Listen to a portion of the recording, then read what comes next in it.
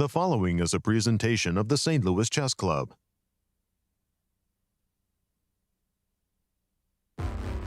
The Grand Chess Tour kicked off with the Superbet Chess Classic in Bucharest. The best players in the world are putting on a show in the capital of Romania. The first round started off with sizzling games across the boards, but most simmered into fighting draws. However, a draw was not enough for American Wesley So, who took down returning champ Shahryar Mamedyarov in an exciting win. The rust has been knocked off, and the top players in the world are ready to shine. Day 2 of world-class chess from Romania, coming up next.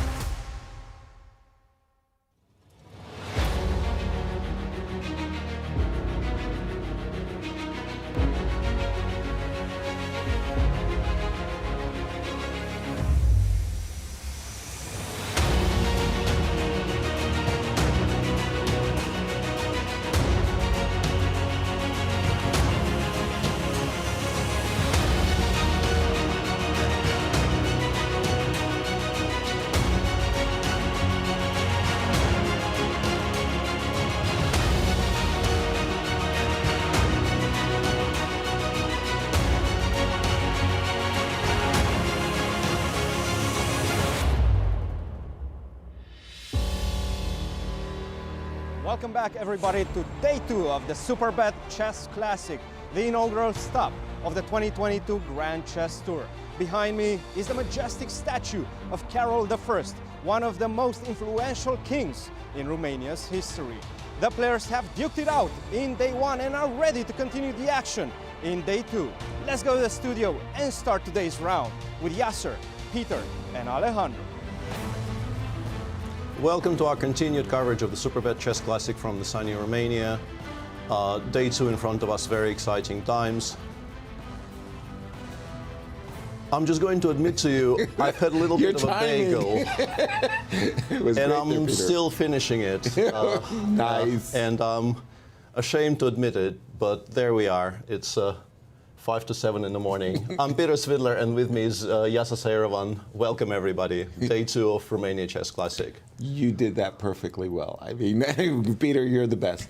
Hello, everyone, and welcome to our coverage of Day 2. Indeed, as Peter said, it's early here in St. Louis, but we're happy to be with you, and thank you for sharing your day with us. As always, it's a pleasure to be with Peter and Alejandro in studio. Yesterday was an important confidence builder for one Wesley So, our returning Grand Chess Tour champion, as he gets off to a flying start. Peter, take us through our standings after one day of play. That is a manageable job, since there was only one decisive game yesterday, and that is reflected in the standings. Wesley is leading the field on 100% score. Shahryar has no points so far, the defending champion from 2021, and the rest of the field is on 50%. Clear. And our format, Peter? The format is quite simple as well. It's a 10-player round robin with the standard FIDE time control of 90 minutes for the first 40 moves, with a 30-minute addition after move 40, and the 30-second increment starting from move 1.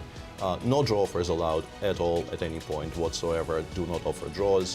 1 point for a win, half a point for a draw. Standard scoring system, 0 points awarded for losses. 9 rounds of play. What about our schedule? The schedule is, with 1 round gone, we've got a very simple symmetrical schedule in front of us. 4 more rounds to go until the rest day on Tuesday, May the 10th. Expansion day, very exciting. And then 4 more rounds with playoffs, if necessary, on after round 9. And Alejandro, you're in studio to drill down on our players. Nice to see you, my friend.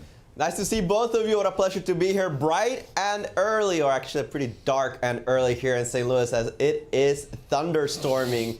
But let's hope we see that on the board. We have a very diverse group of players for you in Bucharest. Let's take a look at the ages of these players. We actually have players in their late 30s as well as teenagers in this event. Of course, Levon Aronian there with 39 is the oldest player in this field, which it might be surprising. We have had older players in the Grand Chess Tour, but that's what we have here. We have a couple of players in the 30s and only one teenager, Bogdan Daniel Deac, the local player at 20, also very, very young. But let's take a look first at our oldest participant. Levon Aronian relatively a late bloomer. He did get his Grandmaster title a little bit older than some of the competitors in this field, but he has been a dominant force in chess for such a long time. He's actually won the World Cup twice, he's won the Olympiad, and it just feels like the only thing he missed was getting to that World Championship match. He actually participated in the candidates an incredible 6 times, was unable to qualify from any of them, was unable to make Madrid next month, and will be skipping out in at least one more cycle. Meanwhile, the teenager, the youngest participant in this tournament, Alireza Firouzja, everybody has his eyes on him. He's broken the 2800 barrier. He's qualified for the candidates. Everybody's excited to see what this youngster has to bring to the chess world. Many are saying this is the next challenge, the next serious challenge to Magnus Carlsen's throne. Let's see if those prophecies hold true. He has certainly proved to be an incredible player, very diverse in his style, and very difficult to pin down. Plenty of chess that we will see from him.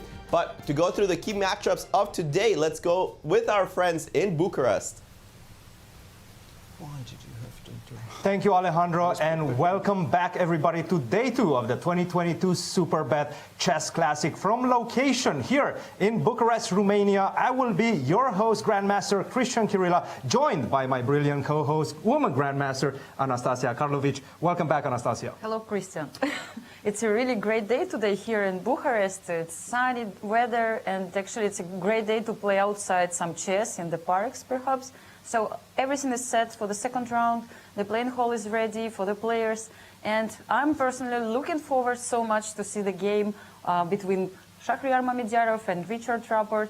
We all know how creative and aggressive players they are, and I'm expecting really great fights, remembering also their games in Tata Steel previously played and in Sinkfield Cup. So what about you, Cristian? What are you expecting from this day? Well, Anastasiya, the players that you just mentioned are 2 brilliant players, and yesterday we could see that with Richie Rapport with the black pieces. He actually got the initiative in his game against Lev Aronian. Well, unfortunately for Mamedyarov, he fell under the sharp sword of Wesley So. But one game that I have my eyes on, and one player in particular I have to say must be Alireza Firouzja, the 18-year-old bomb, because the guy is just incredible. He's been playing brilliant chess, but for the past 5 months, he's been training hard for the Candidates tournament. He's starting off before the Candidates with this big test. This event is a big test for him, and I'm definitely looking forward to see what he's going to bring to the table in terms of preparation. Preparation is key, especially in a tournament such as the Candidates, because you have 14 games against the best chess players in the world, and you know that the preparation for those type of events is much tighter. With the black pieces especially, you have to be defensive. You don't want to lose at all, and maybe you will score a couple of wins with the white pieces. That's usually the strategy. Well, yesterday with the black pieces, we saw that Alireza defended quite well against Fabiano Caruana, and Fabiano Caruana is a difficult player to play against with the black pieces. Well, today he has another huge test in his clash against Jan Nepomniachtchi. That's a big one. Jan Nepomniachtchi is the challenger, the last challenger against Magnus Carlsen, a match which he lost, of course, 5 months ago, but still, he has a lot of residual preparation from that match. I'm looking forward to see how Alireza is going to deal with that. Guys, back to you. Thank you, Cristian, and thank you, Anastasiya, for your insights from Romania. Peter, lay the table for all the pairings in this round 2, would you please? We've been somewhat preempted in that by the previous segment. But yeah, there you are.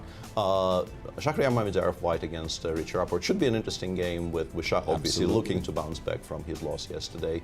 The Romanian wildcard Bogdan Deac is white against Levon Aronian. The Firouzja Nepomniachtchi game is very, very interesting as well. I absolutely agree with Cristian there.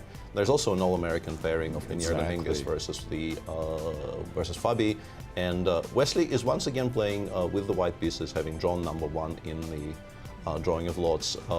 He's once again playing the white pieces against MBL. That just feels like such a heavyweight matchup to me. And the money. What are they playing for, Peter? They're playing for very, very nice money. Grand Chess Tour in general is paying their players very well, and the prize fund is increasing year on year. And This year, as you can see, there is a very cool 100 grand up top, and if you win the tournament outright, you get 13 GCT points, and if you have to play a tiebreak, you get 12, which explains that little 12/13 up top in the GCT points column. And it goes all the way down to 10.5 for the 10th place. So yeah, very, very nice prize fund. 350 in total, I believe. Very, very nice. And there you see the All-American matchup, Lanier Dominguez with the white pieces against Fabi. A rematch, if you will, Alejandro, of the America's Cup. Was it the semifinals? It was the semifinals. They want to call it that way. Remember, that was a double elimination tournament. Lanier Dominguez faced against Fabi in that one in the classical portion, the champions bracket. Fabi got the better of Lanier, starting with the white pieces. He bounced in with a novelty. Lanier spent a lot of time trying to hold on to the position, but cracked under pressure. And Fabi actually was the one that had to be defensive with the black pieces, run into a fair amount of trouble against Lanier, but managed to survive. Fabi on the back foot when he was black in that game, for sure. And well, as we get ready for the start of round two, I was impressed by what you were saying about Levon and being a 6-time candidate.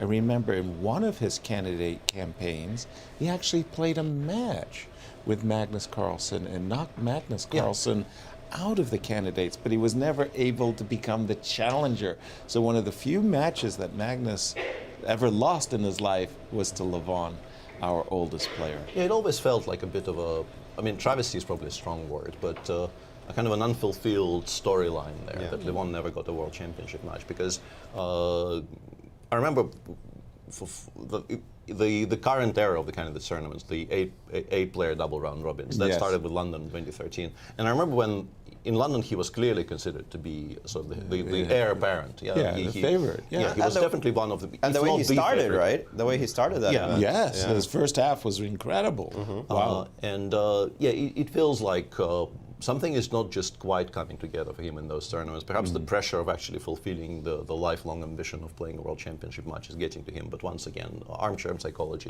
is something we should probably try to avoid. Exactly. Well, at 39 years old, he is definitely still an incredible force. As we have our first move, this is a former world champion boxer from Romania. How would I pronounce his name? We Peter? settled on Mihaileu.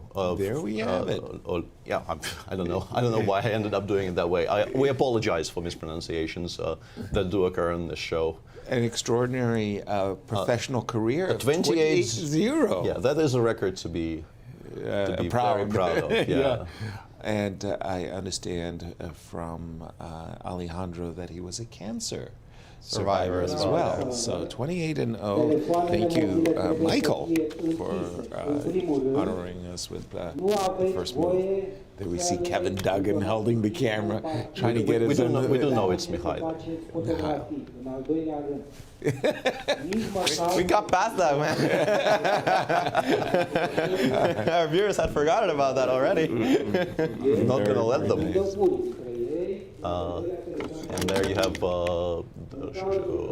the bird's eye view of the playing hall there, with players waiting for the clocks to be started. Yeah, now of course we're living in this modern era of chess players, but as you were talking, Alejandro, about the 39 to 18 in terms of the ages of the players, Peter, what's the perfect peak age for chess grandmasters today? That's an interesting question, right? Because I think depending on when you ask this question, like what year it is outside when you ask this question, the answer would be very, very different. Because exactly. I think it was like, I remember that, like the prevailing, I would even say, opinion in the old Soviet school of thought was that like people don't come into their prime until their mid-30s. Right. And these days, if you're not retired by 35, what do you do? What kind of a career? What kind of a career? Did you have? It's obviously, as with everything else, there's a very clear kind of a shift towards youth and. I would say mid-20s are good. I think by the time I was playing chess, I already thought that that was the accepted opinion that, of course, you can still play excellent chess in your mid-30s and in your 40s, but mid-20s are the time where you absorb knowledge very quickly, you progress very fast, but you're also still, your synapses are firing at a proper speed. Right. And Alejandro jumped right in. Peak ages of chess players today. You know, for me, it's a question that doesn't have a simple answer, because I think as a chess player, you evolve. You just change the way you handle a lot of different things, not just the way you handle tournaments, the way you handle certain positions, the way you handle your opening preparation. I feel that the burst of power and energy and talent that you have at 18 gets you to a certain point, but won't sustain you. But at the same time, a lot of the experience that you can bring early 30s could more than make up for it. And I've seen players peak at early 30s, where I don't think that's so unusual. That being said, Alvarez is 2,800, right? We don't expect him to peak 18. right now at 18. Exactly. By the way, as the players, the round is underway, we see in the game of Ali Reza there a bishop's opening. A bishop's opening, Bishop c4 on move 2. Which is very easy. rare guest, I want to say. But I think it's becoming, it's always been kind of bubbling just under the surface for people who did not want to compete in the Petrov sort of knowledge comparison contests. You know? Maybe you want to just kind of get into. Well, for me, the idea of the bishop's opening was always that you wanted to play d3 early so that you could get in a quick f4. Yeah, that's a kind of a romantic idea, which would be great if it actually worked. Was there ever a chance for it? Yeah, but like people don't allow it. Yeah. Yeah, exactly. For example, f2, f4s in this exact moment seems to be refuted, and everybody's kind of fallen back on this. Now, a5 for me, sorry to say, but that's rare. I think it's one of the two main moves in this position these days. You either play bishop before check straight away, or you play a5, and they very much flow into each other. I think there's a number of transpositions, but in general, playing a5 in these types of positions is very, very normal. Of course, the tactical justification, the pawn on e5 is hanging, but a5, a4 is a much more significant threat than a central pawn there. Our bishop is unfortunately trapped. So black is trying to gain space on the queen side and also support the idea of bishop before check. And bishop before check also looks a bit strange, perhaps, to a naked eye, because it seems like we're just losing a tempo, provoking a move c2, c3, which doesn't look half bad at all. But the point here is that before retreating to d6 or playing bishop d6 immediately, you would like to prevent white from having access to the move knight c3, exactly as Yasser is pointing out on your screens. And provoking c3 helps with that immensely. White, of course, is not obliged to play c3. You can play bishop d2, but that allows simplifications, that allows black to trade off some pieces, and these types of positions are supposed to be completely fine for black. I've recently tried playing the bishop opening and with the white pieces and was completely lost by move 15. So I've had some very interesting recent experiences with this opening, which is why I'm so confidently, expostulating on the various intricacies of it. Nice. Bishop g5 pinning, and I'm going to toss it over to you, Alejandro. Your thoughts on this opening, please. Well, the bishop's opening is mainly done nowadays to avoid Petrov. And of course, we know that Nepo uses the Petrov once in a while with both colors. This variation in particular, I do wonder when we're going to start calling it the Chinese variation of the bishop's opening, because every game on the database here is from Chinese players against Chinese players. Yuan Yi Wang Yue, Lu Shanglei, Bai Jinxi, all of them, Zhu Wenjun. Every strong chess player from China has at some point found themselves in this position. It's interesting, theoretically, I see that both players are still blitzing their moves. The move e4 here is the most common. So I still expect to see more ideas coming out from them before we can really settle down in the position and talk about it. We can probably go through the openings very quickly on the other boards. I think 4 out of 5, yeah, I think. 4 out of, sorry? For some reason, in the game between Wesley and MVL, they've completely... Knight of 3 d5 is apparently such a surprise that Wesley is now thinking for 5 minutes. Wesley against... Am I doing this right? This is Deac, Aronian. Am I not clicking correctly? I'm going to send it to you guys while I figure out why this is not working. But yeah, going. I thought it was like Richard Rapport.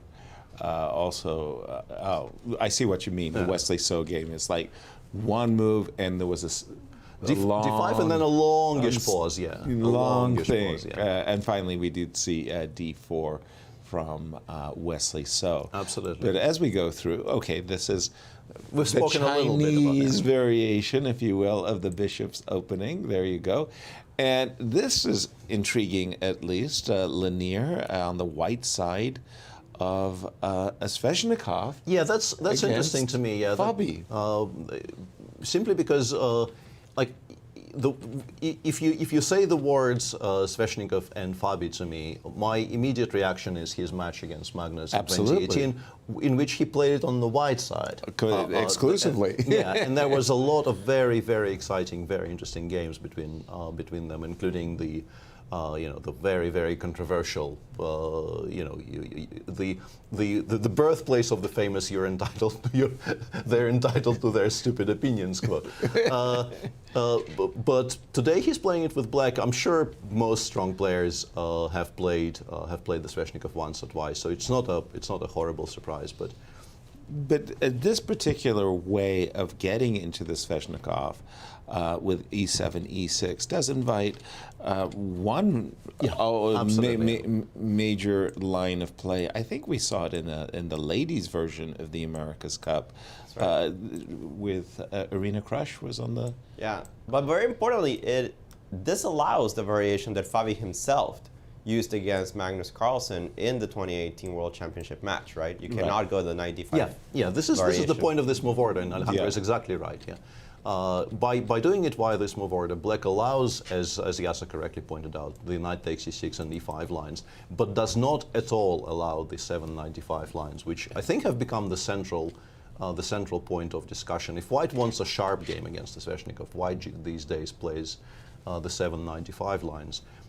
Which is also an interesting transition, because when I just started looking at the Sveshnikov all those years back, 795 was supposed to be the most boring, the most bland, and the most chickening out line against the Sveshnikov possible. But these days it's by far the sharpest.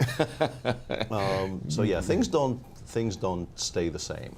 One of the crazy parts about this particular position of the Sveshnikov that we have between Lanier and Fabi, at one time, again, as you were saying, it was the sharpest and everything, but it's almost become played out, Alejandro. I mean, when I look at the games of Magnus, for example, he seems to be perfectly at ease on the black side.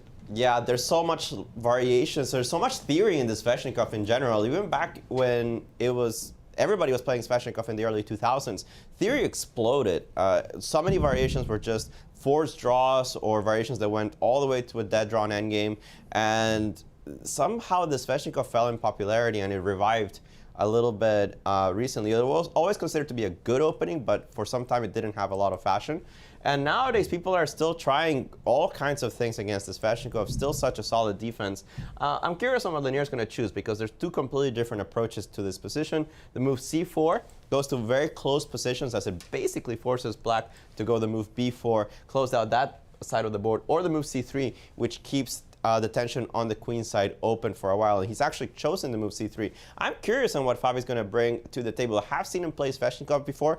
He played it against Hikaru Nakamura in the 2019 US Chess Championship. In that one, Hikaru went the variation c4 with an early queen f3 and got a winning, relatively, not winning, maybe a strong word, but clear advantage against Fabi in that one, but was unable to convert. Thank you. And Anastasiya said at the opening segment of our show that the two creative players that she was keeping her eye on was between Shaq and Richie. Yeah, and already by move 3, she is vindicated. Exactly. As early as move 3, we have this move at knight c6. I actually had the French defense in my repertoire my whole career, I want to say it like that. And I actually dabbled in knight c6 myself, because it was such a rare one, and quite frankly, I got it from Tigran Petrosian. And today, when somebody wheels out knight c6. It's really kind of a shocking move.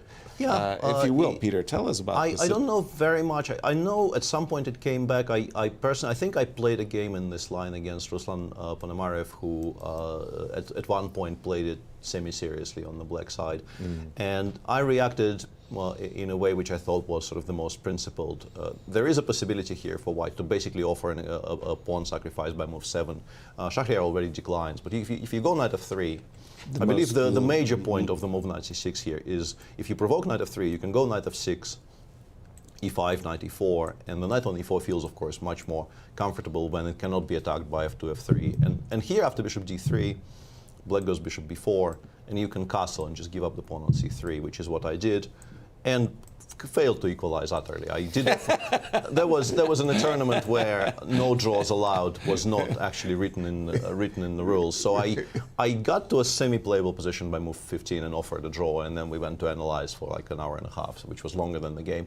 But that I think is not an optimal way of meeting knight c6, and I think Shahryar's response is the current understanding. I think e5, f6, bishop b5 is supposed to give white a very pleasant edge. There have been some recent games where black tried proving that this is playable, but I think, let's put it like this, Engine will probably disagree violently with the assessment that this is playable for black, but that doesn't mean you can't play it, because you know, we're not playing against Engines. Right, exactly. And Alejandro, the players, Richie, let's put it that way, seems to be in the dusty part of his chess library, wheeling out knight c6.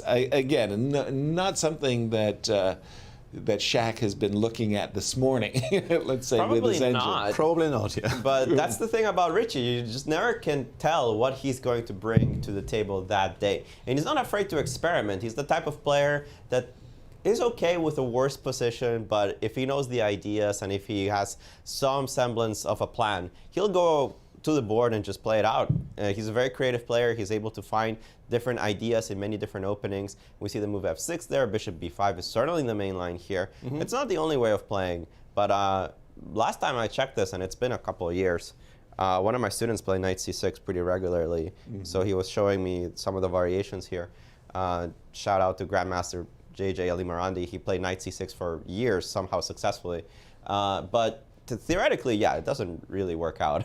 Right. Yeah, but it does lead to very strange, very unusual positions with plenty of pieces on the board and kind of strange maneuvering fights where I think Richard in general just kind of welcomes this type of contests, and clearly there's also the surprise value. I think exactly very much part of the equation there is just playing something that Shah probably did not expect either today or in general.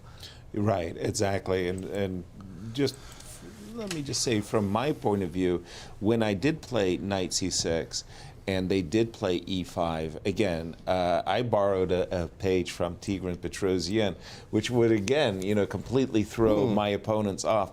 I played b7, b6, which looks really strange, but the idea was actually to play bishop b7, queen d7, and just simply castle long. And for a lot of white players who wanted to play a win-a-war against me, and you know, it was really, they found it very, very confounding. Yeah. They oftentimes they did something wrong. I'd end up getting a knight on f5, which was always strategically wonderful, of course. Yeah, and there's also a close relative of this line, which I think Rafael Vaganyan was playing, which is in the Winawer after knight c3, bishop b4. I think Rafik used to play bishop b4, e5, queen d7. Exactly. Queen g4, bishop f8. Exactly. That was also a game I had against Jan Timman, and then knight c6 without c5. Exactly, so it was very interesting to get. So I think we can call this school of thought maybe the Armenian French. Yeah, the Armenian French. If we're going to call it the Chinese bishop's opening, Armenian French. I'll go along with that. Do we have queen d7 on the board? For me, the Armenian French is bishop a5 in the winner. That is a good point. Yeah. But that is a good point. But the Armenians played so much of the French defense that I think they can very easily have more than one. They're going to steal the French defense from the French. Exactly. So just for everybody, the Armenian French was a2, a3, and now the winner were proper. Everybody plays bishop takes c3, but it was like the school of Armenian players was playing bishop a5 takes and dropping the bishop back to c7. Back to c7, yeah. And then after Our screen says retreat. No, there aren't enough. There isn't enough space on the screen, but I think it actually is called the Armenian variation, right? Because it says AR on my screen and then ... which probably is just Armenian, yeah. Oh, there wasn't enough space to write in the name. Okay, well, this is kind of fun as we're getting into a very... Queen d7. Yeah, Queen d7 was such a shocking move to me that I looked it up. And apparently, Richie has played this before twice. Nice. But it's been a long time. One was in 2014 and the other one was 2017 against Eric Hansen and Evgeny Nair. He obtained draws in both games, but as you can expect, the engine absolutely hates this move. The move Queen d7 already giving a plus 1.3 advantage to white. Wow. Yeah. Little exaggeration. Yeah, we welcome all the blunder viewers to our stream. Blunder viewers. This is not a blunder. This is just Richard, as usual, taking significant risks in the opening. But he knows what he's doing. He knows he's in trouble, but he kind of welcomes the incoming storm. If you don't mind me asking, Alejandro, after the move Queen d7, how did Eric Hansen and Nair continue their games with Richie? Everybody played the move knight f3 so far in this position. a6 is, at this point, I think, almost forced. Right. And I've been wondering, sorry for interrupting, but it's just so exciting, so interesting to me. If I take on c6 here, will you take with the queen? Yes. According to the engine, yes. Okay, and then after ef6? Because I'm wondering if I can go ef, gf, knight e5 anyway. Knight e5 anyway? Yeah. In this position? It's just a draw. This would just be a draw. You take Queen h5. Queen h5. The king somehow has to go to e7 because if it goes to d8, Queen takes e5. Queen takes e5 just picks up the house. Yeah, pretty much. So you actually have to go to e7 so that on Queen takes e5, you have the move knight f6. This knight is now defended. Bishop g5 check, and then it runs somewhere, yeah? Well, actually, after the move king e7, if you play check, which just continues the game, king d7, check, bishop e7, de. The engine's saying what's a little bit better, down a piece, just chilling. This has never happened before, but it's apparently one of the ways of playing. Actually, the engine is liking this more and more and more.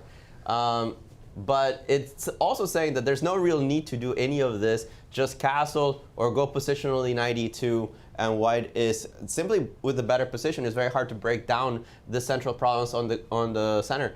However, I do know that a lot of players with the black pieces, they're okay. They say pair of bishops, long-term prospects. I'm going to go bishop d7, hide my king on the queen side, and then on a good day, I'll roll my pawns on the king side. It's a little ambitious, perhaps a little crazy, but that's just the chess that Richie Rapport brings to every tournament. Very, very provocative. I like the whole variation that you suggested there with knight e5. It felt, to me at least, like white was enjoying an initiative. I saw that idea and I thought we should bring it up on the screen because this looks very exciting. Very tempting. Knight f3. a7, a6, because that was the whole purpose of queen d7. You wanted to recapture the queen, not taking the double pawns. And now when you take, you don't really want to take with the knight and invite knight e5. That looks kind of horrible. Yeah. Right. So you play, you recapture with the pawn, you protect all the squares, and as Alejandro was saying, you go bishop d7 and castles as quickly as possible. White, understanding that, trips you up. Goes knight e5, you have to take. And right here, though, this is, wow. I mean, first impressions are like, white is killing it. I mean, like, it just looks really good for white. I was wondering, yeah, because it does look very attractive and it does look sort of very promising, but... wow. And then it goes, again... Bishop g5, king d7, and... I mean, it's a funny two-step, right? You go check, you have to stop queen takes e5, which is why you're inviting the bishop to come to g5 to stop that move. When you look at black's pieces, you couldn't imagine a worse placement. It's unimpressive, yeah. Unimpressive. Of black's pieces. And then you go check here and you just chill. So you've got one pawn but a completely messed up development for your opponent. And you have a threat, right? Queen G7 is a threat, Bishop Bishop F6 is a Bishop threat. F6 is a threat. All of those things, yeah. These look pretty good. Yeah, but I mean, the likelihood of this actually appearing on the board today, 0%, I would assume right?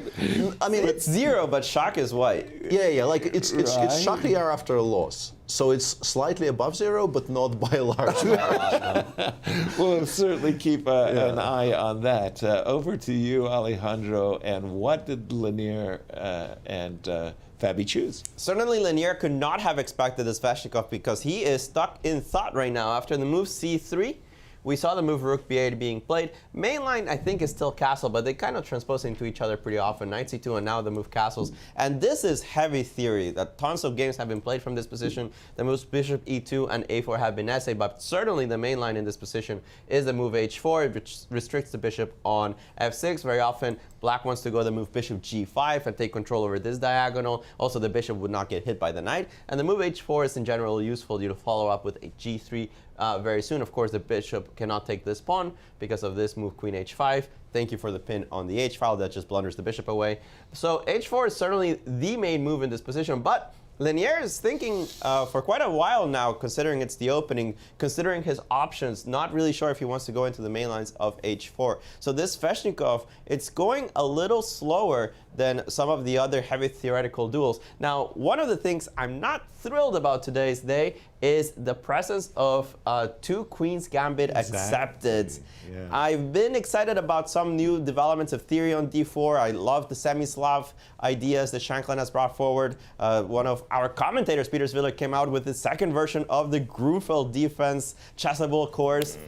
Go buy it right now. And I thought this was all really cool. And somehow, the Queen's Gambit accepted has made a resurgence in chess. There's been a couple of exciting variations that have been brought up, but this lines with the exchanges. This ain't it, no. No, this is not the fun lines. It's really not the fun lines. You can see there's a symmetrical pawn structure. This is particularly the game between Deac and Aronian, in which black, let's just see how we got here.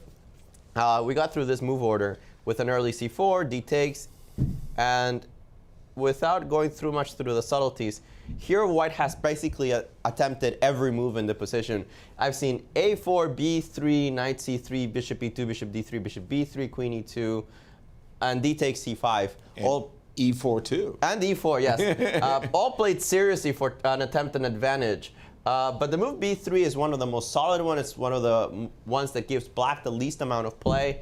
Knight c6 is played, bishop b2, c takes d4, knight takes d4, bishop comes to d7, and then to e4. No games that I have in the database with this particular position, but the structure is well known to pretty much every grandmaster. 4 and 4 here, 2 and 2 on the queen side. White has a little bit of extra development, already castled. You see a very nice pair of bishops in the center, but we lack targets as white. There's no real weaknesses that we can focus on. These pawns do a very good job of stifling the bishop on c4. So does this pawn on a6. And black is saying, look, my next couple of moves are to bring this bishop out, castle, and I'm going to have solved all of my problems. You have a couple of moves to actually tickle me somehow and pose problems. I don't know exactly how the Romanian player is planning to do so. Of course, he's no danger himself either, as this is a very symmetrical position.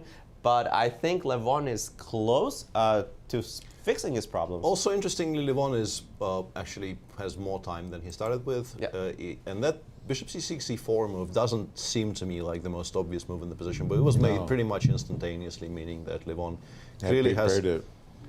clearly has looked at this, and we are being informed that bishop b4 is actually the first fresh move in the position and is a novelty, which also explains why Bogdan was playing so quickly, because I assume after something normal, and by normal I probably mean bishop b7 in there, white has a little bit of a push, and as Alejandro says, white never risks anything at all in these structures, but bishop b4 is an attempt, I guess, to improve on what is the more natural developing moves, and Levon, I'm sure, has looked at this carefully.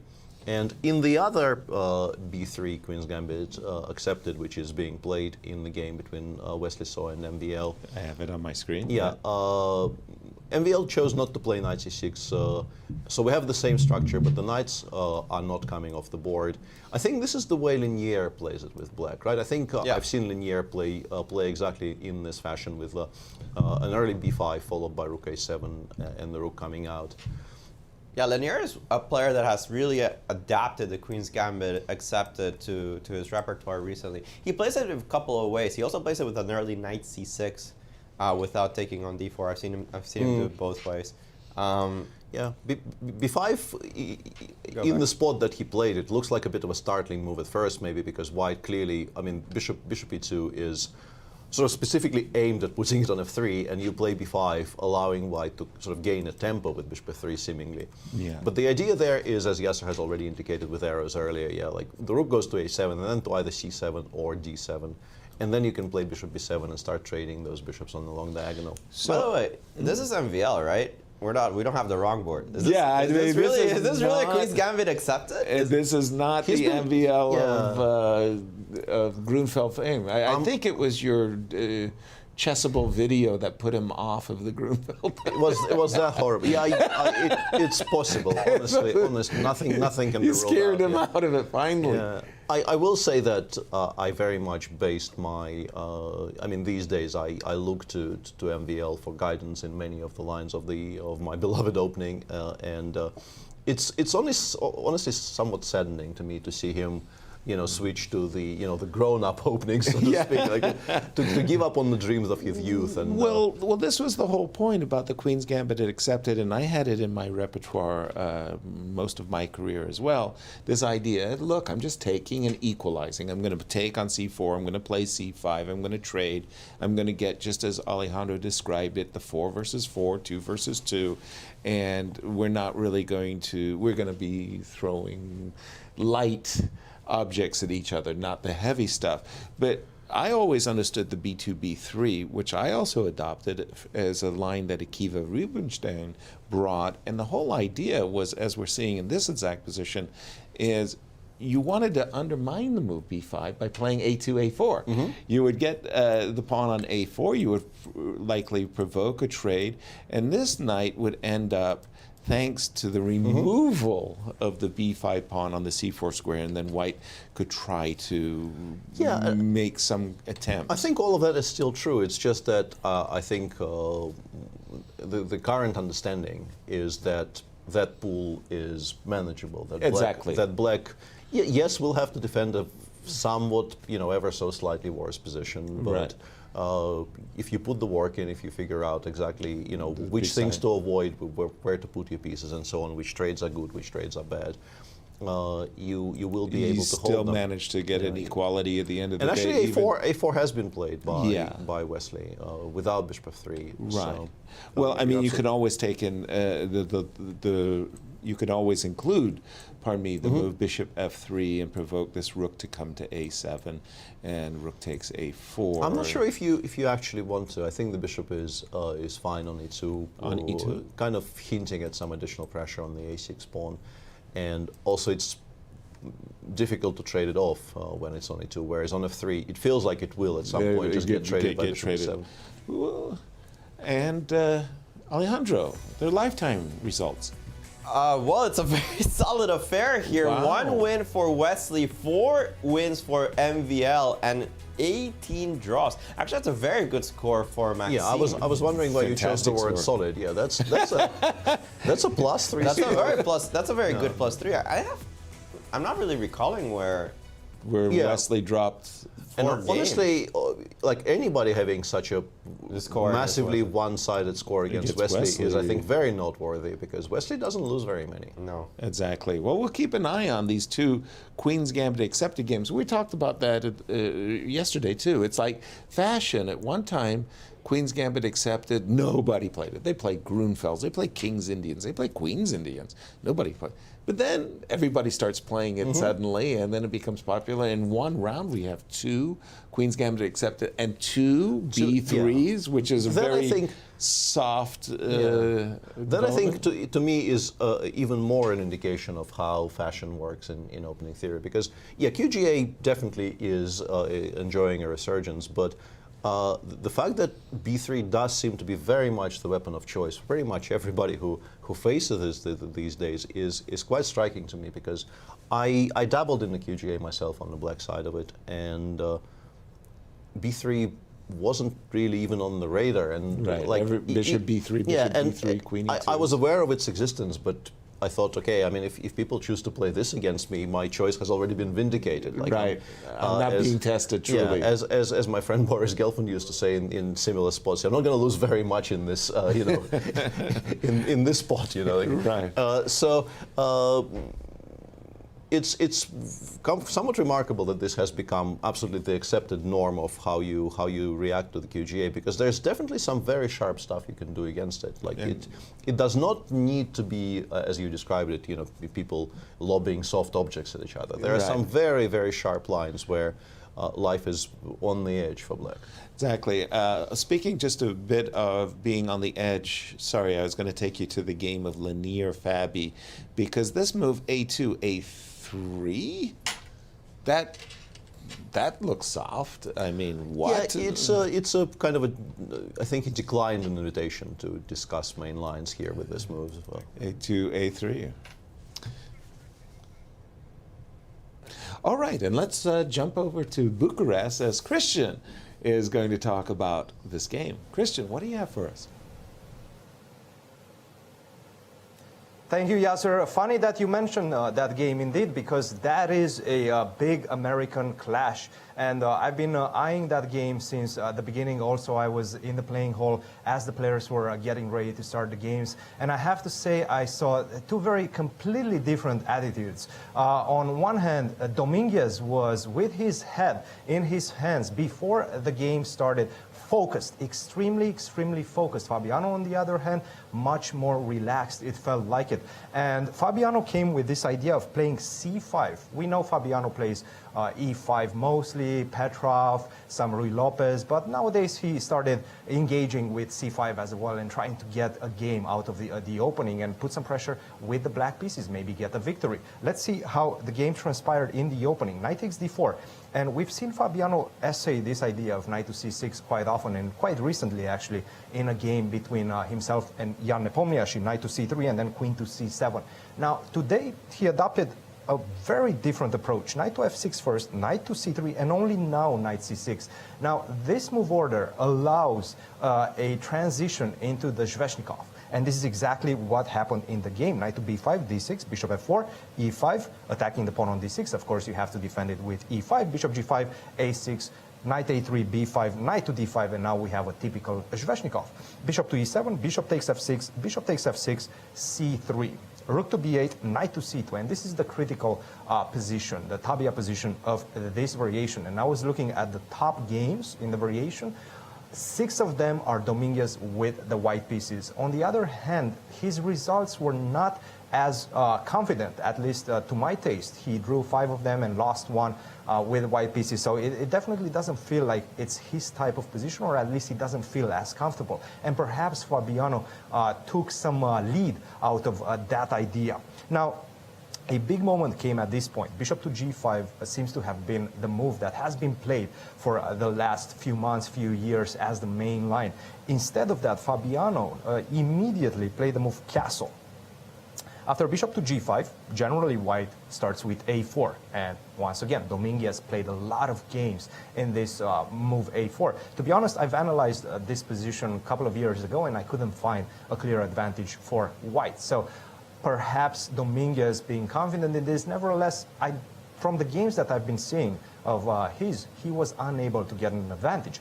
Nevertheless, Fabiano decides he's the first one that wants to change the pace of the game with this move castle, early move castle. Now, the difference is with the bishop on g5, you very often have the idea of playing h4.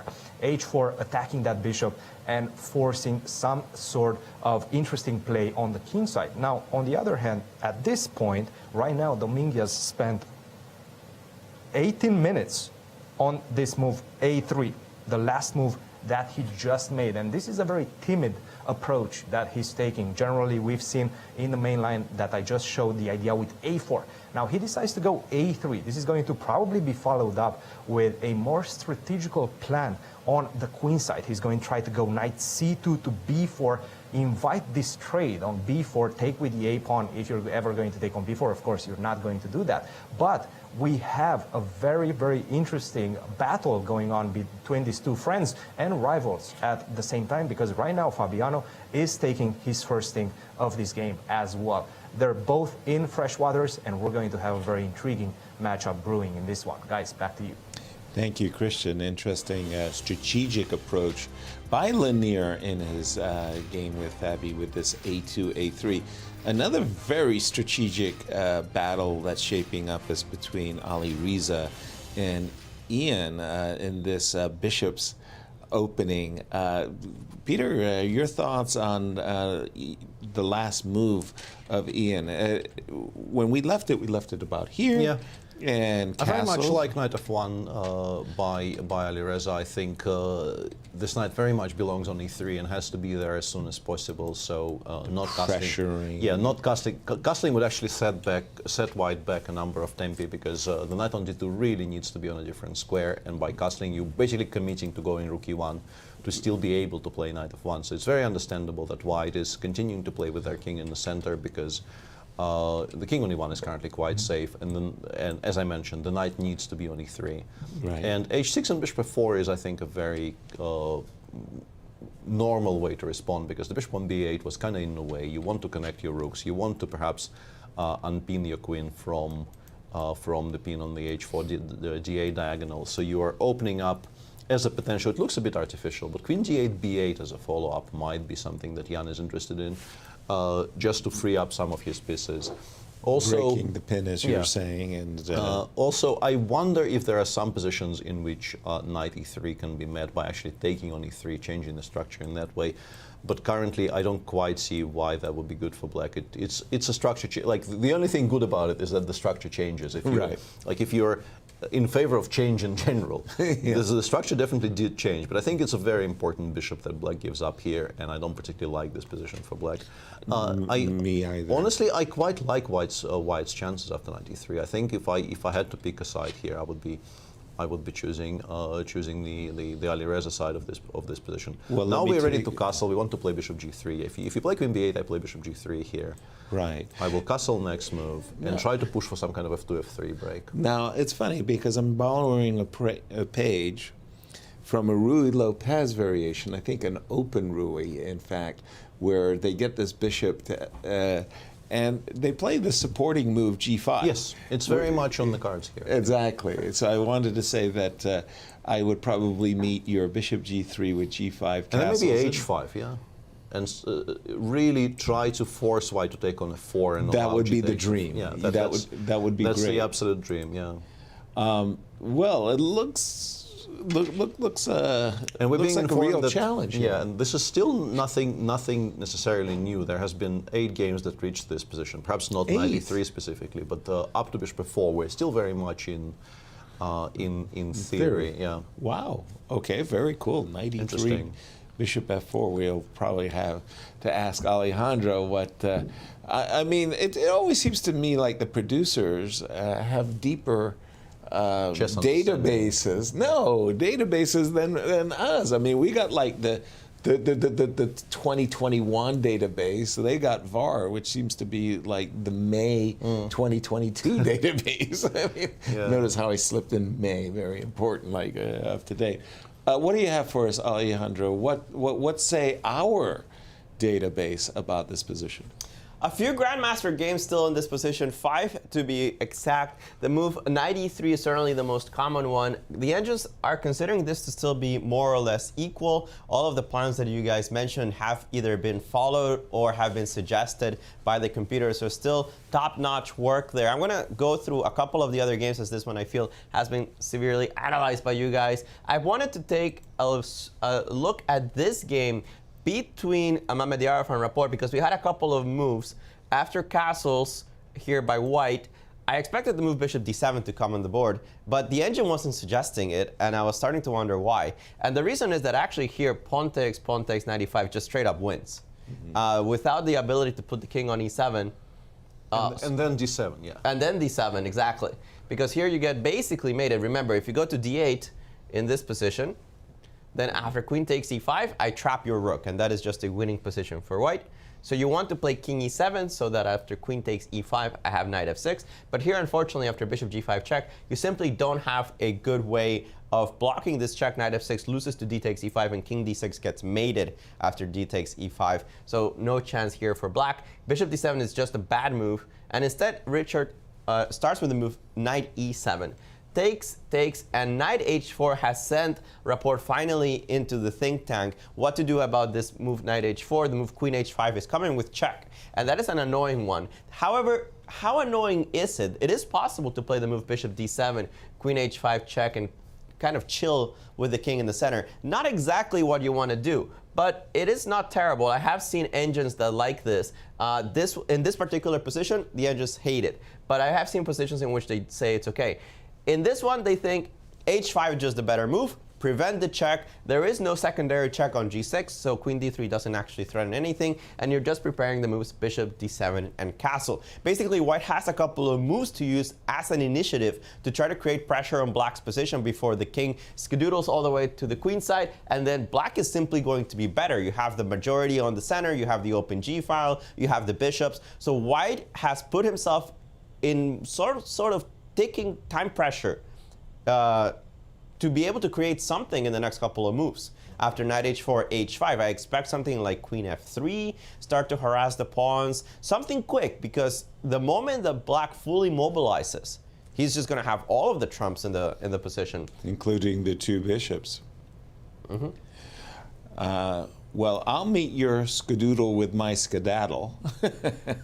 And another interesting possibility here in the game between the Romanian player and Levon Aronian, we have here the move knight g5 played very, very quickly. Yeah, we were discussing it off air with Yasser, because we thought the bishop will not return to c6, and then white could have a very significant initiative. But Levon clearly on the board. Yeah, Levon clearly foresaw the coming of knight g5, and he just calmly goes back to c6 and says, "My worry was that my bishop will get harassed by knight e5. I've sidestepped it by putting it on e4 preemptively. You played knight g5. Knight doesn't belong there unless you have some winning attack with the sacrifice on e6, which doesn't seem very likely right now because white really lacks the attackers to continue. Rook d1. Yeah, and black is very ready to play something like, I don't know, bishop e7 and castles. And honestly, I'm a little bit worried here because I have seen Bogdan take pragmatic choices in positions like this, and he obviously does have a choice of going knight f3 here, which might end the game, kind of because of a repetition quickly. Yeah, because I think Levon just quite happily goes bishop e4 again, and we have a threefold. Yeah, he also has the possibility of going crazy. Let's do the crazy. The crazy would be to go f4. I was trying to play around with my engine to see how much it hated the idea of playing h6, because I think that if you play bishop e7, then f5 just comes too quickly. You don't have enough protection over the f7 square. I thought you had to kick out the move, the knight with the move h6. And here I thought, well, why not just take on f7? They're not my pieces anyway. Exactly. King takes f7, f5. The engine doesn't hate it, doesn't think that white is better, but the more it thinks about it, the more it realizes that perhaps white is not worse in this position, which is already a huge accomplishment. You sacrifice pieces, Yeah, but it doesn't think that it's enough for an advantage. Yeah, those arrows on your screen are kind of scary, because if the best move in this position is h6, h5... Not many people are going to find that. They're the only good moves. If you go king g8, after f takes e6, the engine, after something, started to already like white. So it didn't think that this was a good way of playing. It did prefer the moves King e8 or h5. King e8 or h5. Unclear what exactly the evaluation of the position is. I don't have a super engine with me, so it's still liking black, but the more I played around with it, the more it thought, okay, white actually has a lot of compensation here. I do want to offer a counterpoint, and the counterpoint here will be, Bogdan actually is, I think, one of the people who is extremely capable of playing f4 here in general. I think he is a very, very sharp, very interesting tactical player. But he's playing against somebody who has an hour and 31 minutes on the clock. And I think that's the scary part, right? You assume your opponent has looked at this, and you just can't go for the sharp sacrifice and knight variation. And he's played queen e2 after a little bit of thinking. I must say, f4 is definitely worth a try, maybe when you've prepared it, because this move bishop c6 to e4 came as a little bit of surprise. And when your opponent's playing it that fast, queen e2 in order just to play rook d1, gain a tempo against the queen, sure looks attractive as well. And also, I think it doesn't work, but I have to mention that if black goes bishop e7 here, there is bishop takes a6. I suspect it's not enough, but there is the option of doing this, and then knight a6, knight g7. But after queen d7, specifically queen d7, I think, to take away the knight f5 square after knight g7, king f7. I think black is fine, but this is still a playable position for white. Knight h5, and let's go. Exactly, that's 3 pawns after all. But this bishop on... It's a very nice bishop on c6. Yeah, it sure rook is. h8 or... Yeah, we'll definitely keep an eye on this. I just wanted to bring us back to the Shaq versus Richie game, because I agree with you wholeheartedly, Alejandro, in the sense that if white plays soft, black will play bishop d7 and skadoodle, did you say? Skadoodle over. So I'm not interested in the skadoodling. I was thinking that white has to play very, very active forcing moves. And after h7, h5, why isn't queen f3 just wonderful for white? Okay, you attack my pawn, I defend it. Bishop, and we... Yeah, I was also looking at this line. You attack my stuff, I defend it. I guess rook h8. Rook g8. Rook g8. Yeah, rook g8. Rook g8. Okay, so the reason why I wanted those 2 moves played in, you can't castle king. Don't worry about it, Yasser. I wasn't going to. yeah, we're not aiming to castle. You were not aiming to castle there at all. Okay, well, good. I mean, and again, I think I should be fast. Now, how do I... Yeah, there is knight e2, f4, it takes h5 plans, but it does give up the pawn on c2, which is not only just a pawn, it also gives black queen e4 ideas, which will very efficiently interrupt our plans on the king side, I think. That would be very sad news, actually. And I want to add my voice in agreement to what you were saying, that EFGF in general is a kind of a horrible concession. As white. As white, yeah. You give up much of your spatial advantage. We went e4, e5, and we made another tempo move. So it's not even the tempo. It's you free black's position up very much. You give black pieces squares. You give black hope of pushing for a 6e5 later in the game if they somehow secure king safety. You give up your spatial advantage, as I mentioned. Right. It has to be justified by being extremely energetic and by achieving something while black finishes development. Before black finishes, yeah. I was also looking at exactly the line that you were describing. Queen f3, queen g3 is the most obvious line here. Right. But it doesn't seem to get very far. Like, you do have that draw with queen f3, queen g3, but that obviously is not what you want. Yeah. So I did look at it with the engine, and here apparently there is a problematic move for black. Right in this position, try the move b3. b2, b3? Clever. Yeah, it's hard to even come up with the concept, right? Because your bishop on c1 already has an open diagonal.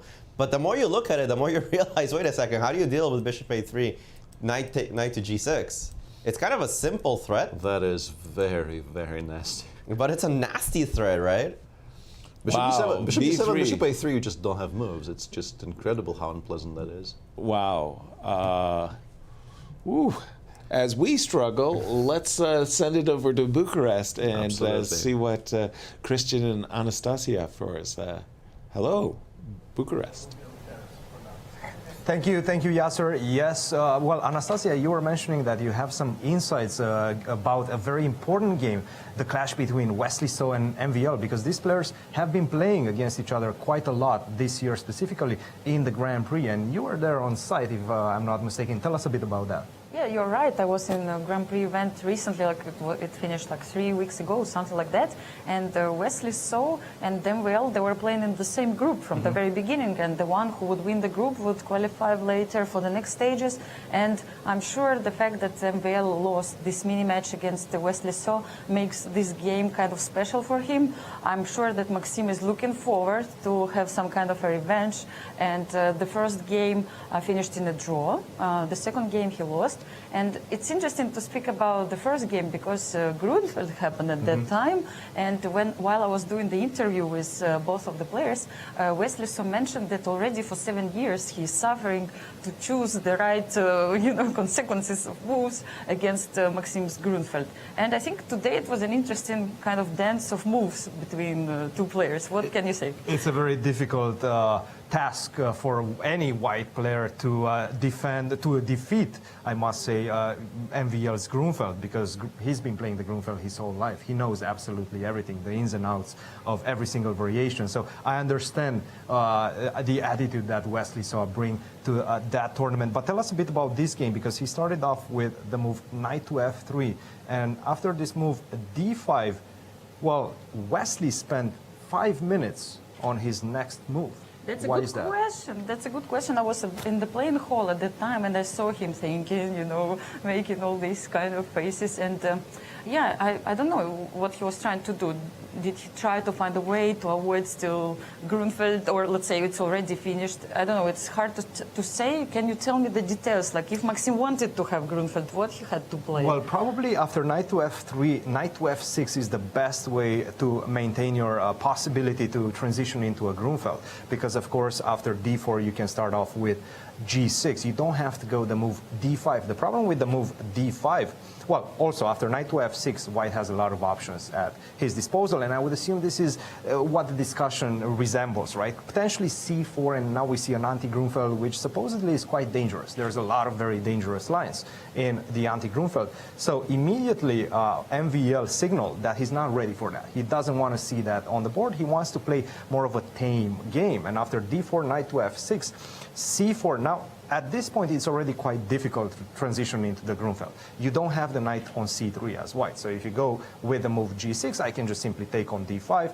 you take back, and now I go e4. There's no knight on c3 to capture. We're not going to have a Grunfeld. White is going to be much better in this position. So now the question is, after c4, you can also go c6, but once again, I can go knight to c3, and g6 is not the best variation. Usually, you want to see g6 as black when white already has the move g3 in the position. So a very interesting dance, and I know the guys in the studio, especially Alejandro, was looking incredulous at this position after d4, c4, d takes c4, because we almost never see MVL play this type of idea.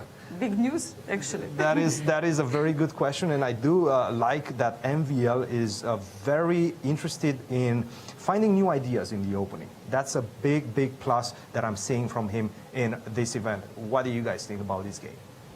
Well, thank you for that, Christian. We also were wondering what had happened with our MVL and the Grunfeld. And for me, Peter, it's such a great pleasure to be sitting next to you, because I wanted to ask you exactly about that. And I also wanted to tell the audience and to invite them into our discussions as well, and that they can ask you, ourselves, anybody on our panel, and there's a way for them to do this. Yeah, you can ask us questions, and to do that, use Twitter, use hashtag Grand Chess Tour, or tag the account at Grand Chess Tour, and we will be addressing the best and the brightest of the questions.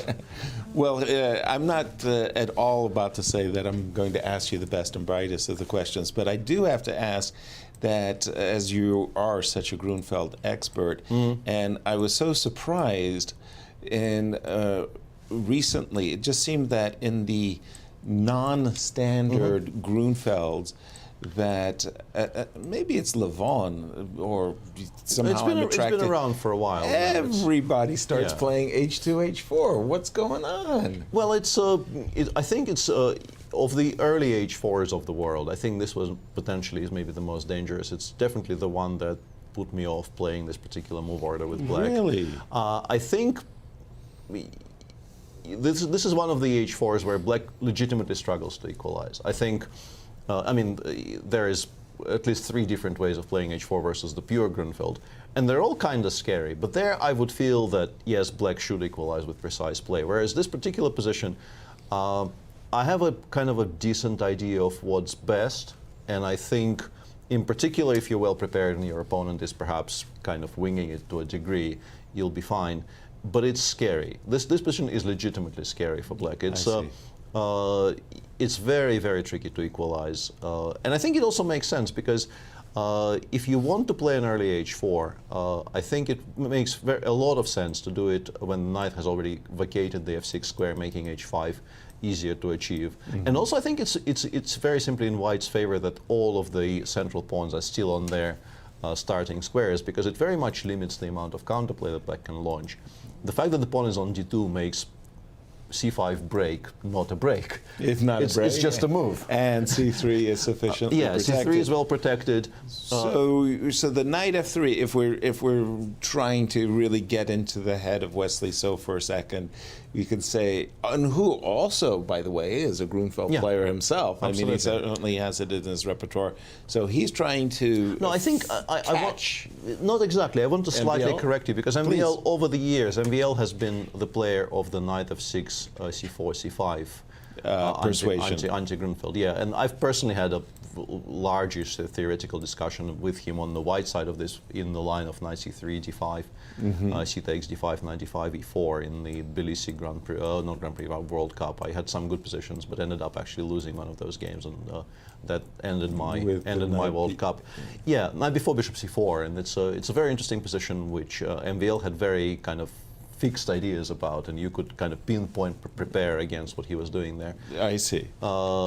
He was never really, in the recent years, never really a knight f6, g6 player against knight f3. Okay. But I'm pretty sure this is what would have happened if he played it today. I think most players by this point with the white pieces are very much aiming for that 5h4 line that you pointed out. And from Wesley's point of view, that was the 5-minute think that he had on move 2, because here he is trying to casually catch MVL in some prep. MVL plays d5 in a Queen's Gambit, accepted a completely different. Well, MVL has been playing non-Grunfelds. I think starting from the run-up and the Yekaterinburg candidates, he started showing non-Grunfelds as very much integral part of his black repertoire. So you can no longer really, act entirely shocked when he refuses to stick to his guns, but. Still, people, I guess, assume that he probably plays his usual stuff. Alejandro, back over to you and Ali Riza. Enough of this QGA talk. I don't want to hear about this anymore. But here we had a game that we thought was going to turn quite interesting. Very long strategical battle. The knight coming to e3, perhaps pressuring d5. We saw ideas of g5 by black to cement this side of the board. But Alireza is going for none of this. He's going for, first of all, the move h3, which baffled me a little bit. Why are you weakening your control over g3? Why are you weakening now we know. g4? But now we know. After the move rook e8, which seems more or less normal, he played the move g3, kicked out the bishop, bishop b8, and immediately the move g4 came on the board, and this completely changes the character of the position. I do not know if g5 is even a threat in this position. I assume not, because knight h7, unless I'm missing something. Yeah, I don't think g5 is a threat. I think you're just sort of securing the position of the bishop on g3 and just gaining space on the king side. And the assumption is the king either stays on e1 or gets castled queenside, so he is perfectly fine, quote-unquote, ruining his king-side structure. This is going to be a very exciting game. This is going to be a lot of fun, but I think that black's play here, especially considering the weakness of the f4 square, it's not so difficult. You go knight f8, knight g6, you put something on f4, especially if it's a bishop, it's going to be quite annoying. And yeah, white has a little bit of ideas here and there, but my main question is going to be, what is the advantage of having the pawn on g4 over having it on g2? And that one, I leave to you guys. No idea. Give us an easy one from now on, because I'm looking at that f4 square and I'm saying that's the tenders. Knight f8, g6, knight f4 plays itself. Knight f8 looks extremely attractive right now, I have to say. We have a tweet for our panel. Very exciting. Read it out. From Pushkaraj asks, as a thought experiment, how would you build your dream classical chess player by using the best available skills from past and present super GMs, e.g. opening knowledge of player X, tactical awareness of player Y, time travel skills of player Z? Opening knowledge, my kind of default answer would be Gary. But I think these days, but Gary sort of was he laid the path. And now perhaps many people have traversed the path further. But I think he was the first person to really approach try to weaponize opening preparation to the extent that he did. Right. I mean, time travel skills, you have to take Sasha, right? You like if those He's are a world apart. Yeah, I mean, if those are the three skills that Right. are being given to us, you take time travel skills of Sasha just sort of for pure watchability. I think not necessarily maybe the best player in time travels ever, but I think he's entertaining. He is eminently watchable when as he Right. does it. And tactical awareness, I think, was the third one, or Well, no, you're just building your dream player. Yeah. So you're going to take, Capablanca's endgame skills or Yeah. Spislav's endgame Yeah, skills. sure. You're going to take Botvinnik's approach to opening preparation. You're going to take Sasha's approach to time trouble. Build it for us. Which pieces and from where? What players are you going to? I would need to for you to sort of name the pieces. Right. Okay. So jump right in here. If you've got a Lego piece that you could imagine, like for me, I would take Bobby Fischer's professionalism, his approach to chess, that he made study of the openings, at least from the American player's point of view, forced. I mean, he put time, work, and effort. His professionalism was extraordinary. I always thought Kasparov's openings also was something incredible. Karpov's positional, his deft skill at handling positions. And Gary, by the way, will be joining us in half an hour. He'll be on air. Who so we could inspired you, Alejandro, as far as extraordinary in what phase of the game?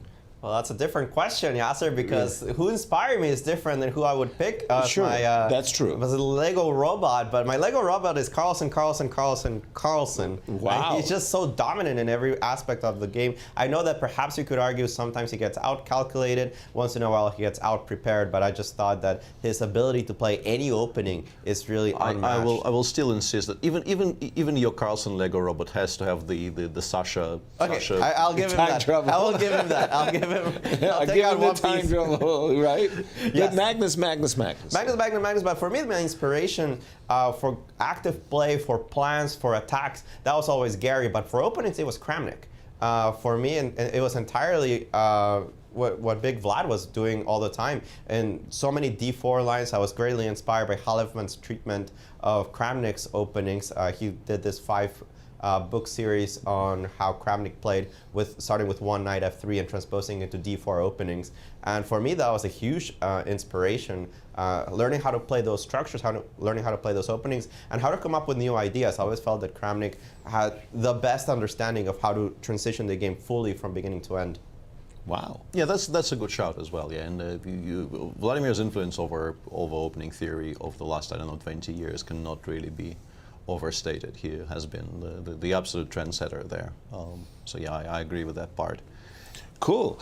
As we prepare for our break, Peter, you're going to send us I have more exciting news from the Cube Boutique, and the item for today is, as you can see on your screen, a very, very nice limited edition T-shirt commemorating the World Chess Hall of Fame's current exhibit, which is Mind, Art, Experience: 10 Years of Chess and Culture in St. Louis.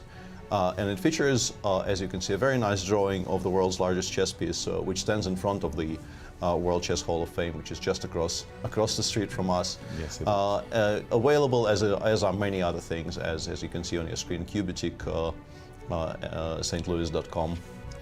Do all your shopping needs there. We'll see you on the other side of this break as we continue our coverage of round 2 of the Grand Chess Tour.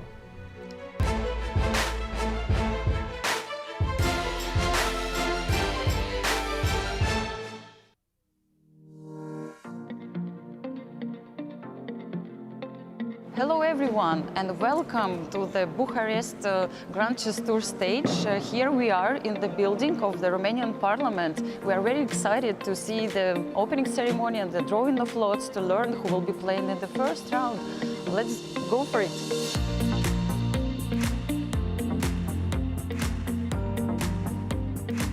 It's a great ceremony. It's really a beautiful place, and it's quite rare that you're in a parliament for an opening ceremony. Wow, that was my experience. I mean, beautiful environment, especially for chess. I've never I don't recall being into the parliament of my own country actually. So being here is really spectacular. I'm very pleased to be here in Bucharest, so where it's it's the chess modern adventure of the game of chess in Eastern Europe has started.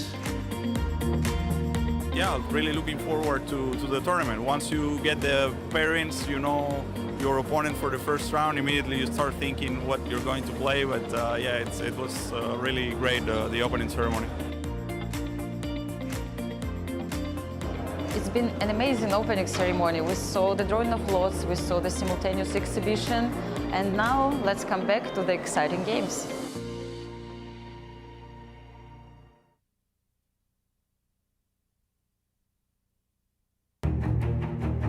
Founded in 1839, the University of Missouri is steeped in tradition. The recently founded Mizzou Chess Program is a partnership between the University of Missouri and the St. Louis Chess Club. Collegiate chess has been experiencing a meteoric rise at the national level. Through its tradition of excellence, Mizzou has always strived for the best.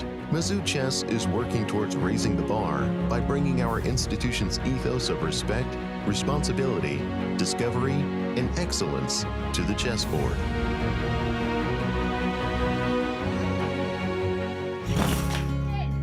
We're the Manos! Welcome to our show! Go, go, go!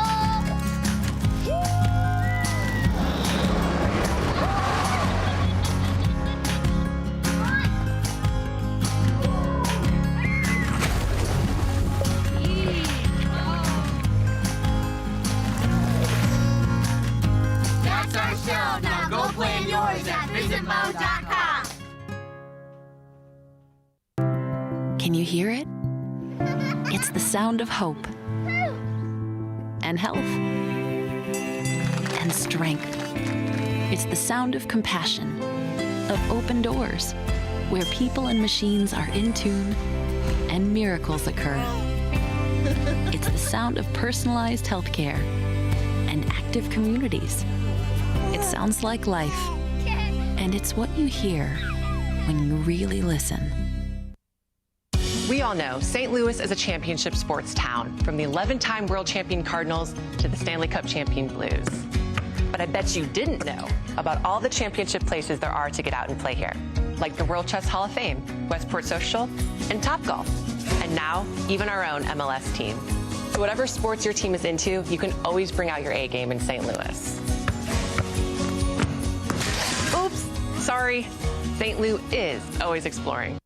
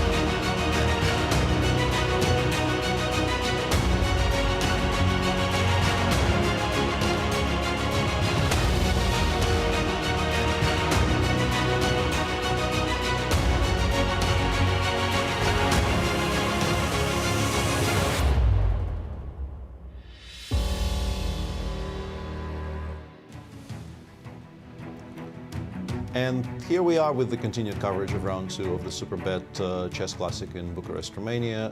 Here's a view of the playing hall with players deep in thought and some players obviously out for a walk, as it's not their move, as is the way should be.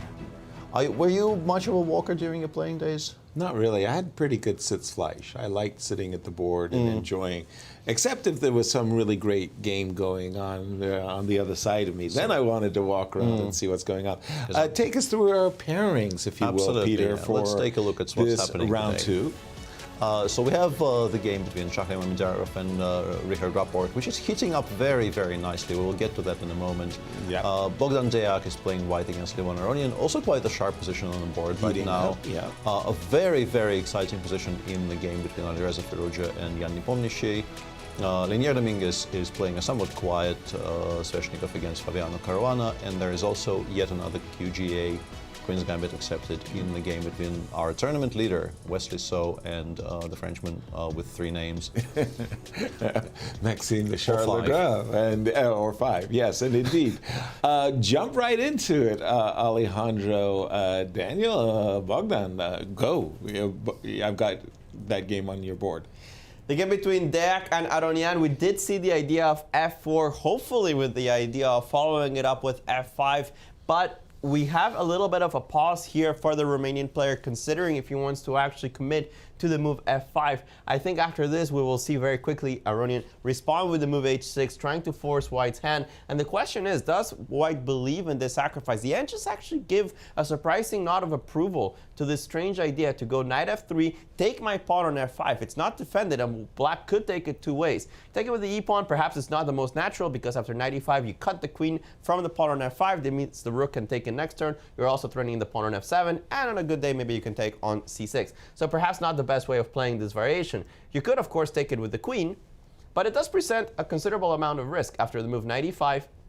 Remember, the rook is hitting this queen on f5. It only has 1 square. If it goes to e4, then after rook f4, it has to go all the way back to h7, and the engine finds a way to actually win immediately. That doesn't matter. For us, we would just not put the queen on h7. You just don't do that.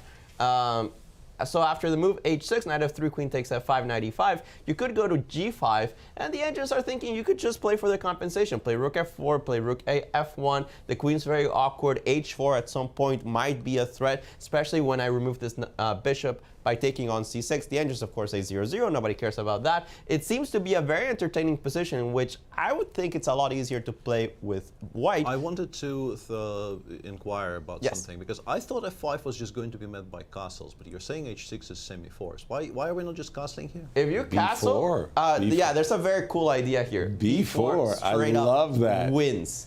Like, it's a cold shower type of win. If you take with the queen, I'm allowed to take on e6. Of course, the point to illustrate this on the board is that if I play f5 castles and I take on e6, of course, watch out for the queen moves. Queen takes g5, just picks up the knight. And this is the reason that you have the move b4. It's a huge distraction. If you take with the bishop, remember, the queen can't stay on the 5th rank. This is the whole point of the move b4. If you take with the bishop, then I take on f6, you take on f6, and I go queen h5, and this is just mate. Takes, king h8, check, king g8, and now a bunch of things work, but I think f takes e6 is the easiest. That's the simplest, to calculate. This is going to be made if I take on f7. No real good way of defending against this. The engine just saying resign, let's go to the next game. So because of the existence of the move b4, it would make h6 an automatic after the move f5. I don't see another way of keeping the tension here in this position, especially because b4 will always be an idea. So I do expect the move h6 here. Would be a lot of fun to see Deac sacrifice a pawn on this one. Meanwhile, in the game that we thought, we really think is heating up here between Shakir Mamedyarov and Richard Rapport, they have followed this line of queen f3, bishop g7, and Shak did play the move b3, which we thought was incredibly annoying for the black side. Bishop a3 coming, bishop takes e7, knight g6 will win an exchange at some point. It's also not so easy to evacuate with the king to the queen side while this knight on e7 is hanging. And Richard went for it. He actually played the top engine move in this position, which looks risky, but it makes a lot of sense. Plays the move e5, grabs space on the center, taking advantage of the fact that the move b3 didn't develop a piece for the white side immediately. And with the move bishop g4 coming with a tempo, he is accelerating his development. Bishop a3, of course, has to come on the board, and bishop g4 is currently the position. Now, the most logical move, in my opinion, is to put the queen on g3, which it has been done, because it threatens the move h3 in many situations. The bishops are both hanging on the g file, not to mention bishop takes e7, knight g6 is currently a threat. For this reason, the engine's top move is certainly the move rook g8. It moves out of the double attack, says go ahead and take on e7. I don't care. The king could slowly run to the queen side if necessary, and you are lacking pieces in the center to immediately kill me. Of course, this is engine type of chess. The engines are thinking white's a little bit better, but not that much. And there's not a lot of choices, right? Because I am taking on e7 and I am threatening h3. Right. I expect the move rook g8 to come on the board. You could make an argument for bishop f8, but I don't think you're really going backwards in this position. I think rook g8 will be on the board pretty soon. If you put rook g8 on the board, Alejandro, and why wouldn't you could take on e7, but why wouldn't you play rook e1 and just build up for a big central splat? Well, the problem is that you're not splatting anywhere because the bishop on a3 only has one purpose, which is to pressure this knight on e7. This is what's preventing the king from going to the queen side. So what black needs to do in this position is get rid of this pressure. Go knight f5. For example, rook e1, rook e1. Put this rook on e1. It actually prefers the other rook, but it's not very important. Right. Knight f5. Trade this guys off, no choice for white. Go ahead, yeah. Takes, and the moment that you start opening up the center, in many cases it's going to favor black. For example, if I take on e5, of course I don't take back and allow you to take on e5. Right. This is the moment I take advantage of the tempo that I was giving, skadoodle, all the way to the queen side. And remember of all the trumps that we were talking about. Open g-file, pair of bishops. Now this bishop looks ridiculous. It's on the wrong diagonal. This knight is hanging tactically in many positions. The engine actually think that black is already winning, perhaps an exaggeration, but certainly not a fun position to play for white. So I think that after queen g3, because of the strategical threat in some ways of rook g8, knight f5 coming, taking this bishop out of the game in some ways, that the bishop has to take on e7 in this position, keep the king by force in the center to have this counter chances. Okay, and continue, if you will, with that. Bishop e7, king e7, black's king is in the center. How do I exploit that, bringing a rook to the center? You probably want to bring a rook to the center. I think rook ae1 looks a little more logical to me. Okay. Not really sure which one. And now black has some choices. The engine wants to play bishop h8. You could consider going e4, trying to close down the position. I think bishop h8 does make a lot of sense because you never know when bishop e2 or even just bishop e6 will be helpful for the black side. The engines say 0.4, very slight advantage for the white side, not really completely sure. For example, after bishop h8, you could take on e5, you could take on e5, you could even sacrifice the exchange. It looks quite normal, but the engines aren't too afraid of it. So bishop takes e5 is playable, but more clever is it was bishop e6. Again, slightly alien chess. You have your king in the center. Knight f5 might be a threat, but it tactically holds for the black side. Wow. Rook is attacking the queen on g3. The bishops are very powerful. Always remember that this knight on c3 is hanging many variations. Knight takes d5 fails tactically to queen takes d5. So you actually have to take on e6. Now you don't take with the queen because queen takes e7 check. You actually take with the king. And this would be just absolutely wild. This is what you expect from a Schach versus Rapport game. They might be kind of forcing each other to go into these type of positions because remember, white is just worse strategically. He needs to start going after this king. He's forced to do so, and there are many variations in which he will have to sacrifice an exchange just to expose the king, and black's not going to have a lot of choice or say in the matter. But in that final position, it just seems wrong to me that black's king survives in the middle. It's on an open highway in the middle of the board, and you don't have a kill. It's concrete. It works or it doesn't, right? And at this point, the engine's done. Don't find a way to kill the king, and says it's not so easy. Yeah, remarkable if all of this happens, but so far they've been playing very, very well. I mean, Schach took, honestly, less time than I expected him to find b3. I thought b3 was a difficult move to spot, and he spotted it very easily, which means that he is, I think so far, he's been playing really well. He's on point, being sharp, and definitely an improvement over his play yesterday. And I mean, it's exactly what you want to have on the board after a first-round loss. No question about it. It's just a great game. Turning our attention to Alireza versus Jan for a moment, we did see this move knight f8. And Peter, I'm looking at that f4 square, and I'm thinking to myself, as white, I'm fearful that black goes knight g6, knight f4, and you know, something terrible happens to white. Well, what's your perspective here? Is it okay? I don't know. For me, the interesting part is Jan hasn't played knight g6 yet, which I suspect means that he is trying to evaluate whether white can actually be greedy here and take on f6 and take on d5. Which looks incredibly suicidal. Looks incredibly risky, but I'm thinking with the bishop, not the knight. I think this is important. Like queen f6, I think with a bishop on d5. Okay. It still looks extremely, extremely dangerous, but maybe you can make an argument for it, because now after knight f4, which looks like it might win the game if knight is allowed to get the g3. Right. I have bishop takes e4. This is why I took this way bishop to break the connection between the rook on e8 and the pawn on e4. And this still looks incredibly dangerous for white, because if black finds a way to break through here somehow, the game will just be over. Yeah. Right. But I don't see it, and white, on the other hand, is really sort of one tempo away from completely stabilizing, preparing to castle queenside and being two central pawns up. So, but just a second. So you're telling me that Jan is fearful? Not fearful exactly, but you do need to know what's happening here, because it's a central pawn and he has other options. I think he can. He has played knight g6, by the way, by this point. But I mean, it just feels to me like even if you win a pawn, and again. I'm sitting there looking at this king over on Richie's game, and I'm saying this king is in the center. Like, okay, I make a stupid move. I just post up. Let's go outside on queen e2. Yeah, and something. e3 long castles. Yeah. Long castles. Yeah, just castle long. Yeah, you can get out of there. Oh. Queen takes f2, rook, some rook to e1. Queen takes f2 and some. When should I stop you guys? Please, jump right in, Alejandro, anytime. So bishop takes f6, and we'll just do it on your board, Yasser. GF, of course, is possible, yeah. No. Queen takes is correct. Yeah, okay. Bishop takes d5, knight f4. Yasser's board is fine. Knight f4, bishop takes e4. You guys had all of that. And now there are several winning moves. Straight up winning. Yeah, Straight up winning. Bishop c4 probably is one of them, yeah. Bishop c4 is one, bishop d5 is another. Whoa, that is beautiful. That is beautiful, I know. That is really, really beautiful. And it just collapses. Yeah. As I said, you have to. It's not a surprise at this point, right? No, it wouldn't shock me in the slightest. But you do have to calculate all of these things, because if you don't have a killing blow, like white is legitimately, I think, one move away from completely stabilizing there.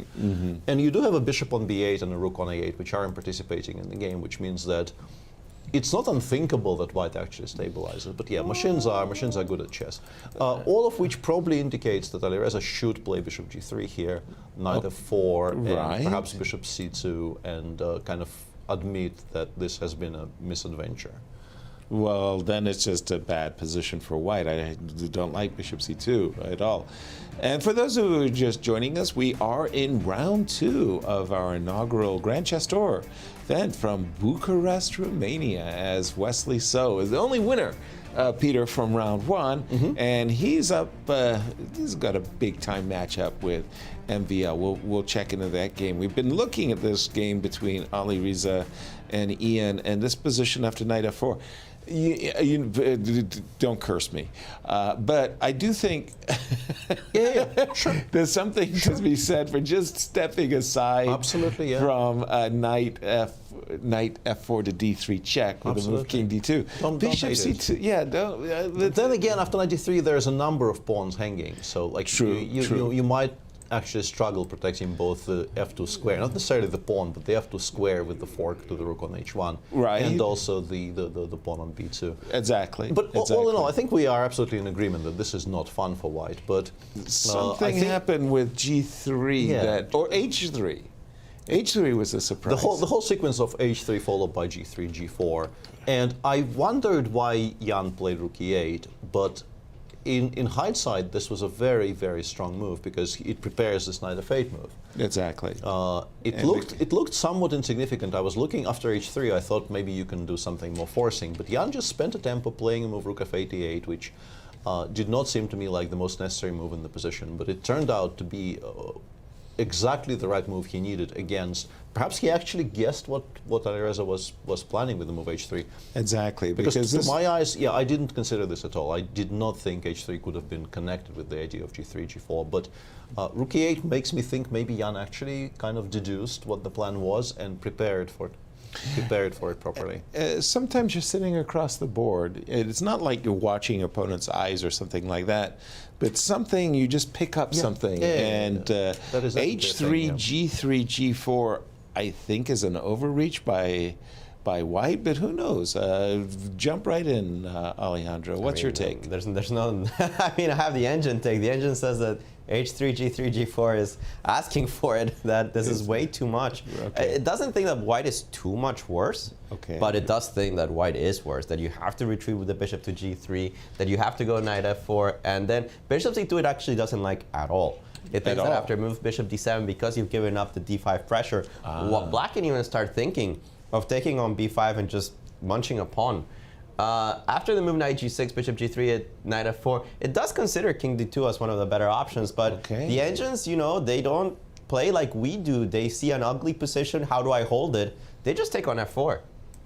But yeah, I would be incapable of that move. But exactly, right? Humans don't play like this. They don't give up their bishop for a knight on f4 and hope for the best. Here, Black, you know that you're going to be suffering the rest of the game. Why did you go h3, g4? This is completely incongruent.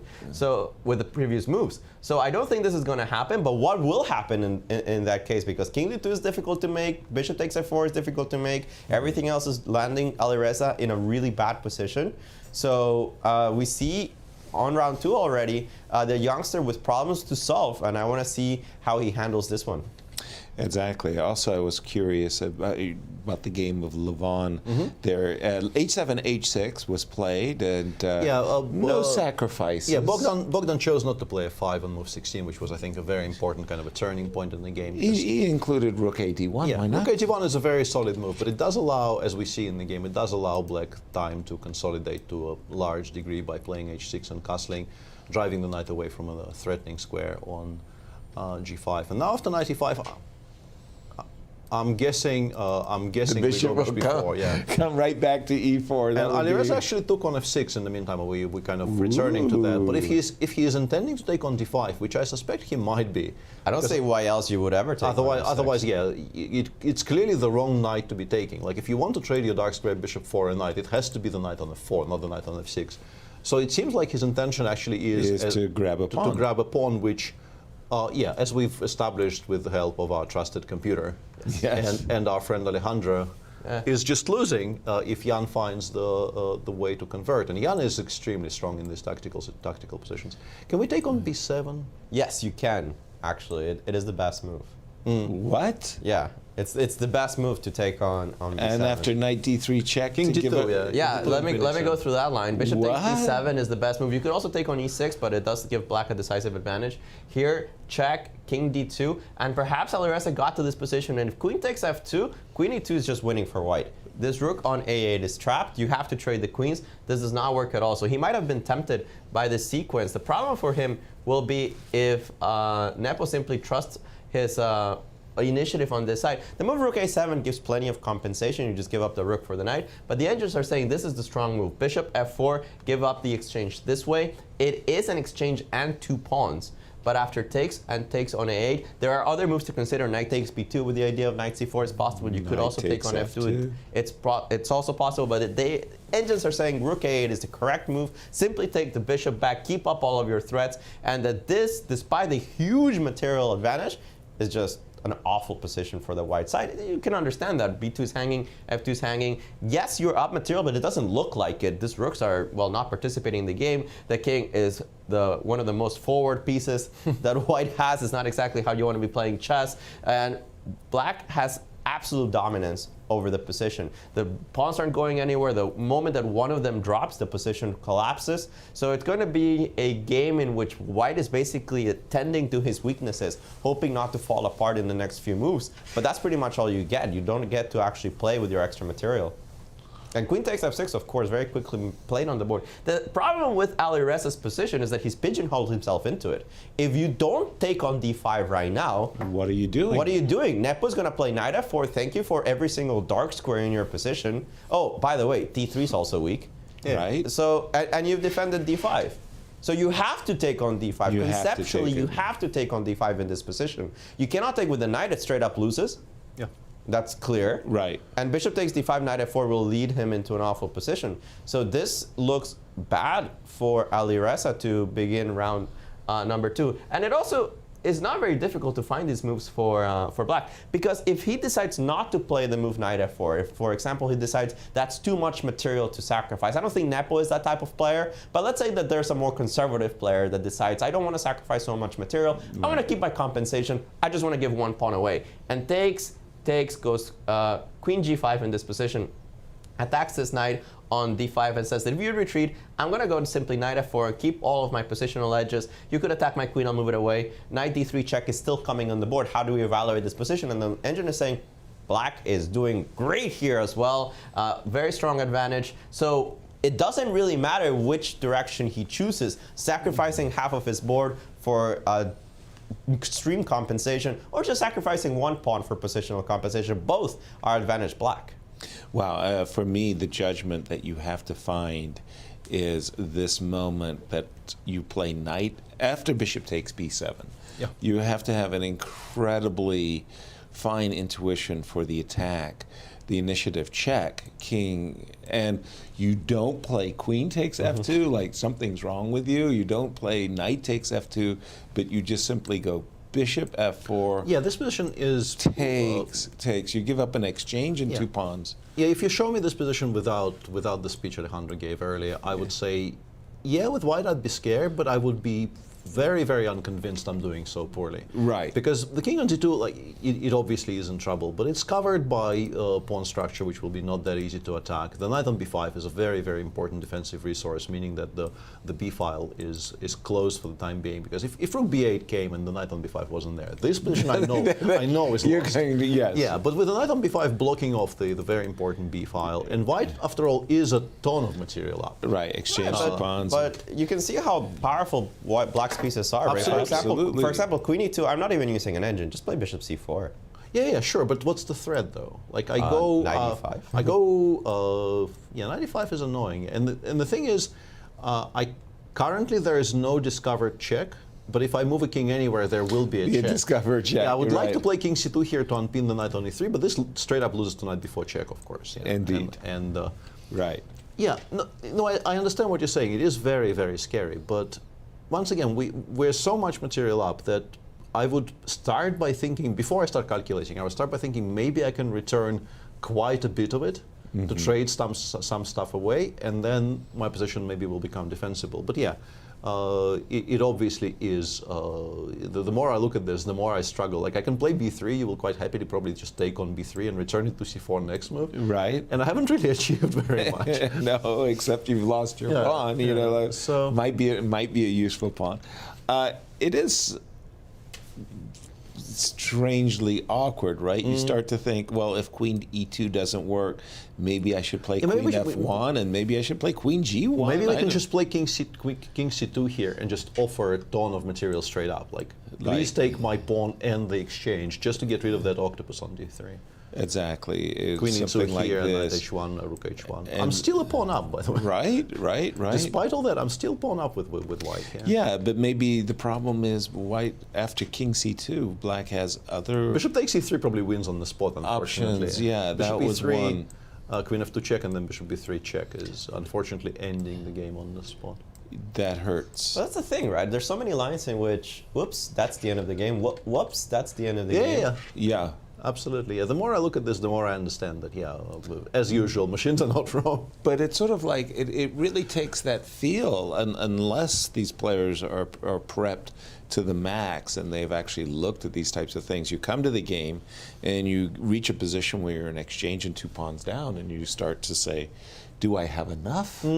Then you look at the position after bishop f4 and you say, yes, you do. That's extraordinary. But that's also, I think the sort of the correct player is on the black side of this game for this, I think. Because I think Jan is very, very unafraid to part with material, very, very unafraid to just sort of go with the flow and play as the position dictates. The only reason I would think this might not happen, this exchange in 2-pawn sacrifice, is simply that the other option is also good, and you're not facing such a huge material deficit, right? A pawn deficit is such a manageable amount of material. Yeah, bishop d5 played in, by the way, but yeah, as we've explained, you don't play bishop takes f6 if you don't intend to take on d5. Exactly. You have to have at least some extra material here to. Well, the whole concept of h3, g3, g4 has led White to this position where, well, he's said A, B, C, and D, which is I want to win the pawn on d5. He's done it, and knight f4. As you were saying, Alejandro, very, very sharp. But if you want to not burn all bridges, bishop takes and queen g5 is a softer way of playing. It seems like you're giving yourself less of a chance of being immediately winning, but it's also clear Black has perfect compensation at the very least, like knight a3, knight f4, knight lands on d3, the king will be stuck in the center. For a pawn, you're very, very happy. Could you take us to the game of Lanier and Fabi? What developments do you have for us in that one, Alejandro? It's been a little bit of a slow affair, a slower Sveshnikov. As you saw, Lanier play the move a3 instead of any expansion on the king side, and they've reached this very typical structure in which Black has a lot of pieces pointed towards this d5 square that White is very clearly controlling. The game sometimes revolves around that. You want to take twice on d5 and force your opponent to take with the pawn, and White wants the opposite. He wants to force Black to take twice and be able to recapture with a piece, whether it's a queen or a rook on d5. So you see this little bit of dance between Black and White based on the d5 square. And around it, there comes also the e4 pawn. That's why the break f5 is such a common idea. The engine is suggesting a move like knight c8. I've never seen these ideas, but the idea is that after a5, the superfluous knights will be disconnected. Once one leaves, I can return to e7 and then continue this dance around the d5 square. The edges say equal. It's obviously not going to be an earth-shattering strategy against the Sveshnikov, but it is good enough to at least pose practical problems. Here, Fabi is thinking, Lanier spent a ton of time to get to this position because this is still theory, and 4 moves later, he's down to 42 minutes on the clock. He spent 43 plus whatever increment he had gained, which is a fair amount of time to get to this position. Black's probably okay. I expect the move f5 way over knight c8, but there must be other ways of handling this position. Well, White doesn't have an immediate threat. a4 might come at some point, but if you haven't played it yet, then there's no reason to think that it's going to immediately destroy your position. Black has other ways of playing. Even a quiet move like king h8 can be considered in this scenario. So it's not the most exciting game. It's definitely not going to have our attention the way the Alireza game, I have the feeling, will have our attention, but we will keep an eye on it. And people that are keeping an eye on the games are our friends in Romania. Let's check in with them.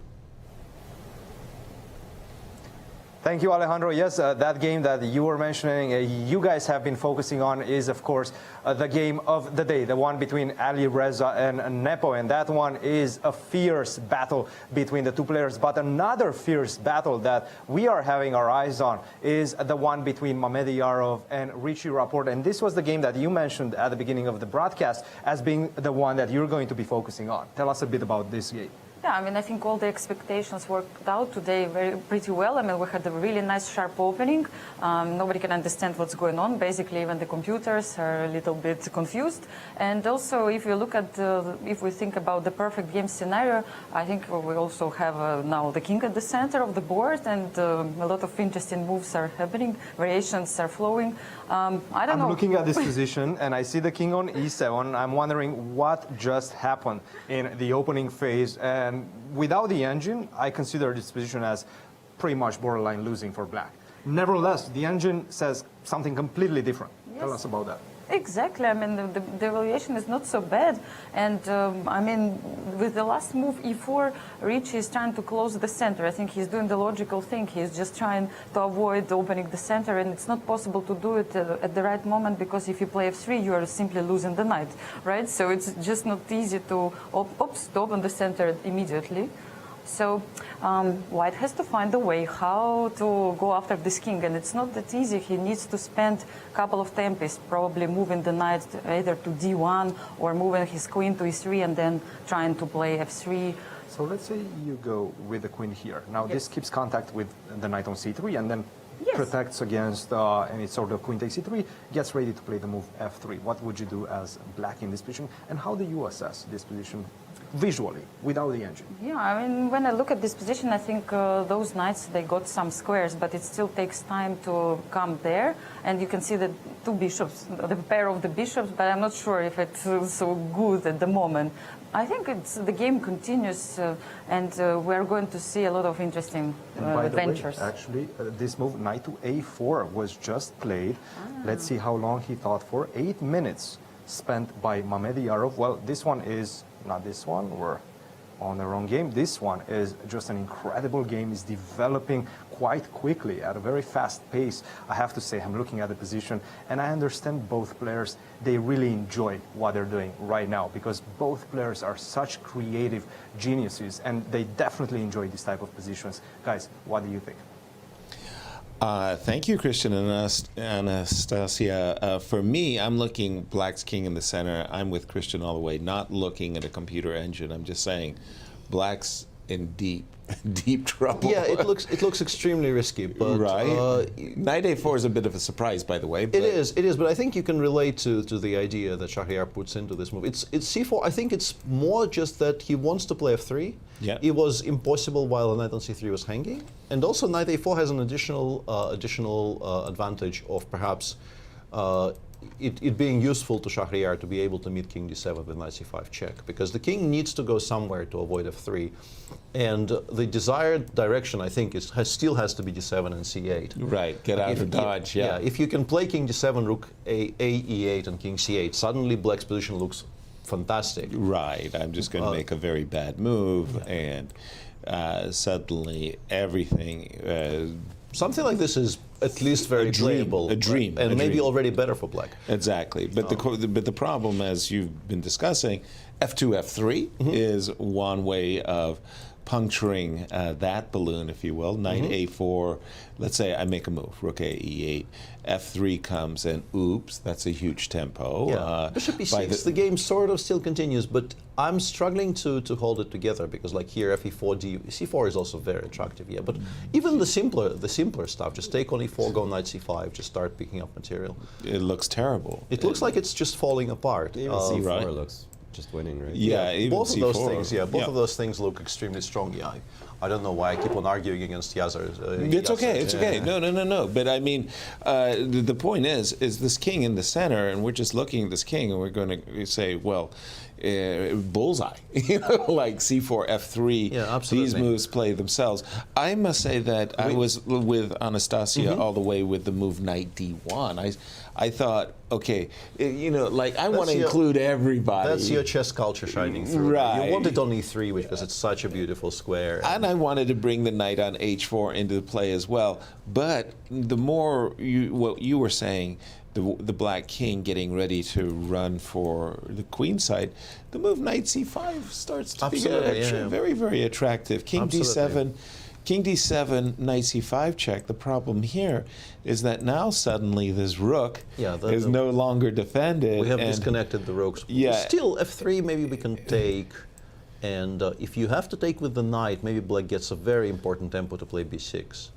Right. So, weirdly, I have a feeling that the game isn't really decided just yet, even though it looks unbelievably dangerous for Black. Here I can also probably play b6 and hope that I'm still alive somehow. Right. Somehow the fact that the rook on g8 is not protected really is frightening. So for us, again, visually, Richie's position is rocky, but then again, how's the chess engine evaluating? No, I'm not ruining it. You're not ruining it for us? What the engine says is not going to happen. Zeros, by the way. The engine says triple zeros, and the variation is simply not going to happen, so I'm not going to give it.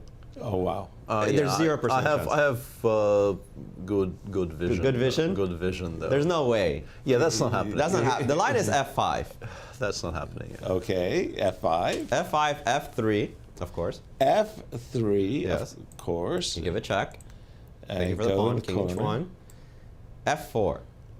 You can actually get there move by move though, because otherwise you just lose material. So you have to like give squares to your pieces. This part we get. I get that much, but why is Black's position not collapsing after Rook F8, Queen D2? It's a mystery to me. I guess they go Bishop F6 or something. Yeah. I guess. Yeah. And somehow this is actually 0. God. Yeah. Actually, having looked at the first line, I think you might get there simply by process of elimination because everything else is so horrible. So I think the biggest task there for Richard would be to consider the move F6, F5. Because it looks like what you're doing is just creating... Your bishop? Yeah, you're trapping your own bishop, creating more weaknesses for your opponent to play for. And yeah, I think that would be the biggest hurdle here for any player on the black side of this position. Just to kind of, I mean, you consider F5 because you've attacked the pawn on D4 and you've given yourself some squares. But then you realize like both F3 and H3 on the surface level appear to be winning on the spot. I don't know why H3 isn't winning, to be honest. Like F3 we discussed. Why is H3 not just any... Yeah, but like HG, Rook G4, Knight takes F5. King E6, Rook Queen E3. This and looks then terrible. F3. Yeah, I guess you have to go the same F4, right? Yeah, H3, F4. F4 and then what? Queen F4? Rook F8 and Rook F8 and then Bishop G7 or something. Yeah, and you've... Where are we going? Can I take on H3 instead of Rook F8? Or is that too much? Oh yeah, maybe, yeah. Yeah, but it's bizarre. But I think, as is often the case, these guys are so good at chess that weirdly the biggest hurdle is simply not stopping yourself from continuing to calculate. Because I think if you force yourself not to give up in your mind's eye after 5H3, if you tell yourself there might be something here, you stumble upon F4 because your bishop has no moves, you have to do something about it. Exactly. So you give it some squares, you force queen takes F4, you start considering, you might land on the idea of queen takes H3, bishop takes H3 here, which Alejandro just did, I think, completely unplugged. So we have seen it being possible before our very eyes. And I mean, it's a mess. I still, like, I would feel with black that maybe I'm completely lost, but at least, right. But maybe, not certainly, because some things have improved. I have now a diagonal for my... Yeah, the bishops are more in your play. rooks are still connected, and you still have a dream of evacuating your king from the center. And here are the scores in their previous encounters. Shahriar are actually doing really well.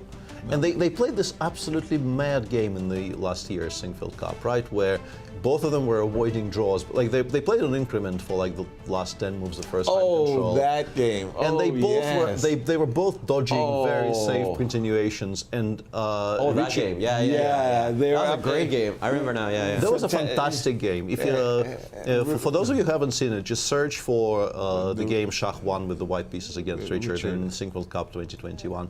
It was just unbelievable. And with very little time on his clock, Richard kept upping the ante, finding these incredibly double-edged continuations.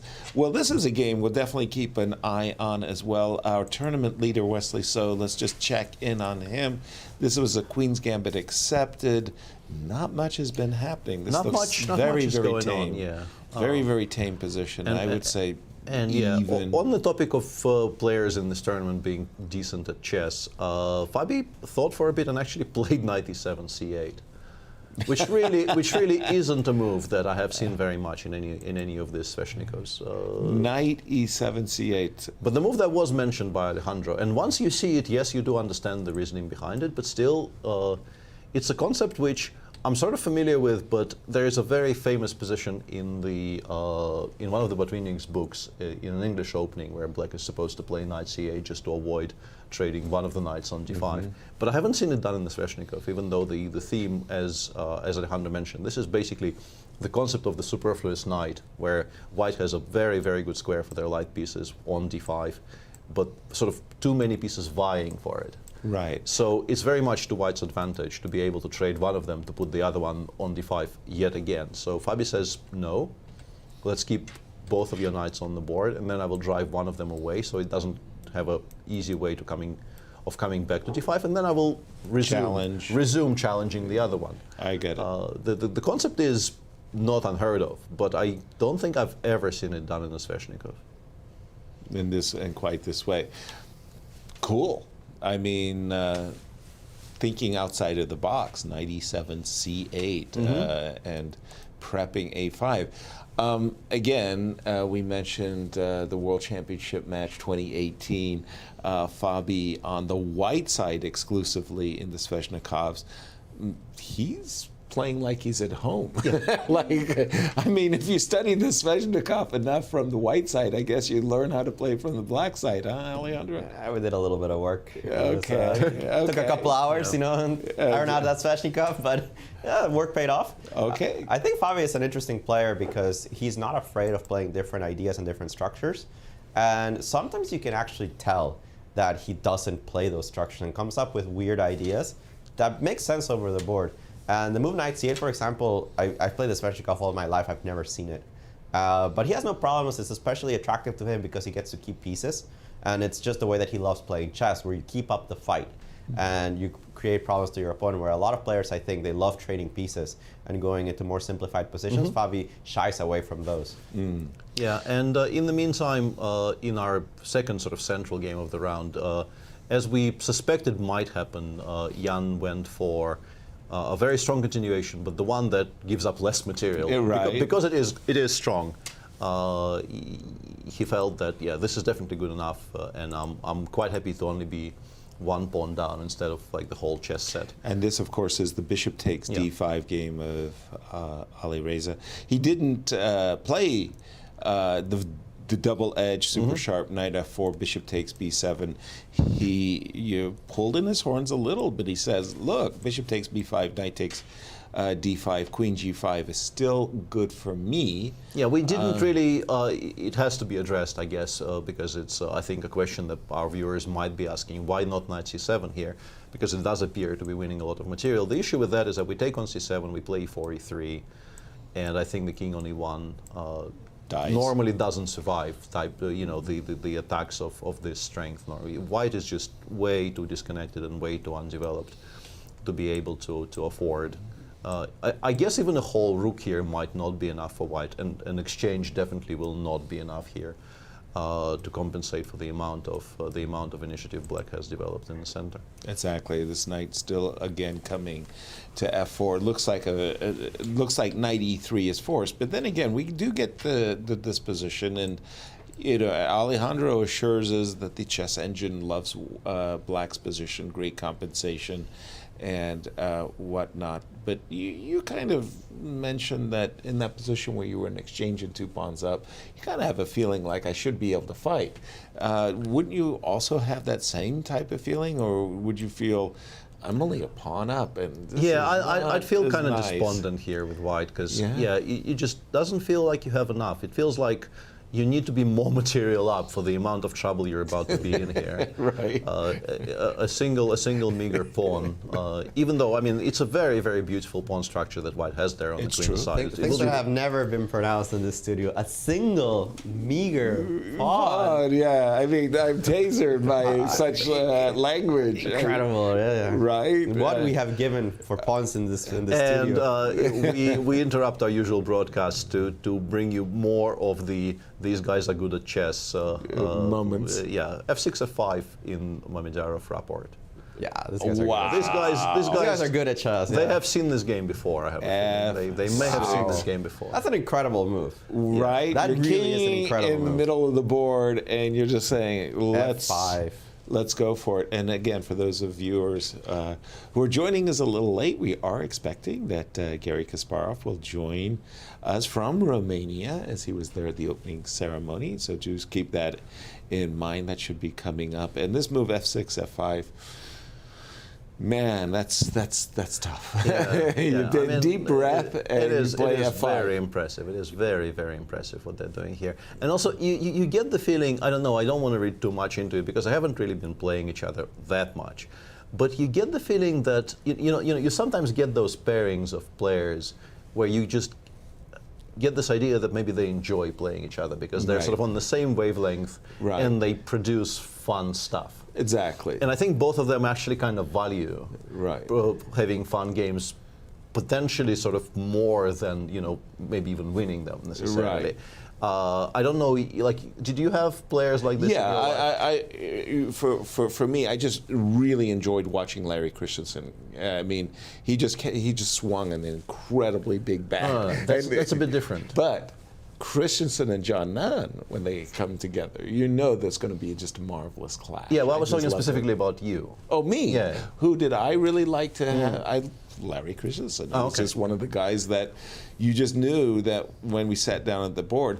Also, when we commentate together, we take a very dry desert position with nothing happening, and we're sacrificing rooks and bishops. I mean, they're not our pieces. For me, commentating with Larry is great fun. Sorry. For me, the immediate name that comes to mind is Vasily Ivanchuk, and also to a degree, even though we haven't really played for quite a long time, Alexander Morozevich. Yes, we used to have battles, and it went in streaks. Like there would be a period where I would like lose every single game to him with both colors, and then there would be suddenly a period when I would do okay, and then he would start beating me again. And also with Vasily, I think we played a number of very exciting games where. It just felt like we brought sort of the best out of each other. I don't know, maybe Vasily will disagree. Or possibly the worst, yeah. Alejandro, did you have such an opponent where you just said, like, okay, I'm going to kill you this game, and then you got killed, or vice versa? I actually don't have such roller coaster records. I tend to have like either a very good record against an opponent or a really bad record against an opponent. Like against players of this tournament, I haven't played that many. But I'm a plus score against Wesley, but from the top I have a huge minus score against Hikaru. Hikaru's always been a nemesis for me. We played since we were very young. He's only a year and some older than me, so we played youth tournaments, junior tournaments, we played US championships together, sure. And I've never beaten him, and he's gotten the best of me like 2 or 3 times, but it's always a fun game because I'm always lower rated than him, and he always tries to beat me, you know, black, white, doesn't matter, he always goes through for my throat, so it's always fun to play against him and try to, defend a little bit. White, black, green, doesn't matter, I'm always finding myself defending against Hikaru. Nice. Now try to make heads or sense of this. No. There's no way. There's no way. I went through the line that we proposed. Right. We proposed H3, F4. Not bad. F4, only move. We got this. So far, so good. Right. Great. Double question mark. Like, what? None of this works. Let me go through it. If you go queen takes F4, the engine thinks that rook AF8 is the only way of playing that doesn't lose. And this forces the move queen h2. Why not queen e3? Because apparently bishop h6 is bad for white. Beyond my understanding, you have to go to h2. And the only great move is bishop d7, not to e6 because of knight g6 check. And this is a winning advantage for black. Why? And after f5, the more dangerous, I think, for both sides, I think that h3 is just dangerous for white. Because f4, it doesn't need to go queen h2. I don't think you really want to play like that. Is the move f3. And after bishop takes d4 check, absolutely forced. King h1 is absolutely forced. f4 is absolutely forced. Queen takes f4 is forced. This rook af8 is forced in this move.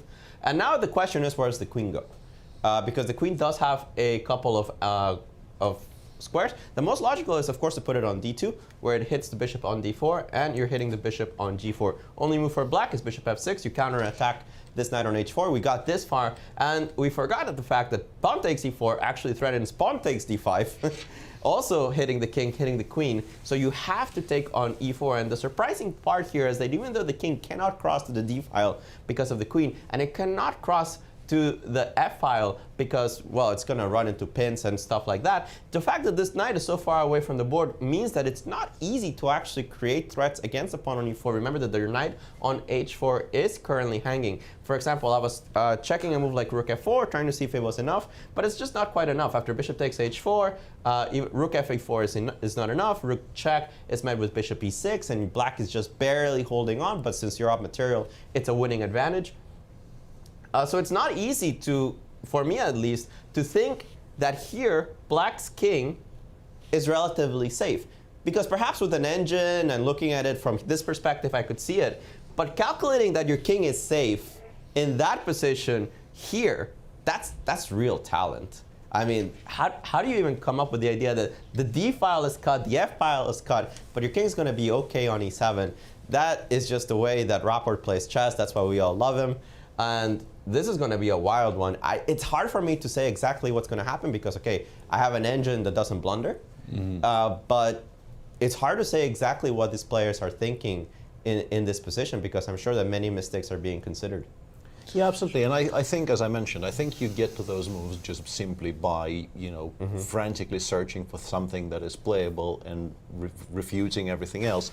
Because, considering a 5 for more than 5 seconds, if you have other options, it's very, very difficult. And he did, right? He did have other options. They were just not as attractive. And there we see Shaq at the board looking at frantically calculating. Because again, I'm looking at this king on e7. I'm just thinking to myself, I have to win. I have to win. I think we all know exactly the kinds of thoughts that are going through his head. He's basically telling himself, I must continue calculating until I find the forced win, which is surely here. It's surely here. Because my position looks like it should be winning. Exactly. And it's not. And you're sort of running around in circles searching for that forced win. And normally in a position like this, maybe it will be there. But now, we know that against best play, he isn't actually winning at all.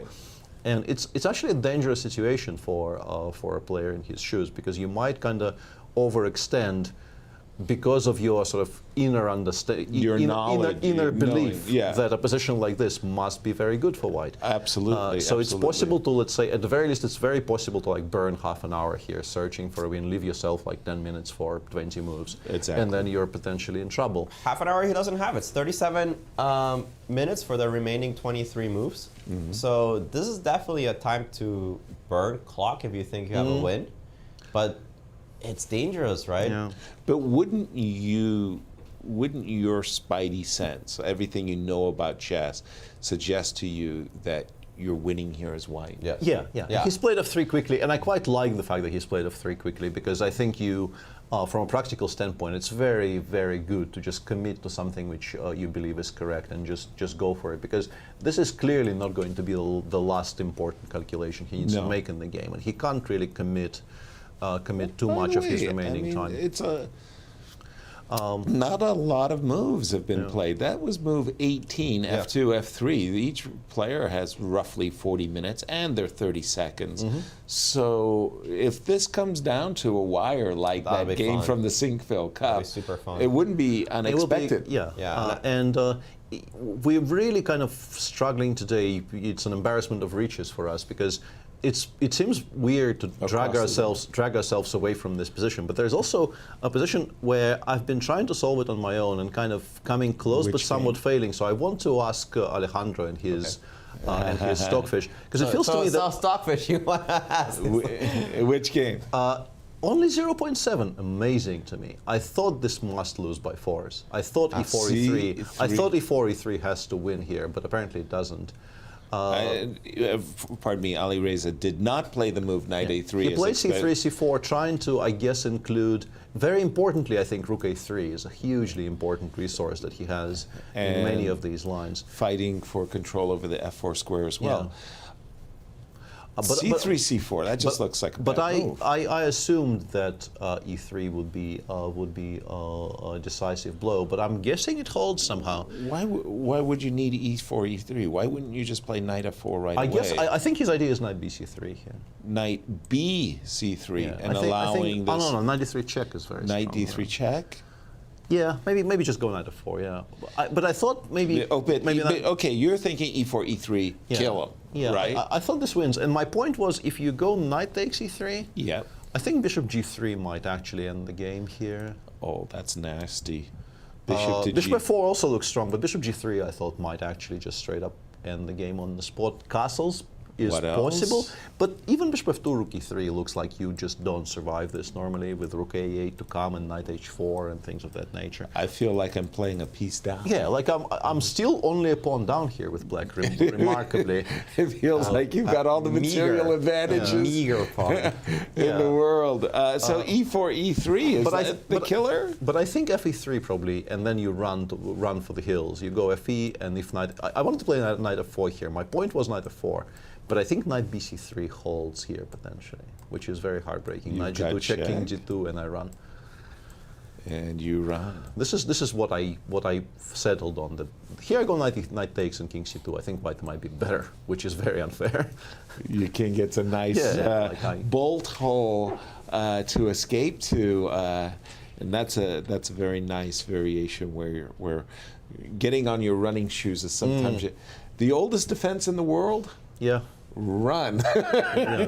It still works. Fly, you fools. Yeah, jump right in, Alejandro. Yeah. What do you think about these lines that Peter is espousing? It doesn't really matter what I think. It matters what the engine thinks. Okay, well the then. engine thinks e3 loses, straight up loses for black. You can take the pawn. You have to take with the pawn on e3, and now you could go bishop f4. But after castles and king h1, the engines are saying white has an extra pawn and the compensation. Wow! Because you're going to get queen f3 in. The knights are threatening to go to c7. Knight f4, h4. I see on my screen. And knight f4 has the issue of h4. This is the only good move, but it is sufficient. Because you run out of squares for the queen. Knight g2 check doesn't quite work. You have the move king d2. You run this way.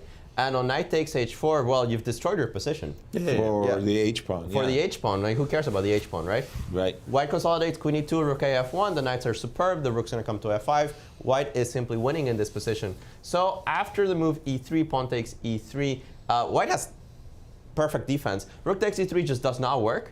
Knight takes e3, queen takes e3. Queen e2 is more than sufficient here for white. You still run to the queen side against bishop g3 check, king d1, king c1, king b1. You'll just make your way over there. And of course, the rook is going to come to a3, cover the third rank. No problems there. And that's why Nepo, instead of sacrificing with the move e3, has gone with the move bishop f4. Engines hate this move. Actually, bishop f4. They hate this move. I'm also trying to understand what the point is. I was thinking knight f4. Knight f4, it was definitely the best move by the engine. Okay. Giving black a slight edge. But I'm really wondering what he's planning to play against queen e2. Because e3, I always have f3 now. Is this his plan? F3, king, bishop g3 is not clear. Maybe this is his idea, but I'm a little confused on why not knight f4. Because why knight f4 was refused is... rejected is the big question. Yeah, knight f4, and the engines did think knight c3, as you were mentioning, was the best continuation for white, and you could consider knight check.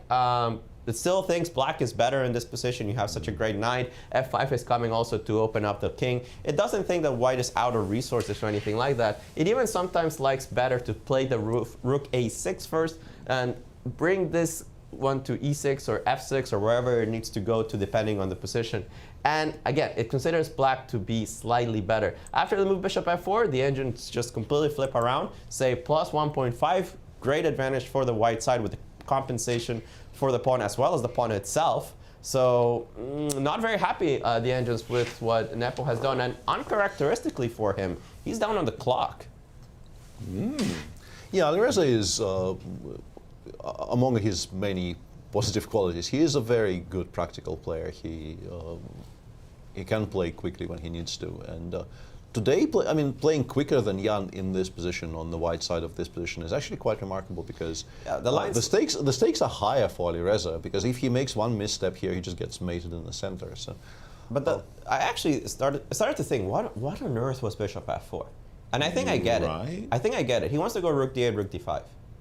Yeah, that's definitely one reason for bishop f4. You connect the rooks, you bring the other one into the game, and yes, rook d8, rook takes d5, and e4, e3 is something that is very attractive, sort of aesthetically.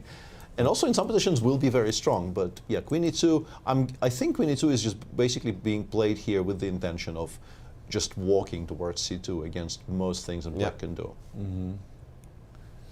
And by the way, in the game between Wesley So and MVL, we have been witnessing a repetition thus far. But staying with our game of Alireza for a second, I really like, if there was something that really drew me to the move c3, c4, sorry, I've got to find the game. Here it is. It was this idea of putting the rook on a3. Yeah, absolutely. I really like that. And bishop f4, to my eyes, is just kind of got this one-dimensional approach, well, it's the right? most important. If e3 comes off and if the position becomes open in the center, the king on e1 will die. Will probably be white's downfall. So exactly. I can understand the idea of trying to force the move e3, e4, e3 in, but yeah. The engine just says that you can actually ignore e3 here and just go king d1. I think this is the point, because f3, bishop g3 check is... Both are playable. Yeah, and then rook a8, rook d5, knight f4 very much comes into the Sorry, just to so not to play the move f2, f3, but after e3, just to sidestep the e file, play king d1, drop your king on any trades, no harm, no foul, or no blood, no foul. Yeah, the c2 square is extremely safe for white, so we're just aiming our king towards safety on the queen side here. Even this position doesn't look remotely clear to me. Like I'm looking at the evaluation on Alejandro's screen, and I'm kind of somewhat flabbergasted here. Like rook ac8 here. Why is this so horrible for black? Like, if we have to play b3. King c2 will be impossible for the next few moves because of queen takes d5. I've created this kind of a safety valve for ourselves by stopping king c2. And I have a tempo here to do something, and I'm still only a pawn down here. But there is rook f1. Rook f1 or rook e1 or rook, I don't know, a2, e2. There's plenty of plans, but still, we're just a pawn down. There's a king on d1. We have active pieces. We have rooks on open files. This is where you get very, very confused by computer evaluations. Yeah, and I'm warming up to the fact that this knight on d5 is actually a really, really marvelous piece. It does ample double duty, defending the king, blocking the d file, but also covering e3 squares, keeping you honest, if you will, on the f4 square. Boy, a really, really tough game and in the meantime, the entire line which we, in unison, suggested will never ever appear on the board. The entire line is on the board now. Yeah, between Richie and Shaq. We did see the move f2, f3. Bishop takes d4, check, came all a tempo. f5, f4. Queen takes f4.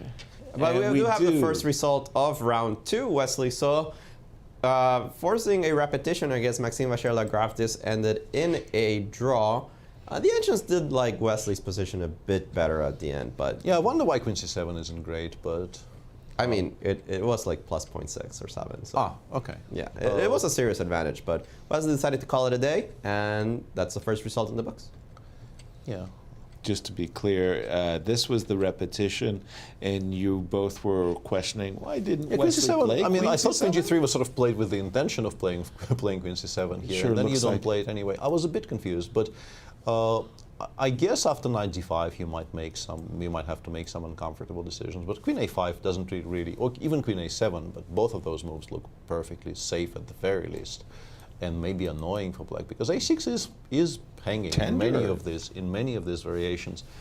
And yes, the rook on g5 looks kind of vaguely threatening, but not unmanageable to. And it also looks like it could be offside. Yeah, it could. Yeah, because like you can imagine some very artificial variations where some kind of rook takes g2 tactics happen, but they are very artificial. White basically needs to blunder something quite badly to allow some tactics here. So queen c7, engine approved. Actually, the engine wants to play queen f4. I think queen c7 is a little better for white, but it wants to play queen f4, bring the knight to d5, and only then play the move queen f3, bring this rook to f5, and it just goes queen e2, thank you for the tempo, because e4 is going to be threatened sometimes, and rook a5 is also a threat. Oh yeah, that is quite subtle and non-obvious. But having said all that, it's clear that in every single line that we're discussing, white runs precisely zero risks. Yeah. Well, the whole idea of the Rubinstein variation of the Queen's Gambit accepted with the pawn on b3, playing this early pawn on b3, literally this is the dream position. You have a knight on c4, which is the whole idea of a4 and so on. You have a protected bishop on, anchored nicely on the d4 square, and you've created what you hope will be this target with a half-open a file. This is advantage white. This is why you do this. I mean, you never really know what a chess player is feeling, right? I mean, the result of the game isn't just what's going on the board. There's a lot of things that go off the board as well. But judging it from a just on-the-board position, this is not a good repetition for Wesley. Yeah, it looks like white has achieved his maximum that he could expect from this opening, but Wesley called it the early day. Wanted to ask you about the other Queen's Gambit accepted that was going on in Levon's game, because it's sort of like that position got hosed. we were looking at all kinds of wonderful sacrifices with f5 and knight e6, and gosh knows we were sacrificing all the pieces that weren't ours, and we saw none of that. There was a slow positional maneuvering game, and then came this move g4. Well, I mean, gaining some space, and also this is now, in particular with the knight on c4, again specifically the dark square bishop. It's a very Catalan type. That's what position. I wanted to ask. Yeah, you put the knight on d3, the pawn on e2. And in Catalans, I think you quite happily give away your dark square bishop to have exactly this positional, sort of exactly this material balance left on the board. I don't know why you're insisting on knight a3. I would have played knight d6 there. Sure looks like.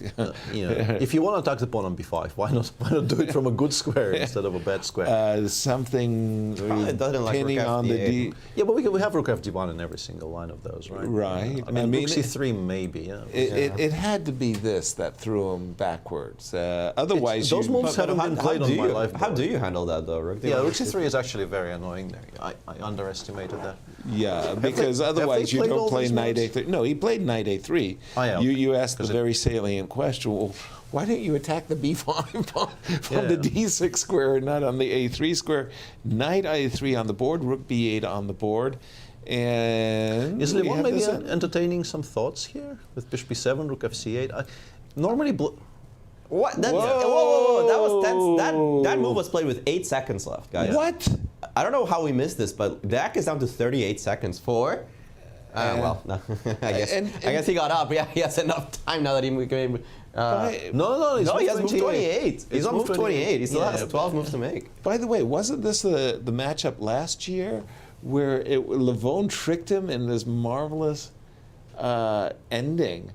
It was headed for a draw. It was headed for a draw. Completely. Draw. But there was one trick. Yeah. That Levon set that was masterful, and Deac fell right into it. Yeah, I remember. But we have Cristian Chirila with Maxime Vachier-Lagrave. Well, in just a second. Possibly. Tentatively, Tentatively, and while we're waiting for updates, perhaps without going too in depth, I just want to bring up the position in the shag game. No, in the that we have seen, Dominguez versus Caruana. I have a feeling that Fabi might be better. Wow. Because I think knight a4 is very strong here. In exactly after knight c8, the game continued. Rook fd1, a5, knight c2, and here he played knight b6 instead of knight e7. I think specifically with the idea of meeting knight e3 with knight a4. And after knight a4, if it's played, and if I'm not miscalculating something horribly, Linier will have a kind of a tough choice here because maybe queen c2 is fine though. Queen c2, because I'm threatening knight takes b2, but I'm also threatening knight c5 and then bishop takes e3 and bishop takes e4. Very nice. I thought that double threat was very strong, but queen c2 probably handles it efficiently enough. And now we finally do have the interview Cristian is going to have with Maxime Vachier-Lagrave. Thank you, Peter. Yes, we are here with MVL after quite a tense draw, I have to say. Maxime, first of all, welcome back to Bucharest. Welcome back to the studio here. Tell us a bit about your first impressions of Bucharest. How did the first 2 games go for you? So far, so good. I was a little bit pressing against Linier yesterday, but I couldn't find the correct plan, I guess. I mean, even at the end, I'm actually slightly better if I play with g5, but I didn't quite believe in it. And today, I managed to surprise Wesley with Queen's Gambit accepted. Well, actually, at first move, right? After knight to f3, you played d5, and Wesley thought for 5 minutes. Were you surprised about that? What is your general experience between you two guys? I mean, Wesley definitely expected either Grenfell or English-like positions. After knight f3, I generally go c5. So he adjusted maybe to figure out which line I was prepared for, because of course it can be Queen's Gambit accepted, it can be Queen's Gambit declined, it can be Slav. So and he decided to bite the bullet with d4, knight to f6, c4, and you took on c4. And at this point, did you feel like he was surprised by your decision? Did he seem concerned at all?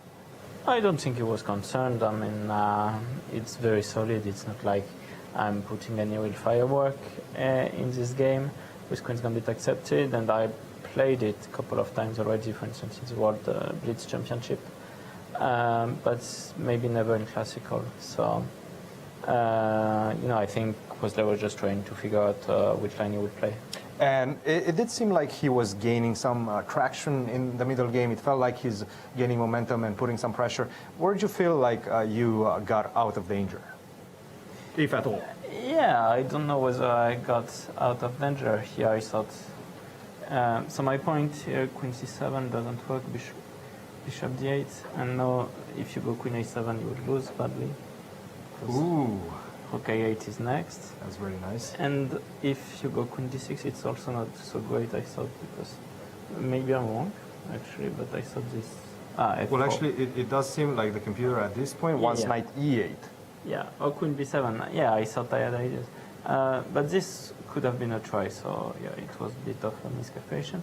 And Queen F4, here I wanted just to go, actually, not great, but I thought this should be good enough for me to hold in the worst case. Did you get to chat a bit with Wesley after that? Did you guys discuss this moment? No, not really. But I thought this was a critical moment, because Rook G5 is of course, a very principled decision.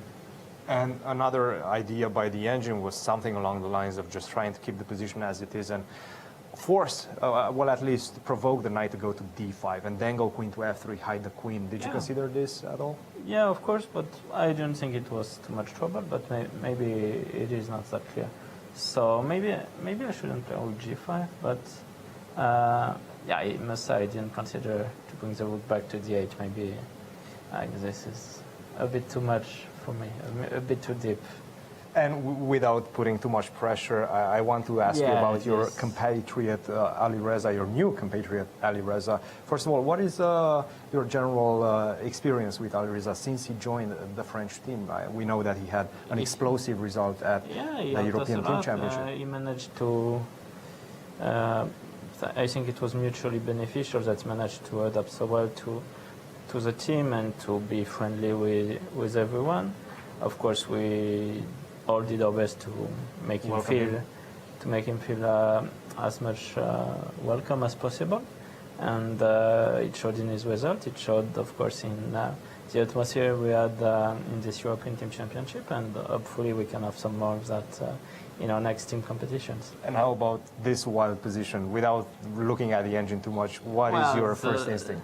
The problem is, of course, I looked at the engine, but I was pretty scared for him. Scared? Okay. Yeah, because he is a pawn up, but E3 is a big threat. So, of course, I know that he's fine. Supposedly. Yeah. But I was not sure what was happening. For instance, here I thought, and maybe it doesn't work, but I was thinking about moves like E3. It doesn't seem to work.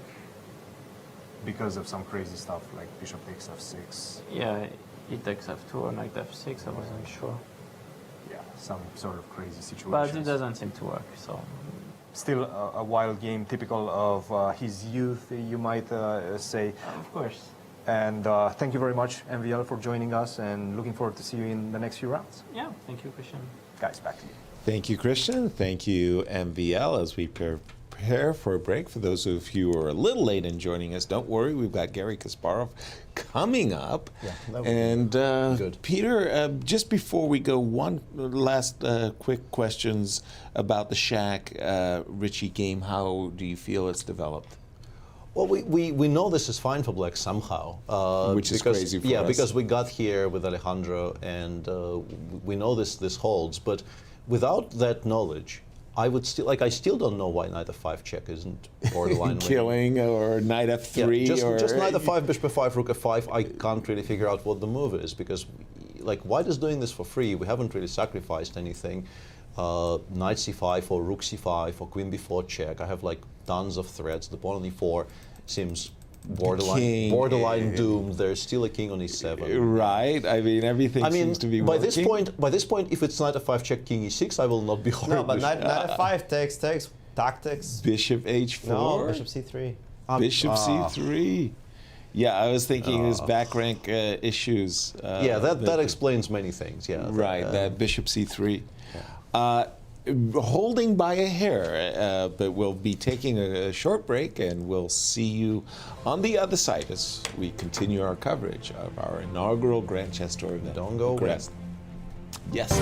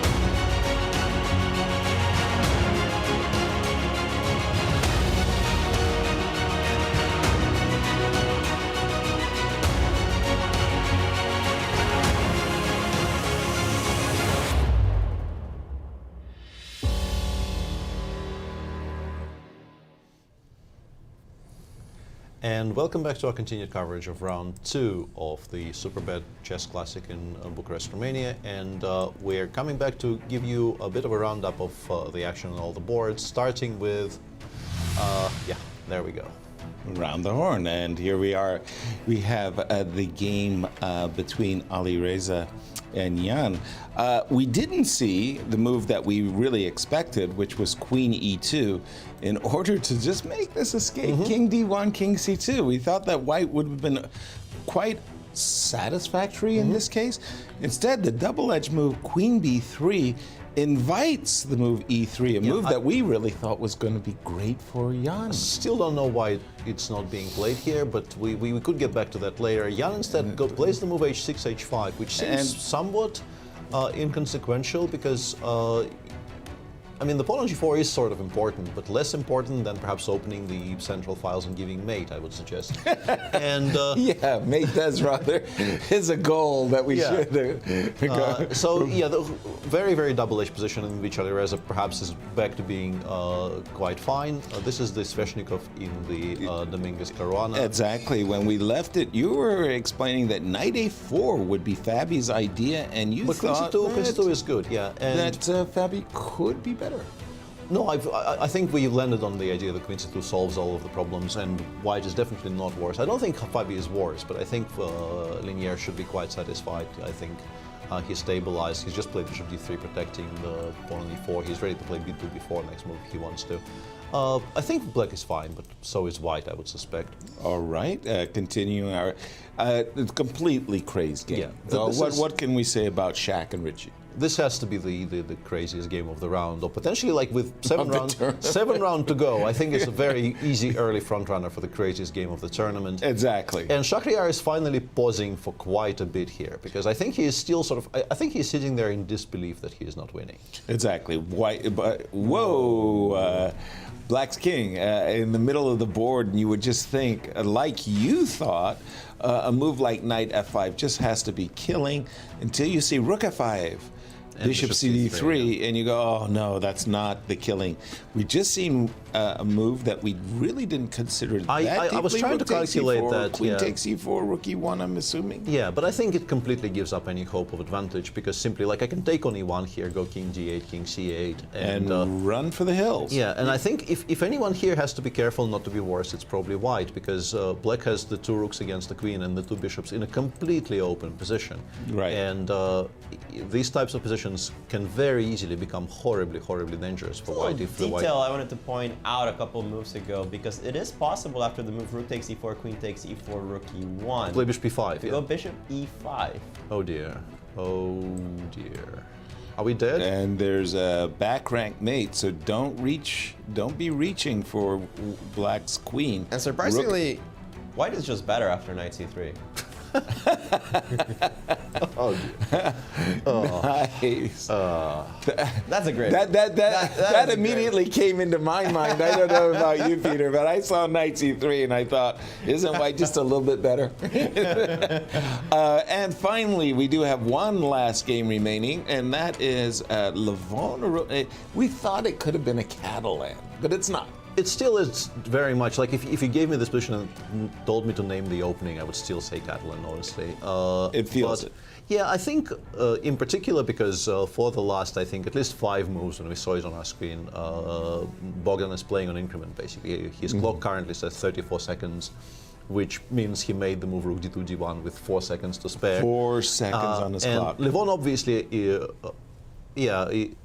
Levon obviously is enjoying himself here because he has no risk whatsoever anymore. But I don't know if this position, if you take time out of equation and just like give this position to a computer, I think the computer probably holds it with White. Yeah. But yeah, you're clearly pushing as black. As black, yeah. Yeah. The black rooks who just infiltrated, and moves like rook c3 definitely on the agenda. And again, how many seconds did he have? 7. 7, yeah. 7 seconds. And like you said, for the last 5-6 moves he's been playing on the increment. Certainly since rook f2. Right. We had the clock on our screen on move 28 when he played rook f1, f2. He had 8 seconds. I mean 38, but he basically made it with 8 seconds. But he is just down a pawn, right?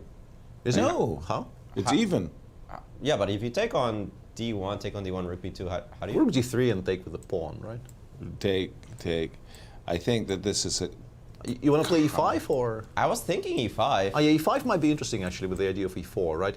If we move the knight to C6, for instance, E4 might actually be extremely strong, winning the pawn on B3. And the game, I think. And potentially the game, yeah.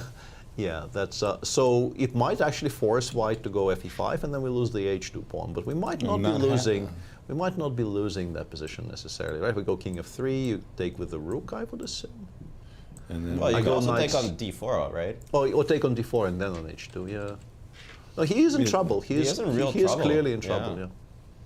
So Levon pressing, and again, it's an echo of their game from the previous year, where Levon did trick his opponent in an ending, and it was a beautiful trick. We'll keep our eye on that one. But again, I'd like to turn back to the game of Ali Reza for a moment, if I can. Yep. And it's this move H5 in particular. I mean, to my thinking, when you see this move Bishop F4, it's all about E3. Going E3, yeah. And when really you ignore it, yeah, why you don't actually play E3 in this position is unclear. Thank you.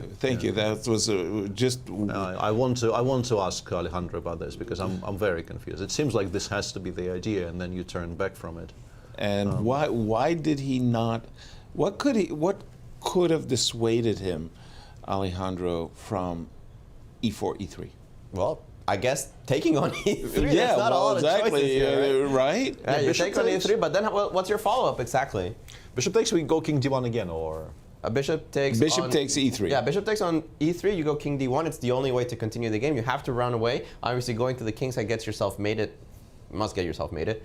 King D1 seems to be good enough for white. The idea is that you're putting the queen on D3. And rook E1 is coming as well. Rook E1 is coming, the king's coming to C2, and everything kind of gels together. And yes, you gave up the E pawn for the F pawn, but the activation of the rook isn't so crucial. You don't have any penetration squares. And the fact that the king is running away on the light square so quickly means that black doesn't have enough compensation. Actually, the engines not really like the move E3, bishop takes E3 so much. Actually considering rook takes E3 instead. But before we continue analysis here, let's go to Romania as Cristian has a very special guest. Thank you, Alejandro. Well, I'm here with a man that needs absolutely no introduction, the 13th world champion, Garry Kasparov. Gary, first of all, welcome back to Bucharest. Welcome back to the studio. Thank you. What are your first impressions of the tournament, the organization? And we first saw you at the opening ceremony. Tell us a bit about that. It's so spectacular. I think that chess now is back to where it belongs. When I played world championship matches, it's the level of respect and admiration that the game has been lacking for a long time. I mean, we know this about St. Louis and the standards that have been introduced by Grand Chess Tour in its place of origin. But having the opening of the Grand Chess Tour Bucharest in the Ceausescu Palace, the biggest building in Europe and the second one in the world after Pentagon, it's not just luxury. It's not just prestige. It's just now it's for me it was a symbol of returning chess. It almost feels like history. Exactly, to the mainstream. And obviously, the recent tragic events in Ukraine just elevated, more interest. And there were many journalists, obviously, they wanted to hear my opinion about the tragedy in Ukraine. But again, it's all added to the tournament, to the publicity of the tournament. And by the way, I'm very happy now. I can just, I can have the first glance at the games because it's. I'm engaged in never-ending interviews about Russia, Ukraine, the war, and the response of the free world, and it goes on and on, with probably every major Ukrainian TV, radio station, and a newspaper. And now it's kind of a relief. Now I can look at the chessboard and talk about the games that played by the rules. We'll definitely take a look at the games in just a second, but I do want to ask you also played a simul with the kids at the parliament. I made 3 moves. How important is that for the kids to get that feeling of playing with the best chess players in history? No, look, it's always about happiness and comfort of the players who are taking part in the simultaneous. It's not for us to enjoy it, for professionals, but it's an opportunity to test yourself against the best in the world, but also to get them just a moment of glory, because you can make a picture, you can shake hands, and I did first three rounds, shook hands. I know it's a bit now risky these days, but still, it's as if you won an exhibition, so forget about COVID. So you have to be engaged. It's also, I think, it's being appreciated. And also, I have to say that it's not a simul played in a cafe or in a city square. It was the whole of Ceausescu Palace. It's like size of a football field, if not more. And being there, it's added to the prestige of the game. And I think all the players, there were kids there, and some of the very famous Romanian athletes also among them. So they all, felt that they were part of history. A lot of this is due to the fact that the Superbet Foundation has been getting involved into the Grand Chess Tour big way. Tell us a bit about that, and what was the impact of this change? Look, the engagement was a result of my trip to Bucharest in 2017. I was invited to do a presentation for one of the Romanian magazines, and one of the sponsors of the event was Sasha Dragic, the former Serbian chess player who stopped playing chess, according to Sasha, because he looked at Garry Kasparov, decided he couldn't be as successful, and moved into business. And now he's giving back to chess, to his beloved game. And we talked about a possible cooperation. So they invited me next year to Bucharest to do an event with Superbet. Superbet was just rising as a big force in Romanian business, and actually European business. And then year after that, on 2019, there was the first Superbet event, Rapid and Blitz. But I could already sense there was the appetite to do more. And it's not just now the classic tournament in Bucharest. Superbet is involved and being a major sponsor in all three Eastern European tournaments, in Zagreb and in Warsaw. So now we say that the Grand Chess Tour is balanced, because we have St. Louis, our chess capital, in the United States, and now we have a company that's fast-growing company that is willing to extend its participation in all sorts of chess projects, from professional to educational. I met here the Minister of Education of Romania, and they're very impressed by Superbet's willingness to invest heavily in promoting chess in Romanian classrooms. So between St. Louis and Superbet, I think Grand Chess Tour has a safe future. And it's not surprising that FIDE, after so many years of hesitations and waffling, decided to make Grand Chess Tour part of the qualification system. So now it's solid, and it has standards that yet remain dreams for other chess events, including FIDE official competitions. Absolutely, and I know that we will have you in future days as well to talk a bit more about that, but we do have some incredible games today. One especially is this clash between Ali Reza against Jan Nepomniachtchi. What is your first take when you see this position on the board? We had a quick look, just about the game that started, with this very slow opening. But I think it's a demonstration that even if you play the bishop opening, e4, bishop c4, it's about the mood of the players, whether they want to play tough chess, and it seems that they do. I was surprised to find out that many of the moves all the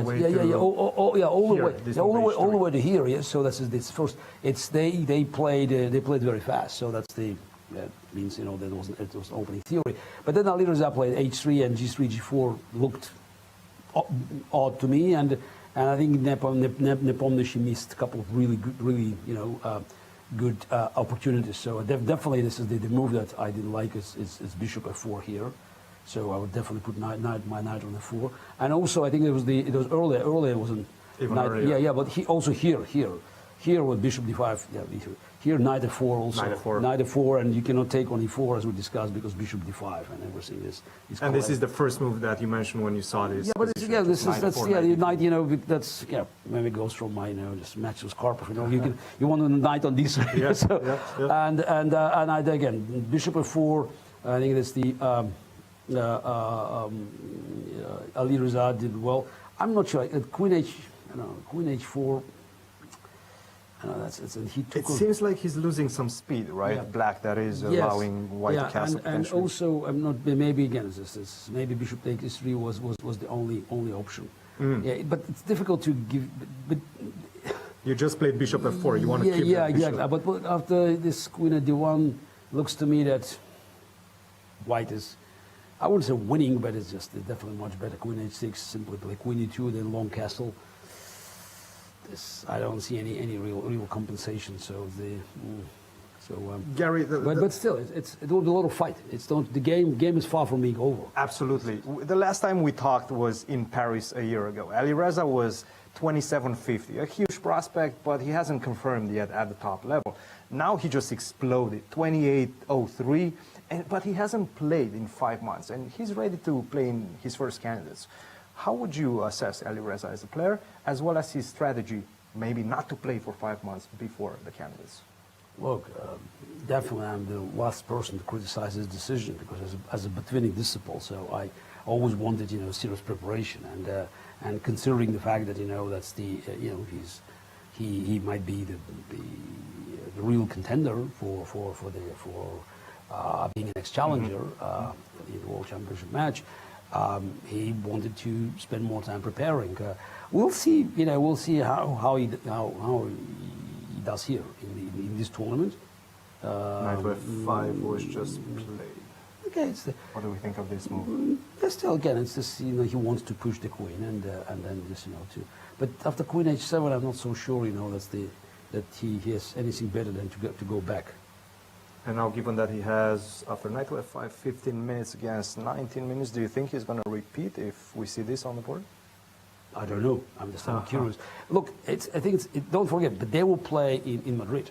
Exactly. So exactly. We have four. What makes this tournament even more intriguing? You have 4 players that will go to Madrid. So it's Ali Reza, Jan, Rapport, and Fabiano. So that's why every game between them, it's somehow it's rehearsal. So yesterday we saw quite uneventful game between Fabi and Ali Reza.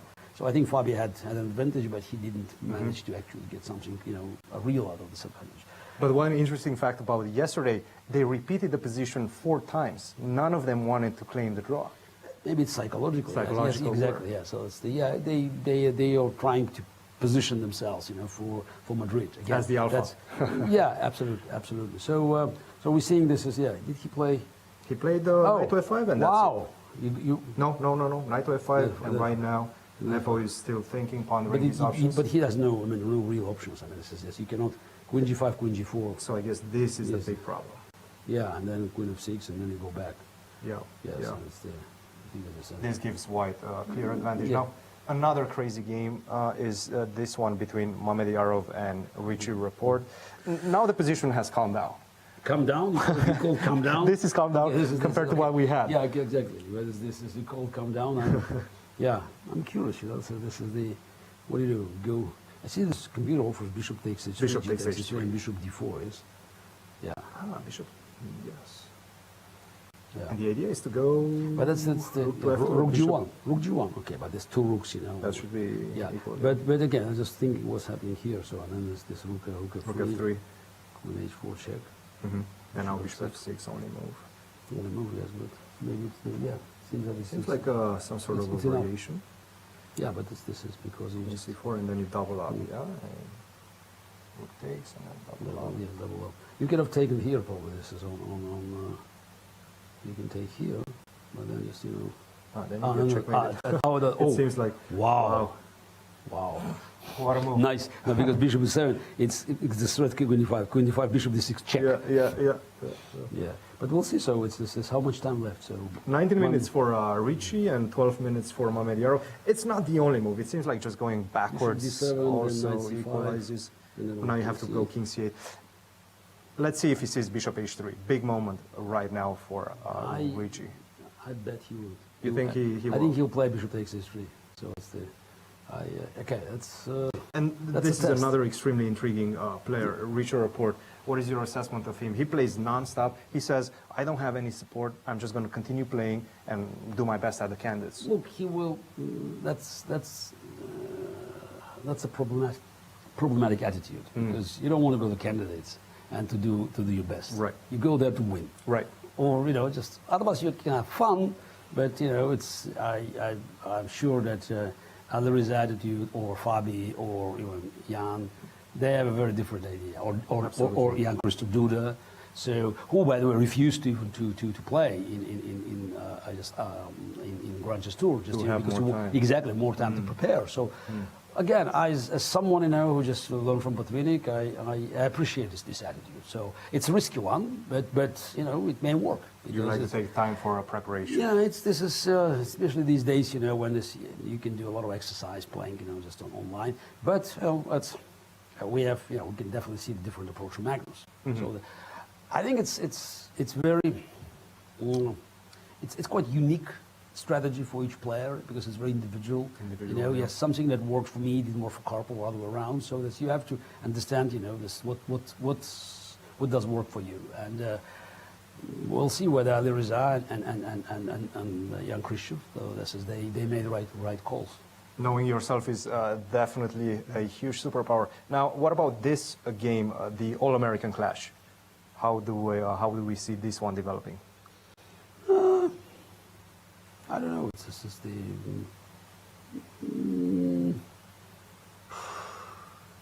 looks to me that it's even. Yeah, probably has to just start, doubling on d file, but he just, I don't know. It's bit of pressure for white, but not much. A little bit pressure, but I doubt that it's anything serious. So maybe you should. I don't know. Just Rook f1, Rook d1, then somehow play f4. At one point, you probably have to play f4 if you want to achieve anything. But I'm very skeptical about any real chances for this one. I would say it's probably a draw. Gary, and we have. We do have this last game, the one in which actually his last move, this move knight to e2, was made with 2 seconds on the clock. Yes, and he has two more moves. But it's amazing. You see, this is we look at this position. It's just why. Yeah, Levon had to take here and play Rook b2. That was a much better chance. Yes. Much better chance. Just take on d1, Rook b2, and after Rook d3, there's e5. e5. Yeah, that's very strange that Levon missed this chance. And Levon at this point had 53 minutes on the clock. He Rook c5, and he kept more pieces. But but you see, this is h4 now. He just actually after e5 he could take on e5 because the pawn is no longer here and everything is now protected. Yes. Yeah, so you see, this is Yeah, that's amazing. Now you stabilize exactly. the structure. Absolutely, he stabilized Rook h2. What he played? Rook h2. Rook h2 and knight e2, and now knight goes on f4. Or maybe the advantage has slipped away from absolutely, yes, from Aronian in this exactly, one. Exactly. Very strange again. But sometimes you look at the opponent's clock instead of looking at the position. And I think this is exactly what he did. He played that move Rook to c5 with only 2 minutes he spent on that. Gary, thank you very much for joining us, and we'll see you in the next few days. I go back to the main stage, talking about geopolitics, which is again, it's not ruled by people who respect the rules. Absolutely. Thank you very much, Gary. Appreciate it. Guys, back to you. Thank you, Cristian, and thank you, Gary. A lot of developments taking place. Alejandro, what caught your attention during that discussion that they had, the Ali Reza game? I think both the Mamedyarov game and this game by Alireza are really catching our attention. Nepo has just played the move Rook a6. I was about to mention that there are 2 serious possibilities here. Go e3 directly, but This man has refused to push the pawn on e4 to e3 for the last, I don't know how many moves. I don't know why he would do it now. And he says, yes, I can go one more move without touching that pawn. He actually puts a rook on a6. I imagine it's going to go to f6, start pressuring this knight on f5, make it feel uncomfortable. Notice that white can't long castle, which I'm sure he would love to do. The Angels come up with two completely different ideas. The solid knight e3, now that this queen was pushed back to the h7 square, preparing long castle at some points, giving white a pretty clear advantage. Remember that white is up a pawn in this position, or just going with the move h4, saying, let's go. I can also have my own play. h5 will be an idea at some point. It doesn't actually threaten the knight. Remember that the h1 rook is undefended, but in many variations, I can try to make this work tactically, and h5 will be scary for black because the knight on g6 is currently the only defender of the pawn. It's a combination of defense and attack, because you're also taking away the knight g6 h4 ideas. That's also true from black. So you're combining gaining some space and perhaps pushing h5 with just depriving black of one of the more important proactive ideas that they have.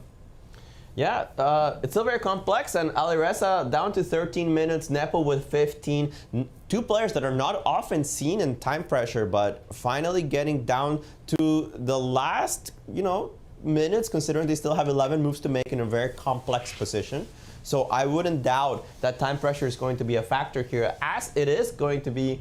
It seemed like it was going to be a factor for Bogdan Deac, but he survived the worst of it. And as Gary was pointing out, we also pointed it out in our broadcast, this move taking on c1, rook b2 seemed to put a ton of pressure on white. And currently it seems that perhaps white has solved all of his major issues. You can see that black is actively placed, but these rooks, they're not really playing together. They only have one target in common, which is this pawn on g4. And if you attack it immediately with the move rook h4, I was thinking rook g1 was enough because h5 is defended. Yes, I'm correct. Rook g1 is enough to hold on to the position. There's no actual problems here. You can get counterplay against something like bishop e5, trying to harass these pawns with simply check, and rook e8 or rook f8 start targeting black's pawns as well. I feel that black's position is optically a lot nicer than it actually is. I don't think that he has any real threats, and if there was any hope for an advantage, I think it's gone now that Deac has gotten that extra half an hour. And let me see if we have any updates on the Richard game. No, he's actually burning his clock here. Of course, this seems like a situation where you should burn your clock. As the moves bishop d7 and bishop h3, the engine approves of both, are completely different styles.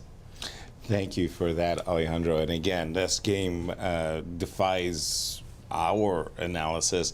But when you look at this position, you say to yourself that both bishop takes h3 and bishop d7 are engine approved. Yeah, that's crazy. But bishop takes h3, Gary mentioned it on air, and one thing I wanted to point out is something that is probably shouldn't be surprising, and I don't know if it is surprising to anyone, but just sort of how sharp and how on point Gary still is, even though he's only really, I think he said in the interview that he hasn't really looked at the games pretty much until they started talking to Cristian.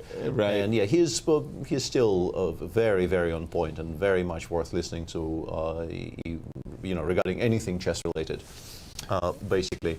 But I don't quite understand, like, I know this works because I have also, while we were on a break listening to Gary, I checked and the machine does suggest this is fine. But for me, like, the biggest question is, why can't I go queen d1 here, for instance? Like, I assume because of the pin, the idea is actually to play rook g1 check here. But why is this equal? That is the sort of the big hurdle for me. Like, well, why am I not better here with white after exactly. queen g1 and king takes g1? Two knights for the rook. Yeah, I think the solution is rook f4. Knight, I think, should probably go back to g2 and not to g6. Disputable, but okay. Rook it doesn't matter. You'll lose h3 anyway. Yeah. Yeah, rook f3. I mean, I can play h4 here. Why am I losing this pawn? And also, why am I not better here? I understand my knights are very passive, and knights are not what you want to have against the rook. But why, like, how? I understand that you don't lose these positions necessarily, but to be absolutely certain that you are not even worse, I think requires a superhuman effort of. Can I be forcing? Is the question. Yeah, like knight b2, knight c5, rook c3. I understand. Let's go knight b2, rook c3, knight e1.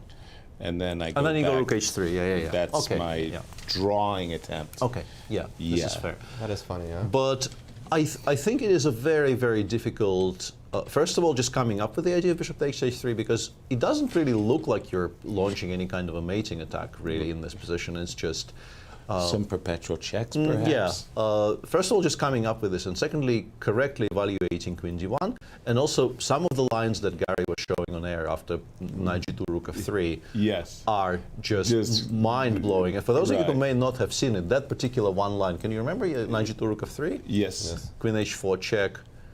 Bishop f6. And this now was hilarious. Yeah, and vintage h5 straight up loses to rook f1 check, king h2, and now one of the more beautiful moves I've seen in a long, long time.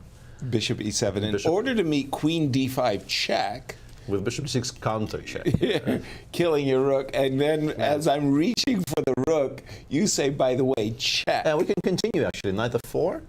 Uh-oh. We go rook takes f4, right? For style points. Yes. Oh, yes. Queen takes g8 check. Check? No. We've been here before. Check, check. Bishop e7 is so beautiful. It's too bad it's not the only winning move, but... Yeah, but still. But it's so nice. Style points are important. You're telling me bishop e7, there's another winning rook move g5, here? Rook g5 looks crushing, right? Rook g5 also looks very strong. Sad. Not easier, simpler. Bishop e7. He played bishop h3. It will never happen. This variation will never happen. I mean, I've been picking up my jaw off the floor for this entire game. This is a great game. It's just so good. This is what it's just great, amazing. Like game. how? How do you even come up with these concepts? Yeah, like how? I don't understand. Big shout out to our colleague in Bucharest, Anastasiya, because she told us. She said, "Hey guys, this one, keep your eyes on this one. It's been amazing." And if it's not enough excitement, guys, we've been taking on h3 and analyzing all these lines, but you're not forced to do so. Black doesn't actually have a threat.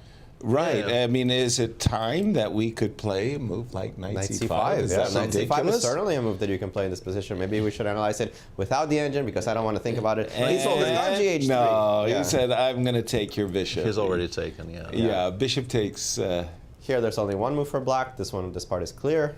Bishop d4 is our... And also, I want to point out that I think the one reason I can find for bishop takes h3 is if you go bishop d7, I think you're supposed to, after knight c5, to just allow white, like you go king c8 here and knight d7, and I guess you take on d7, right?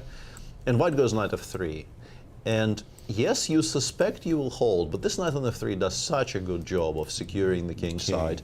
Maybe you chop it off, right, before you go... You could, but it does lose you the h5 pawn as well. Like knight d7, bishop takes h4 is a move you can make, but after queen h4, king d7, queen h5, you are down 2. Down 1, you're completely safe there. In fact, white probably needs to be careful. But when you're down both of them, and you can't really go rook f1, rook f2 yet because your king is not secure. Right. You're not 100% certain. That, you're not sure at all, right? So I think if not for the fact that white is in time there to completely stabilize, probably Richard would have played bishop d7, but you can't keep the bishop pair alive. But having said all that, I am still honestly just in absolute awe of him coming up with this over the board. So well, also when you go back earlier in the game, and this idea that this king on e7 was safe was also like I was just tasered. I mean, like, how could the king be safe? I mean, it's just felt so wrong. Now, again, we're looking at this rook g1 move, rook g1 threat, I should say, and knight g2 seems sensible, but, we have issues. Yeah, you know rook f3 is coming, and you start calculating, and you realize it doesn't actually work out. Yeah, you start calculating and realize you have 10 minutes left. Also that. And we also have that issue. Could I just ask ridiculous question? I think like if you want to force rook g1 check, you're probably better off going queen d1, because I think here, same position, I go rook g1 check, let's say. I don't know if it's forced. But in the same position, your pawn on c3 will actually be hanging, right? I will go rook f2, rook f4, rook f3. I'll go rook f4, rook f3, and then b5 will be a major threat, because the pawn on c3 is a target. I would actually prefer to have it on c2. Engine lines, guys. Engine lines. Okay. Don't go knight g2. Go knight c5. Ooh. What? And then king g2, knight g3, king g3. Jesus. Oh, just king g3 straight away. Yeah, we don't need to prepare it. Yeah. This is like some study where the rook is trapped on the 5th rank. And of course, this is a draw. Domination. And this is a draw. Somehow. This is a draw. 0-0. 0-0 draw. Yes. b6, king g3, rook takes h3. I guess. Yeah. I know. Yeah. But that's what I'm here for. Wow. Crazy alert. Crazy alert. Buzzkill. C3. So if I hadn't recommended. Also, I have a feeling c3 bishop f2 might be playable, but that's a whole other story. But sorry, where it was like, don't play knight g2, play here. This is what I had in mind, trying to get into this ending. This has to be a draw. Right? Look, rook c3, knight a6, c5 or something. It has to be a draw. White is worse, according to the engine. Yeah, but I think it ends up being a draw. I was trying to collect the H pawn and nah, with your king, C5 is coming. You gotta be careful, right? Yeah. Agreed all around. What a crazy. Well, it's a crazy game, but there's so many possibilities for white. You have queen d1, you have knight g2, you have c3, all of them playable moves, and they all end up in zeros. It's absolutely crazy. Queen d1. Yeah, it absolutely forces the continuation.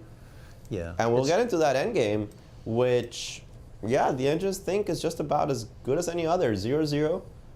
Black should be perfectly fine in this one. I remember they had played this incredibly, ridiculously complicated game at the Sinquefield Cup, and Shaq has won the game. And there was some like double exclamation mark moves in the position of some wild tactical melee.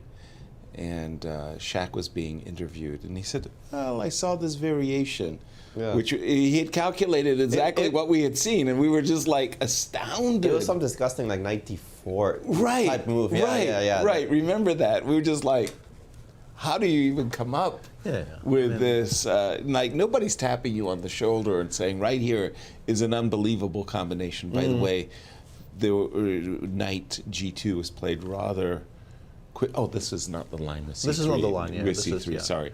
So knight g2 is played very quickly. We're expecting he'll go rook f3. Yeah, he'll go rook f3. He'll go rook f3 with the weird thing that the computer thinks any move that doesn't blunder the rook on the f-file is 0-0. Yeah, this is the dominance of a rook over the two knights on an empty board. It's I can sort of understand why that would be, but still, remarkable piece of sort of trust in your understanding there by Richie, because that this ending by two minor pieces. Yeah, purely by numbers. Purely by numbers, you're like down a pawn and a half here with black. But, he understands just how strong a rook is on a completely empty board. Yeah. And I think that's one of the more difficult concepts to explain to beginners, is that a knight and a bishop are so much better than a rook. And it's a difficult concept, I felt, to explain to players above 2,000 that a rook in an endgame is just very often so much better than two pieces. Very, very often. But it has to be an endgame. It has to have certain positions with pawns on both flanks. There have to be certain things on the board for that to happen. But it is often that I've seen a lot of players 2,000 to like low IM, high IM, that severely overestimate the two-piece advantage over the rook. Yeah. By the way, in the game between Deac and Levon, White has saved himself. Well, I mean, he will push a bit actually, because the king on h7 is not very safe. But I'm pretty sure it's a draw. But he will actually push a little bit here. He'll play king somewhere and then play g5, and it will be a bit annoying for Levon. But really, king here, rook takes g5. I go g5. I think in this particular position, there's a specific way to make a draw straight away by playing rook b1, takes h6. Rook h1 check, and you can't actually cross the f-file without trading rooks, and there's still a pawn on b4. So I think this is just a draw. I go rook g1 check here, and you can't go to the f-file because rook f1 check picks up the rook, and I have those checks from behind forever. Right. And if you go like king h4, king g4, the one try here is king g4, rook f1. I mean, by try, I mean it loses, but you can play king f5, rook f1, king e6, hoping for takes, g8, g6, and mate. But black actually has g7, g6 there, kind of a cold shower move.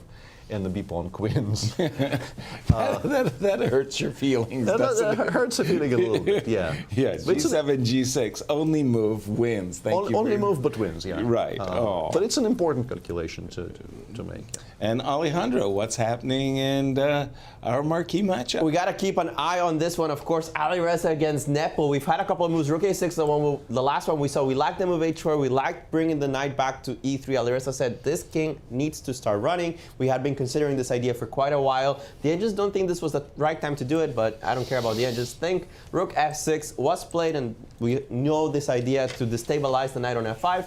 Rook E1 on the board. This rook is finally active. And this cagey move, knight F8, we saw this earlier in the game, but the knight is now on F8 again. Now, the idea is simple. The knight on F5 doesn't have a good way to be defended. You don't have knight D6 because black is protecting that square. So the knight returns, and the engines actually loved the move bishop H6, keeping the pressure on the E3 knight. Instead, the bishop has returned to B8. There's still a threat on F2. The position is chaotic. Alireza, 6 minutes for the next 8 moves. Nepo, 11 minutes. So certainly time pressure here for both players. There's tons of possibilities. This rook is taking on F2. It also might jump to the F3 square and try to capture H3. White is up a pawn, but that's a pretty much the only advantage he has in the position. The knight on B5 is very pretty, but it's not participating with the rest of the pieces for the time being. Of course, this is a protected pass pawn at some point, but we're far from an endgame.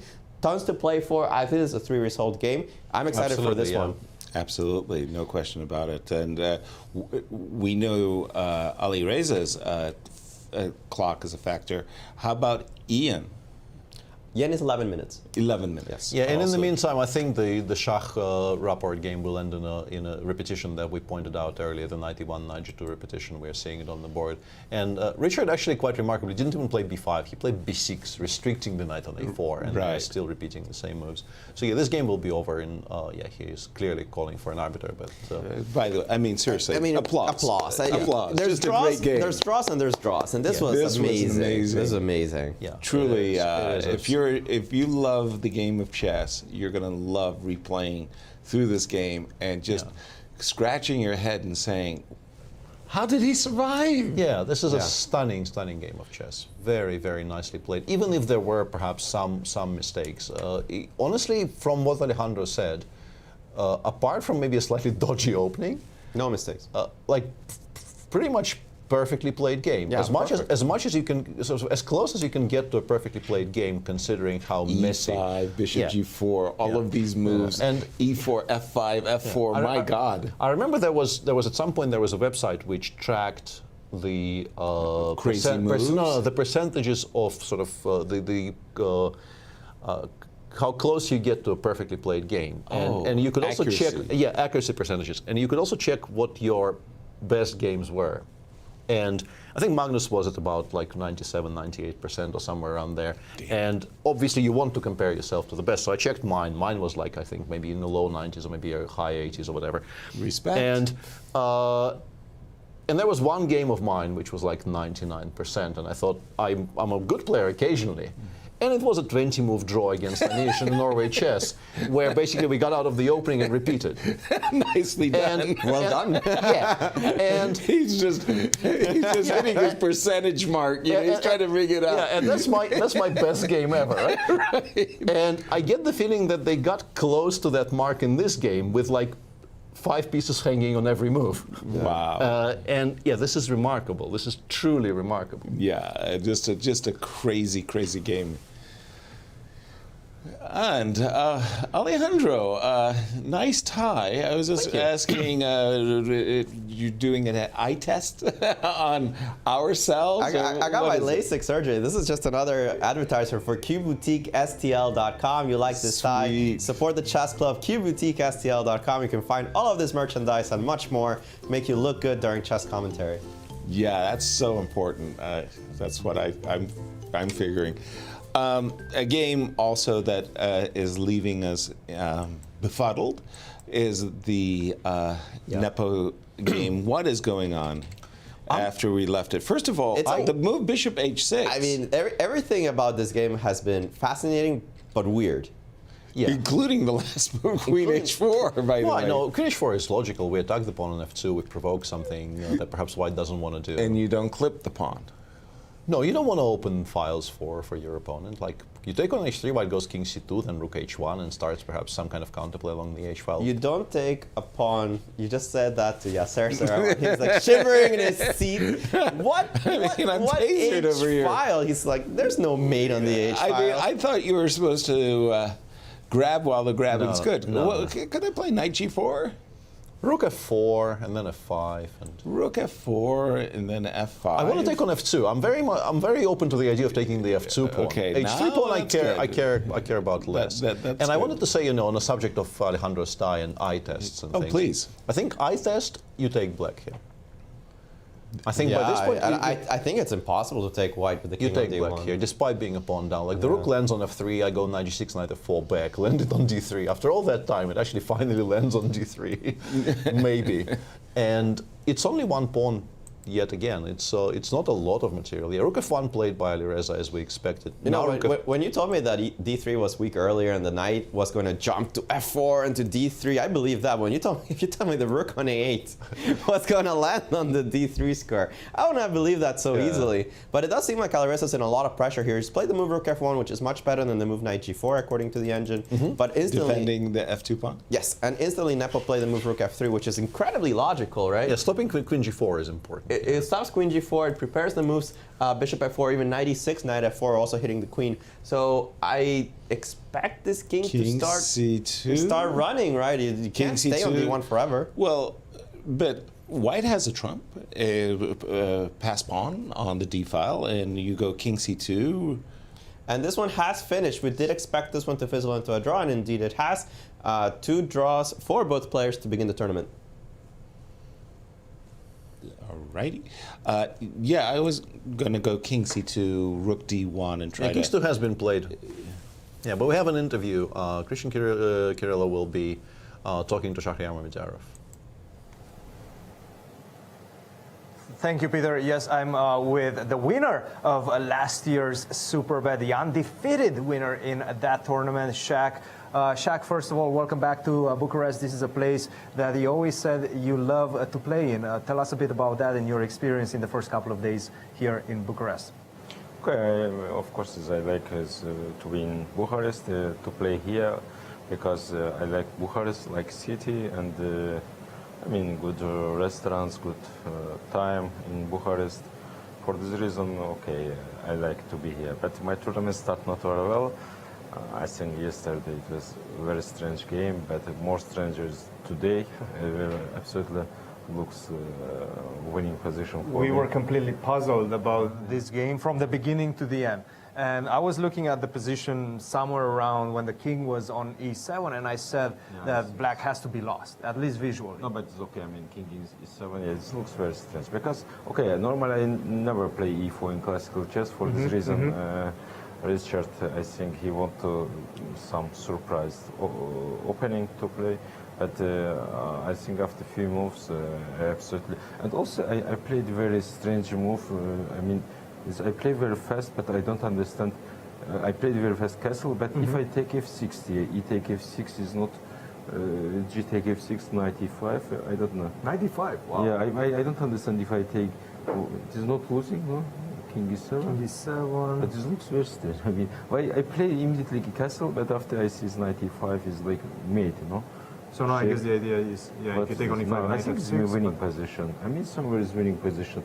But I played very fast castle is normal move, but after the castle I said, why not just take Knight E5? I mean, I want to play after Bishop D7, take Knight E5. Idea is looks absolutely winning because king in after castle, but this also look winning, you know. So the idea being that once you go go Bishop E7, you just simply take on E5? No, I mean, okay, I played very fast castle and after, okay, it looks losing position, no? It's castle Knight E4, maybe Knight F6. Is mate, I think it's for engine is mate, I don't know, maybe not. But it's for humans, absolutely, it looks how to play move, I mean, no moves. Now, I play very fast, but he played very strange. I mean, of course, it's very strange, but yeah, I miss, okay, after Knight H4, H5, okay, I was very happy with my position because everything looks very strange. B3, okay, for engine is not good, but for human is bishop a3, rook e1. I don't know. I was very happy with my move b3, but after e5, I mean, every move looks normal. Bishop g4, queen g3, and rook g8. How is rook g8? I mean, it looks. But it does seem to be like the best move in the position. I mean, okay, I understand he need to play some moves, but I think he played just moves because he need to play moves, not best moves. I mean, and here, okay, take rook e1. I mean, it's very strange. I mean, okay, now I was not very happy because two bishops every time big problem, but it looks again not easy to play. And here absolutely e4, I don't know what's f3, f5, but. No, f3 is take. Yeah, sorry, f3 is take. It's knight a4. Yeah, knight a4 because I don't see his move f5. Of course, I missed this f5. I think if not if not f5, then he's almost lost. Yeah, I mean, his f3 is coming. Backwards, it seems like. Yeah, and bishop knight c5, and again f5. What does it take? Check, take f4. And this was a variation that Alejandro was looking at.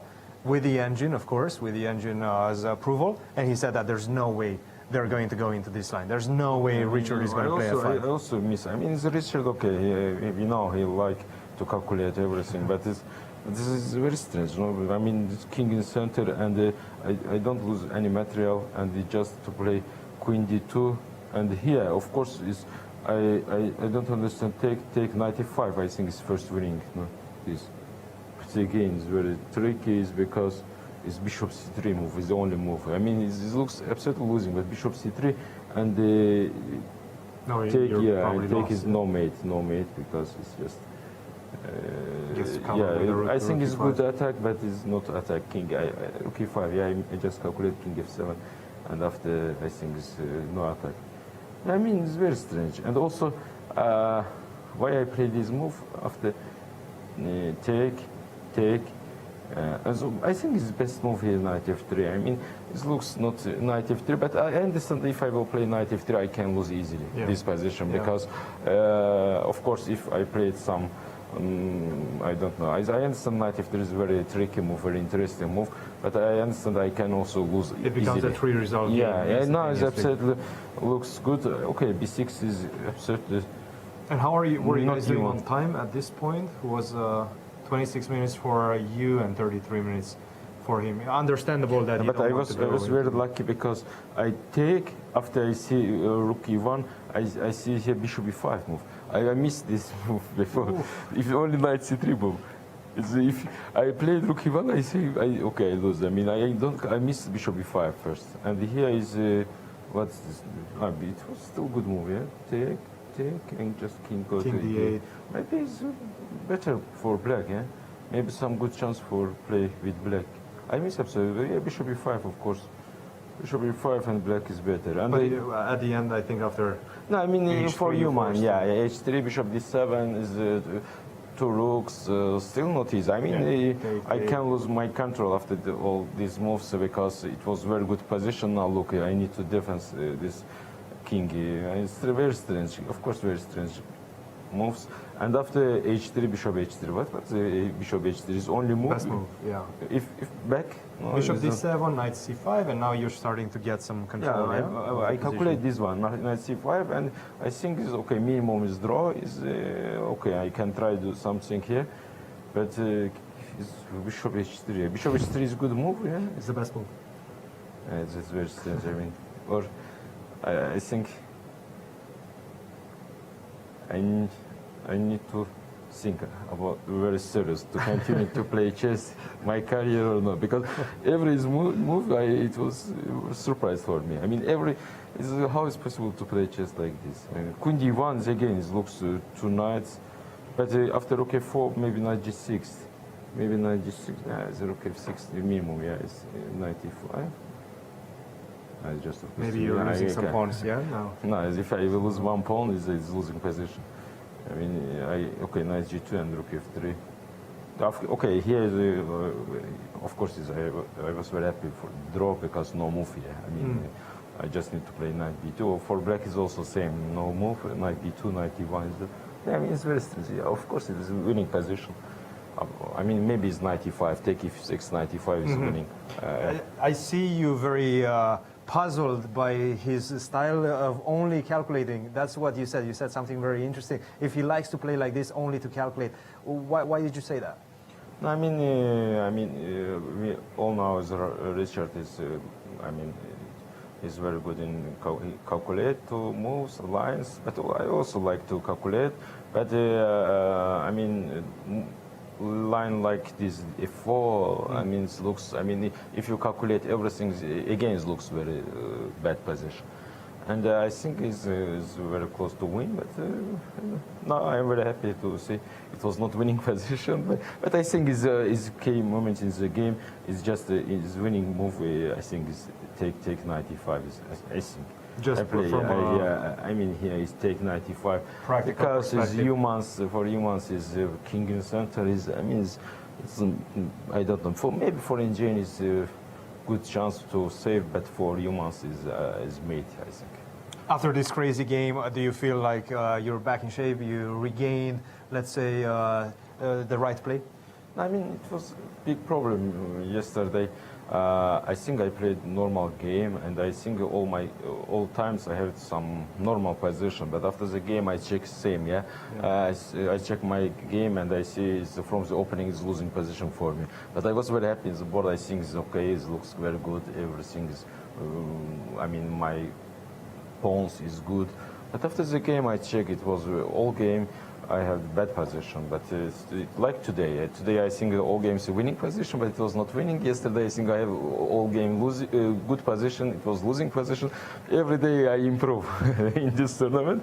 Okay, I will see how I will play, but okay, it looks like it will be not like last year, but we have more 7 games. Shaq, always entertaining. Keep the energy up, and we'll see you in the next few rounds. Thank you. Thank you. Thanks. Guys, back to you. Cristian, that was a great interview. We owe Shaq a great apology because we were just laughing. We were and giggling, enjoying. but not at him, but with him. Because he was just like expressing every amount of confusion that we express. Like, how could I not be winning? I'm winning. I'm not winning. No, I'm not winning. And he was coming to all of these conclusions. Man needs machine evaluation. Exactly. It was brilliant. It was great. I mean, he is a fantastic player. He saw a ton of things, and Richard as well. They both saw very, very unobvious things during the game. But yeah, for somebody who plays this game from the white side, the feeling of bewilderment that you're not winning.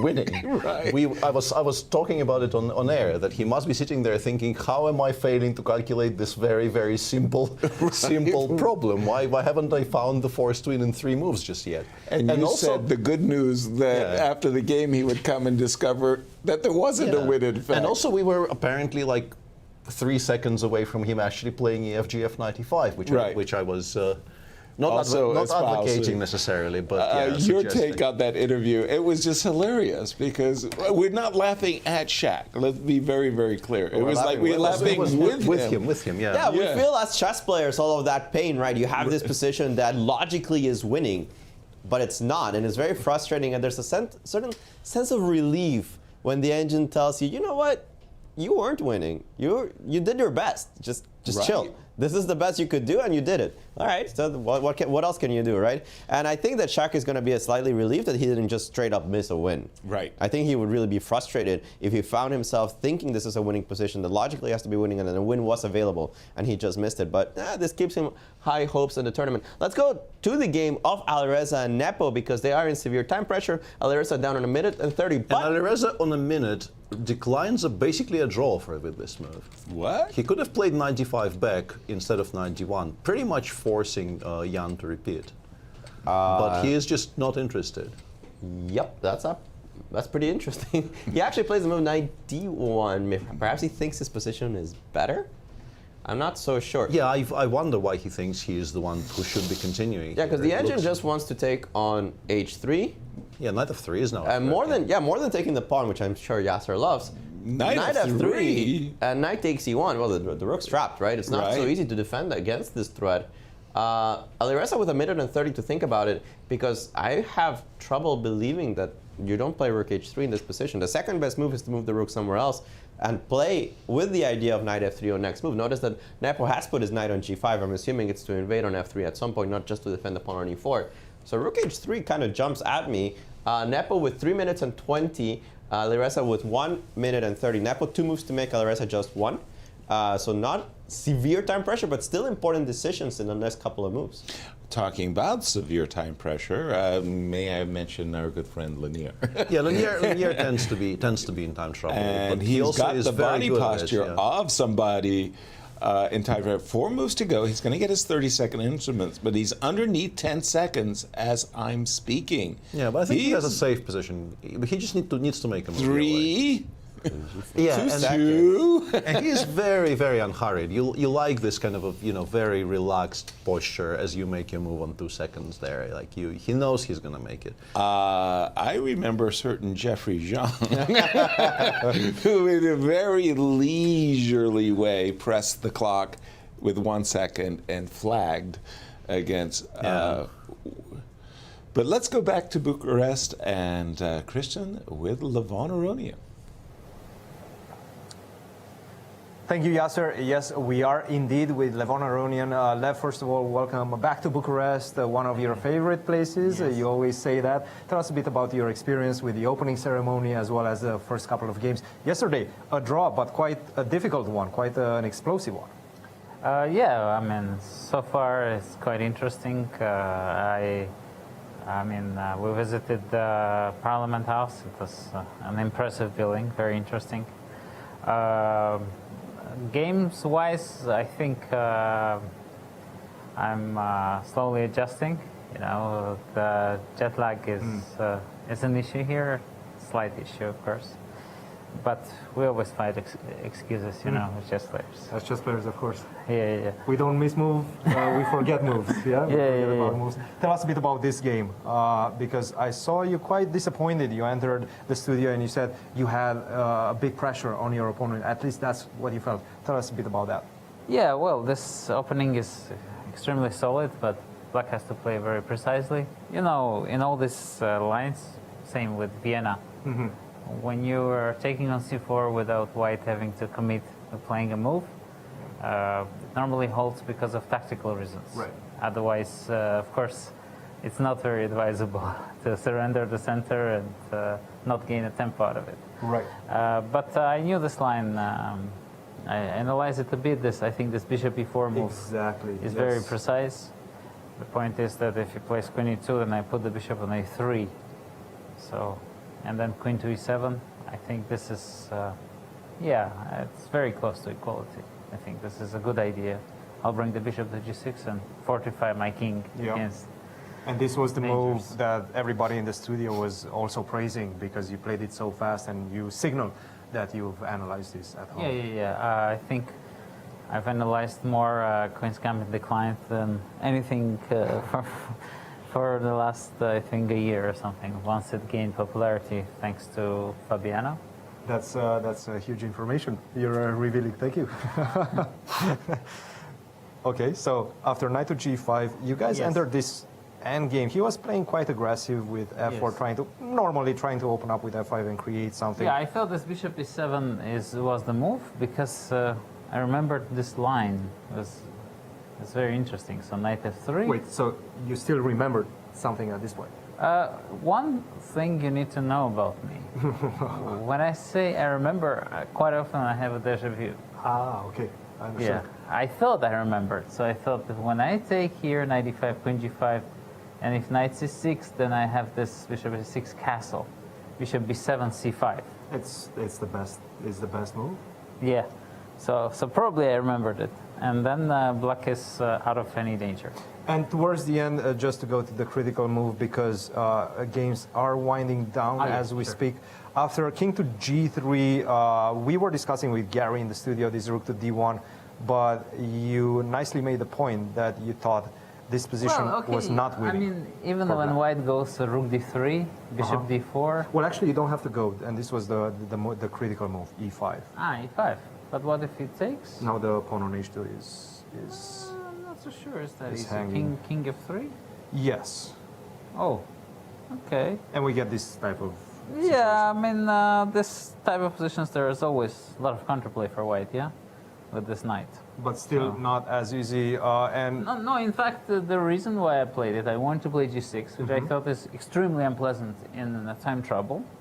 And then I just, after I played it, I mean, after I went rook c5, because h4 is only natural, only here I noticed that knight e6 is a possibility. And this is just a crazy move, because once you cover up on g7, the simple rook to e7, or rook e8, followed by rook to d7, doubling up, and there's no way to stop it. Yeah, it's pretty crazy, but Do you think he it's saw just a that? draw.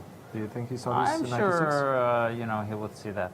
So then I kind of started, trying to catch a fish in the muddy water. But yeah, I knew that I always have this bishop f4, so I was not too concerned. But obviously after h5, the position is, it's watering down. Levon, thank you very much for joining us. Keep the energy up, and we'll see you in the next few rounds. Perfect. Guys, back to you.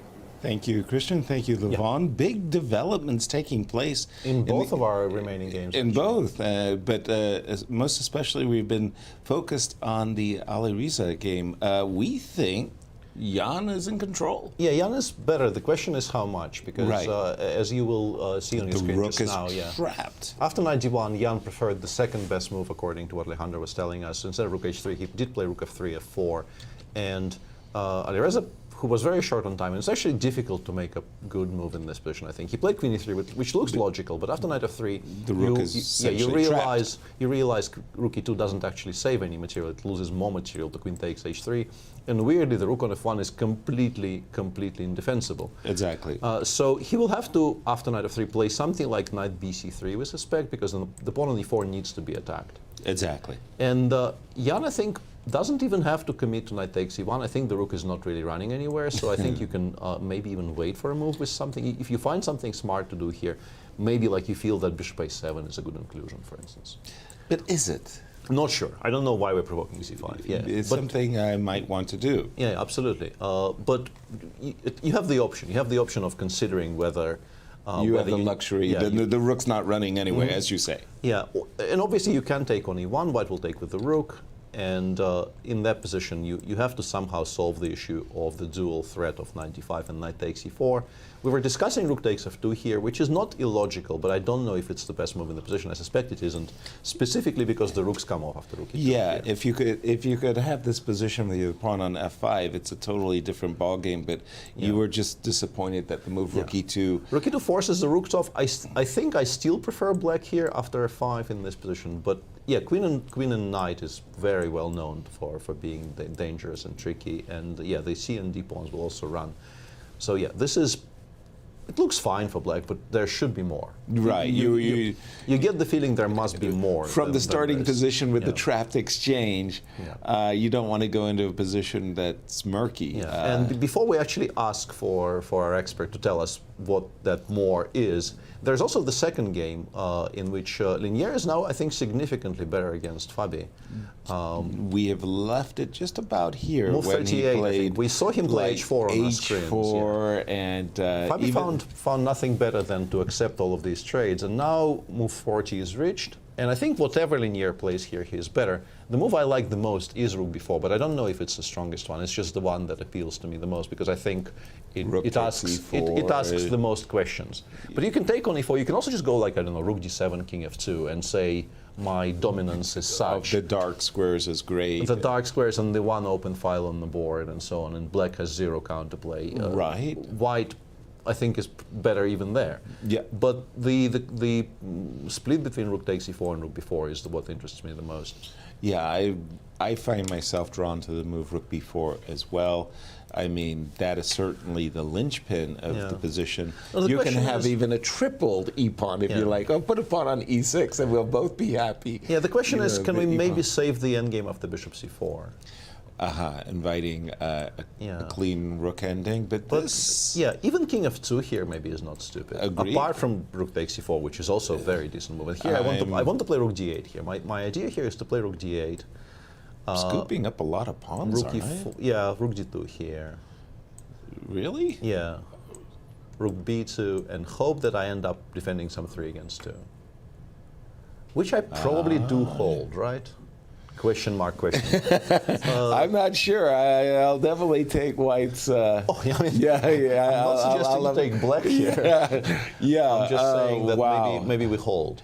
But yeah, this is the extent of how desperate I am with Fabi's position. Because exactly. if you give up the pawn on b5 for nothing, I think you lose. If you play rook b8 here, at the very least, I can go rook takes e4 and win a full tempo because e5 is now so hanging, useful. right? Yes. I also have c3, c4, which might quite easily just be winning. Yeah, that's I think the real problem. And finally, king f2. And, all of which leads us to think that Lanier has a really huge advantage. Let's jump back.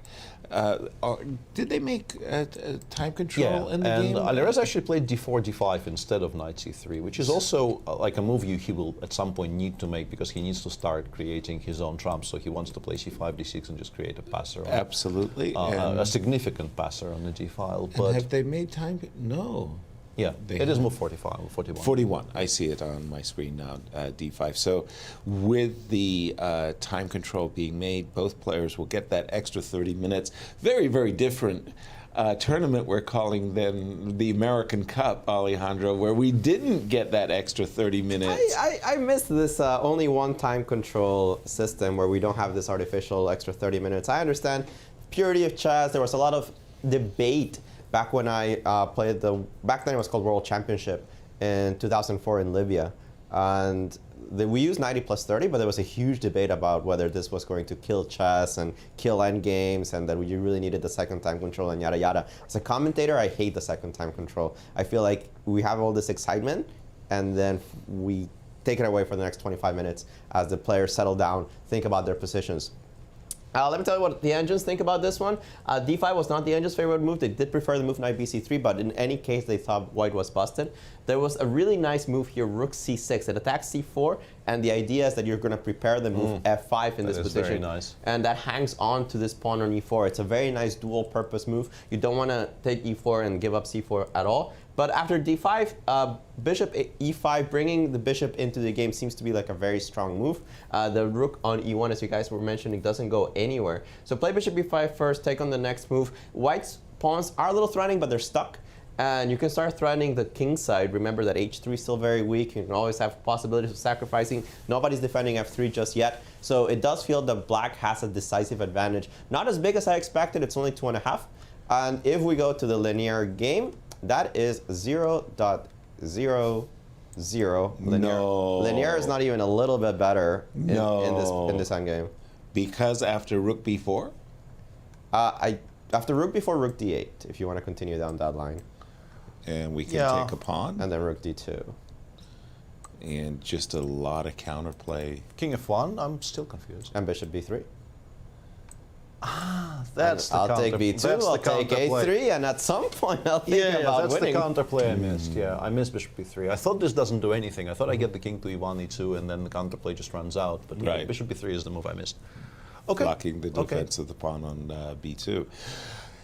As we get ready for our break here, I'm still sorry. It's like I haven't completely reset my mind from that most amazing game between Shaq and Richie. Yeah. For those of you who are joining us late, shame on you. You've missed an extraordinary battle. And I urge you to play the game over, not with an engine. Just try to understand the game.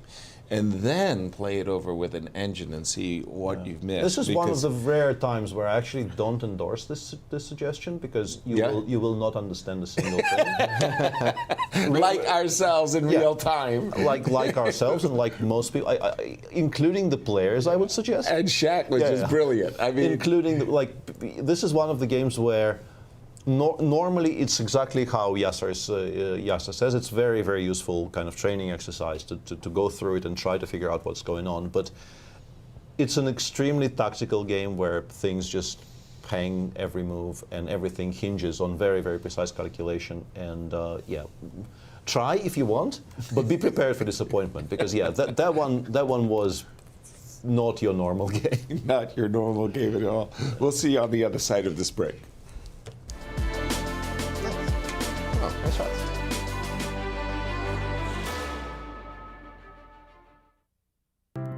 Can you hear it? It's the sound of hope and health and strength.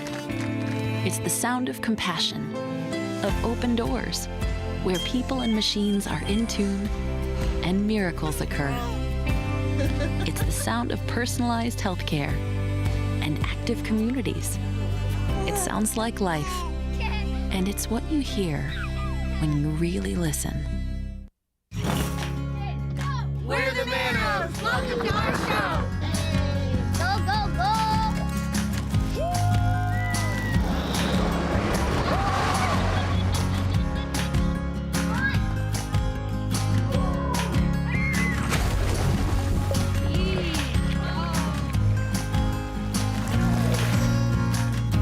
That's our show. Now go play yours at visitmo.com. When you visit St. Louis, you'll probably want to watch the Cardinals or the Blues. What about after the game? Heading back to the hotel would be a major error. Instead, boogie through the city and discover the music that gave the Blues their name at the National Blues Museum, Broadway Oyster Bar, or even the legendary Blueberry Hill. So whether you love the Cardinals, the Blues, or the Blues, come play with us. Hey, you guys know I can't play this, right? St. Lou is always exploring.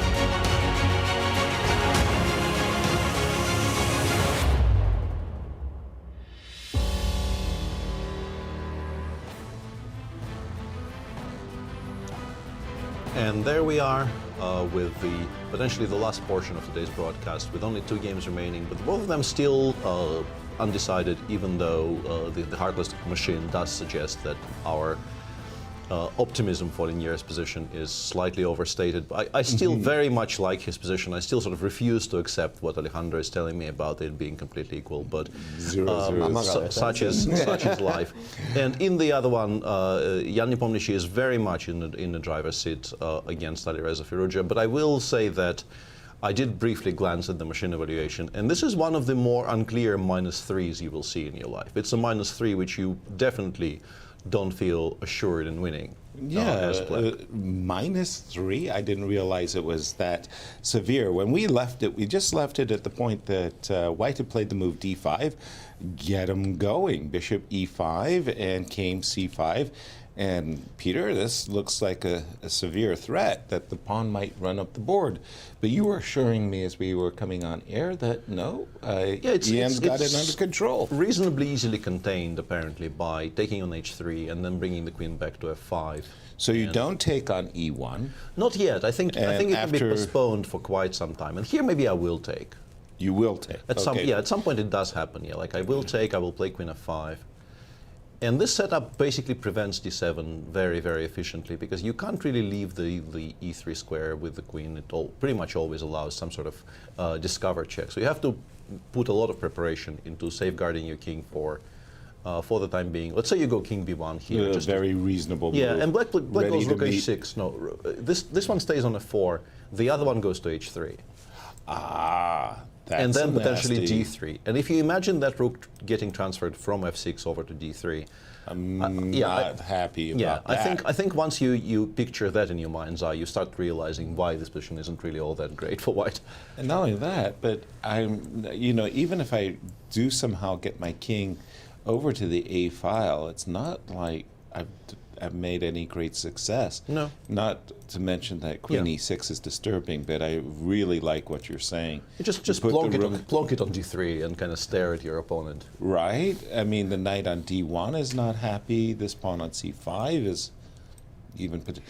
This is, when you said -3, I didn't think it was that good, but once you put the rook on d3, feels like -4.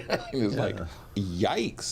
Very, very bad all of these moves, like the idea of actually keeping this rook on f4 and activating the other one, it's not that obvious. And I was absolutely sincere when I said that, -3s come in all shapes and sizes. And sometimes, like, there's no counterplay, there's nothing really to be threatened of, worried about. And you just know that it will take some time, because the position still needs to be, your opponent's position still needs to be deconstructed. You still need to prevail over some defense. But you know what the end result is. You know how this movie ends, so to speak. Right. Whereas here, you can still imagine, like, blundering something, and I don't know, the knight from d1 gets activated, picks up the pawn on e4, or you miss some way to create a threat of d6, d7, and have to switch to defending. Right. And it gets very unclear. So, yeah, this game is still very much alive, but Jan, of course, is a heavy, heavy favorite. And I really do like so much this rook h6, rook h3 idea. Very, very powerful. And I'm with you 100%, by the way, on the Fabi game. You can't convince me that White's not for choice here. No. And it's mystifying. Yeah, okay, I agree, I'm a pawn down, but this knight on e3, so powerful. At any moment, it seems like White could go and start rounding up pawns on the queen side, especially if I can play king e1 and prevent the counterplay that we saw earlier with the rook coming to d2 and the bishop coming to b3. But, wow, the engines... really confuse us. Yeah, we'll get to that. But in the meantime, this is the standings with the 2 games still running. We have Wesley on a point and a half. He will not be caught up because the people still playing are. Hang on a second. No, Linier can catch him up, right? Exactly. So can you. I don't know what I'm talking about. Yeah, I am. Very. Good morning, St. Louis. Good morning, St. Louis. Yeah. Exactly. Current standing: Wesley, the only person to win. We have 3 draws, 2 remaining games in our round 2 coverage, and Wesley sitting pretty. He's hitting Alejandro. good. This is the type of tournament he likes to play. He gets an early +1. He gets some positions where he's even pressing his opponent like he did against MVL today, but just pulls the brakes, says, well, I don't want to take too much risk. This is the way that he plays many events, and it works to perfection. You can't really criticize results. He is the defending champion of the Grand Chess Tour, and I'm sure that he knows how to win it. He's actually won it twice, the other time in 2016. A very experienced player when it comes to this format. I think he's one of the most dangerous round-robin players, because if he gets an early point, I mean, he's just not going to give you any room to work with. Now, this one in particular, this game between Lenier and Favi, I'm not here to convince anybody. I'm just here to read what the engine says. Right. The engine says 0, and that's what I'm going to go with. I am, of course, a grandmaster, and I do think that white has a lot of potential in this position. You have more active rook, the knight on e3 blockading the stupid pawns, the king coming to f2 in the center, and it seems that black doesn't have any real counterplay. However, the more I analyzed it with the engine, the more it turns out that not only can white create very few threats, but the moment you start creating threats, I get immediate counterplay. I get immediate access to a lot of squares. The moment this rook disappears from the d file, I'll take it over. If you start hiding this pawn on b7, sometimes I'll just play the move bishop c4, force you to give up your blockading knight, and then I'm going to be able to penetrate, or force the penetration of the rook down the d file within the either d3, d2, or d1. You can't cover all of them, you especially can't cover d3. So the rook's going to get in somehow, and that's just going to provide enough compensation for the queen side, basically, which will eventually disappear. And it seems like it's all headed to a draw. Now, white has a ton of ways to try to continue in this position. The move king f6 is now on the board. He could play rook d6 check, he could play rook b7, he could just bring the king to e1, he could continue with the move g4. So Lenier certainly has a lot of ways to keep up some pressure against Fabiano. The only thing is that the engine doesn't think any of these moves are different than any others. They will all lead to the same result. Thank you for that, Alejandro. We do have a surprise move development. Well, somewhat surprising. The game of Ian. I like what you said, queen h3, queen f5. He took on e1 immediately, yeah, but Peter. You know, there's only this much you can be surprised at the idea of winning an exchange with check, right? It's it's not going to be a bad move. It's not going to be. It's not going to be a bad move. It's a terrible move. Oh, okay. I liked your queen h3, queen f5. The rook wasn't going anywhere. Yeah, the edges hate this move. They think that white is close to equality.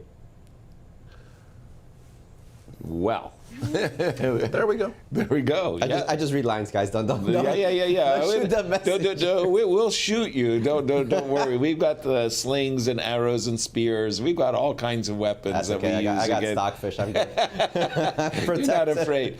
But yeah, you got to think with the rook. Explain to us why this is terrible. The thing is, you're not taking h3, and the queen doesn't return to this diagonal as effectively. Actually, the engine wants to go queen h7, queen f5. But why didn't you take the pawn and do the same thing? Bingo. It's a big deal, right? It's an important pawn. Yes. Well, okay, it's not that important, but it is a pawn. And at some point, rook h6, rook h3, you might think it's a similar scenario.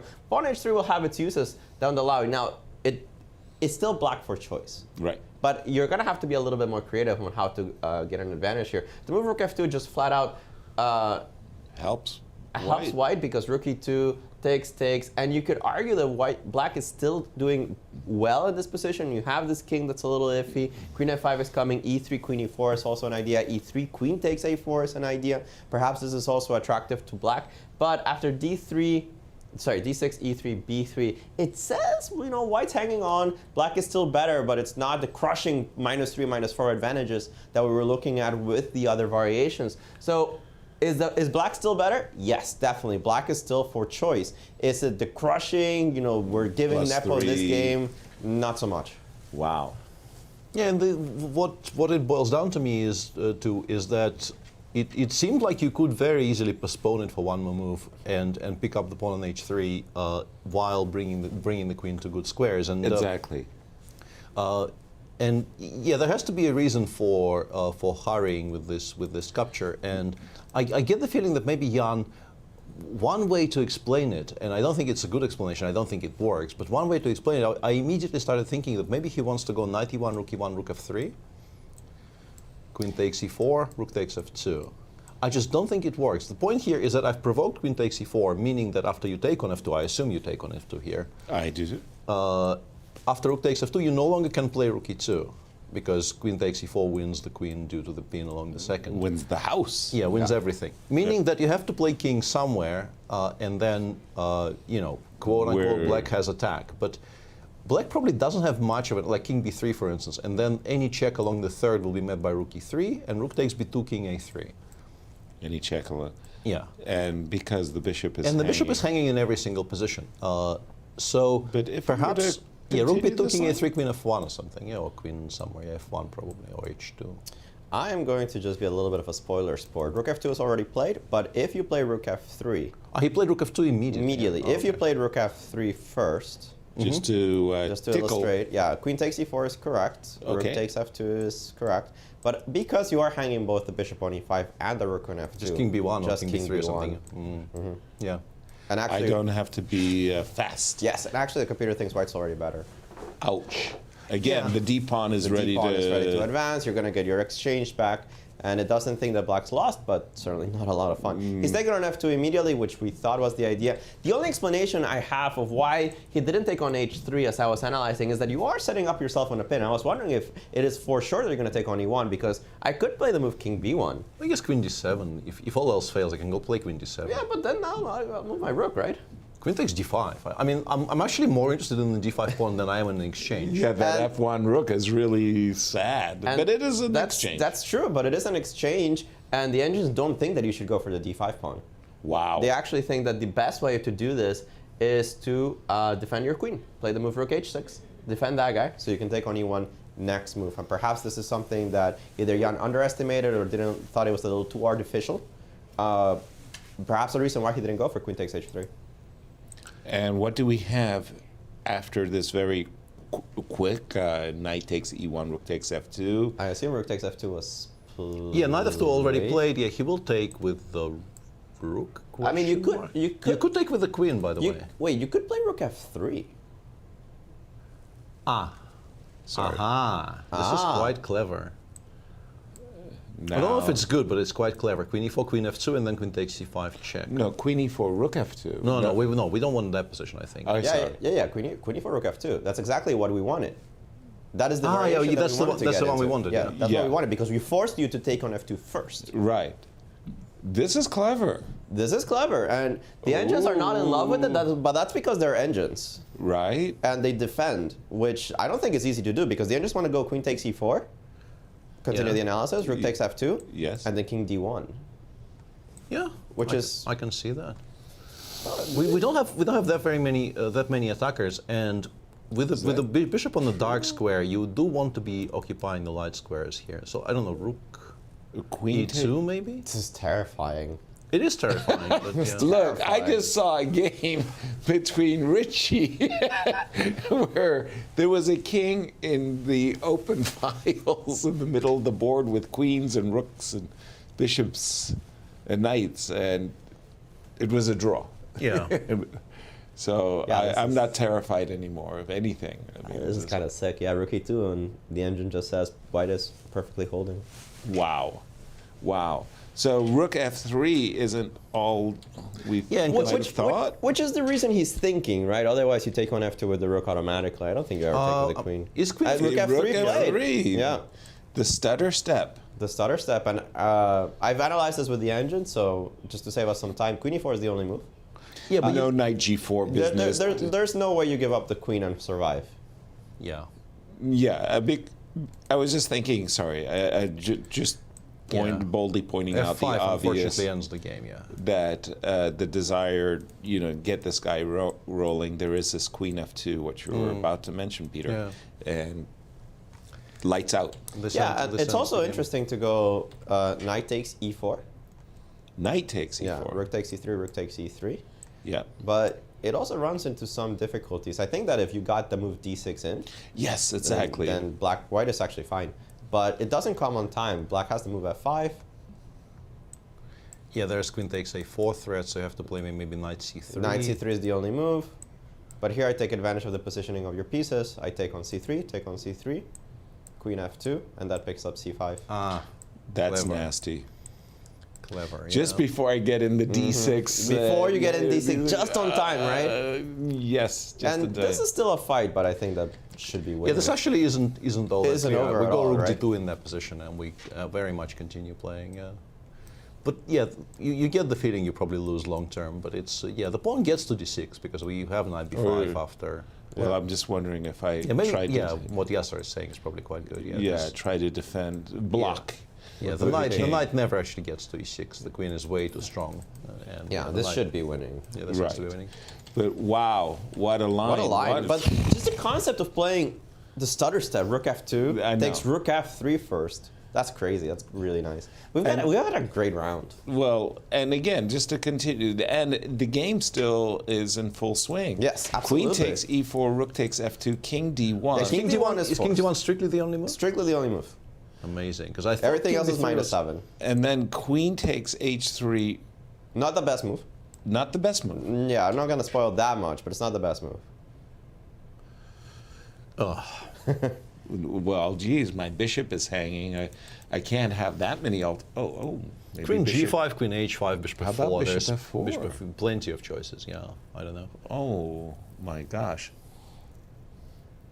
Plenty of choices. Yeah, it's very caveman. But it goes queen h5. Rook e2. Rook e2 and takes on b2. No. No. My brain hurts. No. That's terrible. What? Really? Not my brain, yeah. I just read it. It's easy for me. D6 and what? I'm in this. All right. I'll play with you guys. Yeah, like, okay, D6 looks logical. I'm not looking at the engine. Right. But it does rook F1 work? And then queen takes C5? No, but king E1 was my problem. Instead of not D6. D6. No, because king E1 I think gets some material off the board while not losing any of the important pawns. Yeah, he's gone knight takes Knight takes E4. Knight takes E4. Yeah, so very humanly understandable that he didn't believe this is holding. And now if Jan plays precisely, white is in trouble. White is in trouble. The game is far from over, of course. Knight takes E4 on the board. Now, I think this sequence is more or less forced, right? Okay, the queen has to go up. Rook takes E3 is forced.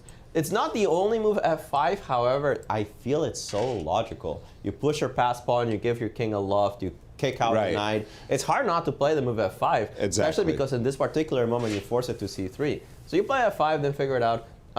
Giving up A4 is no good, you have to play it here.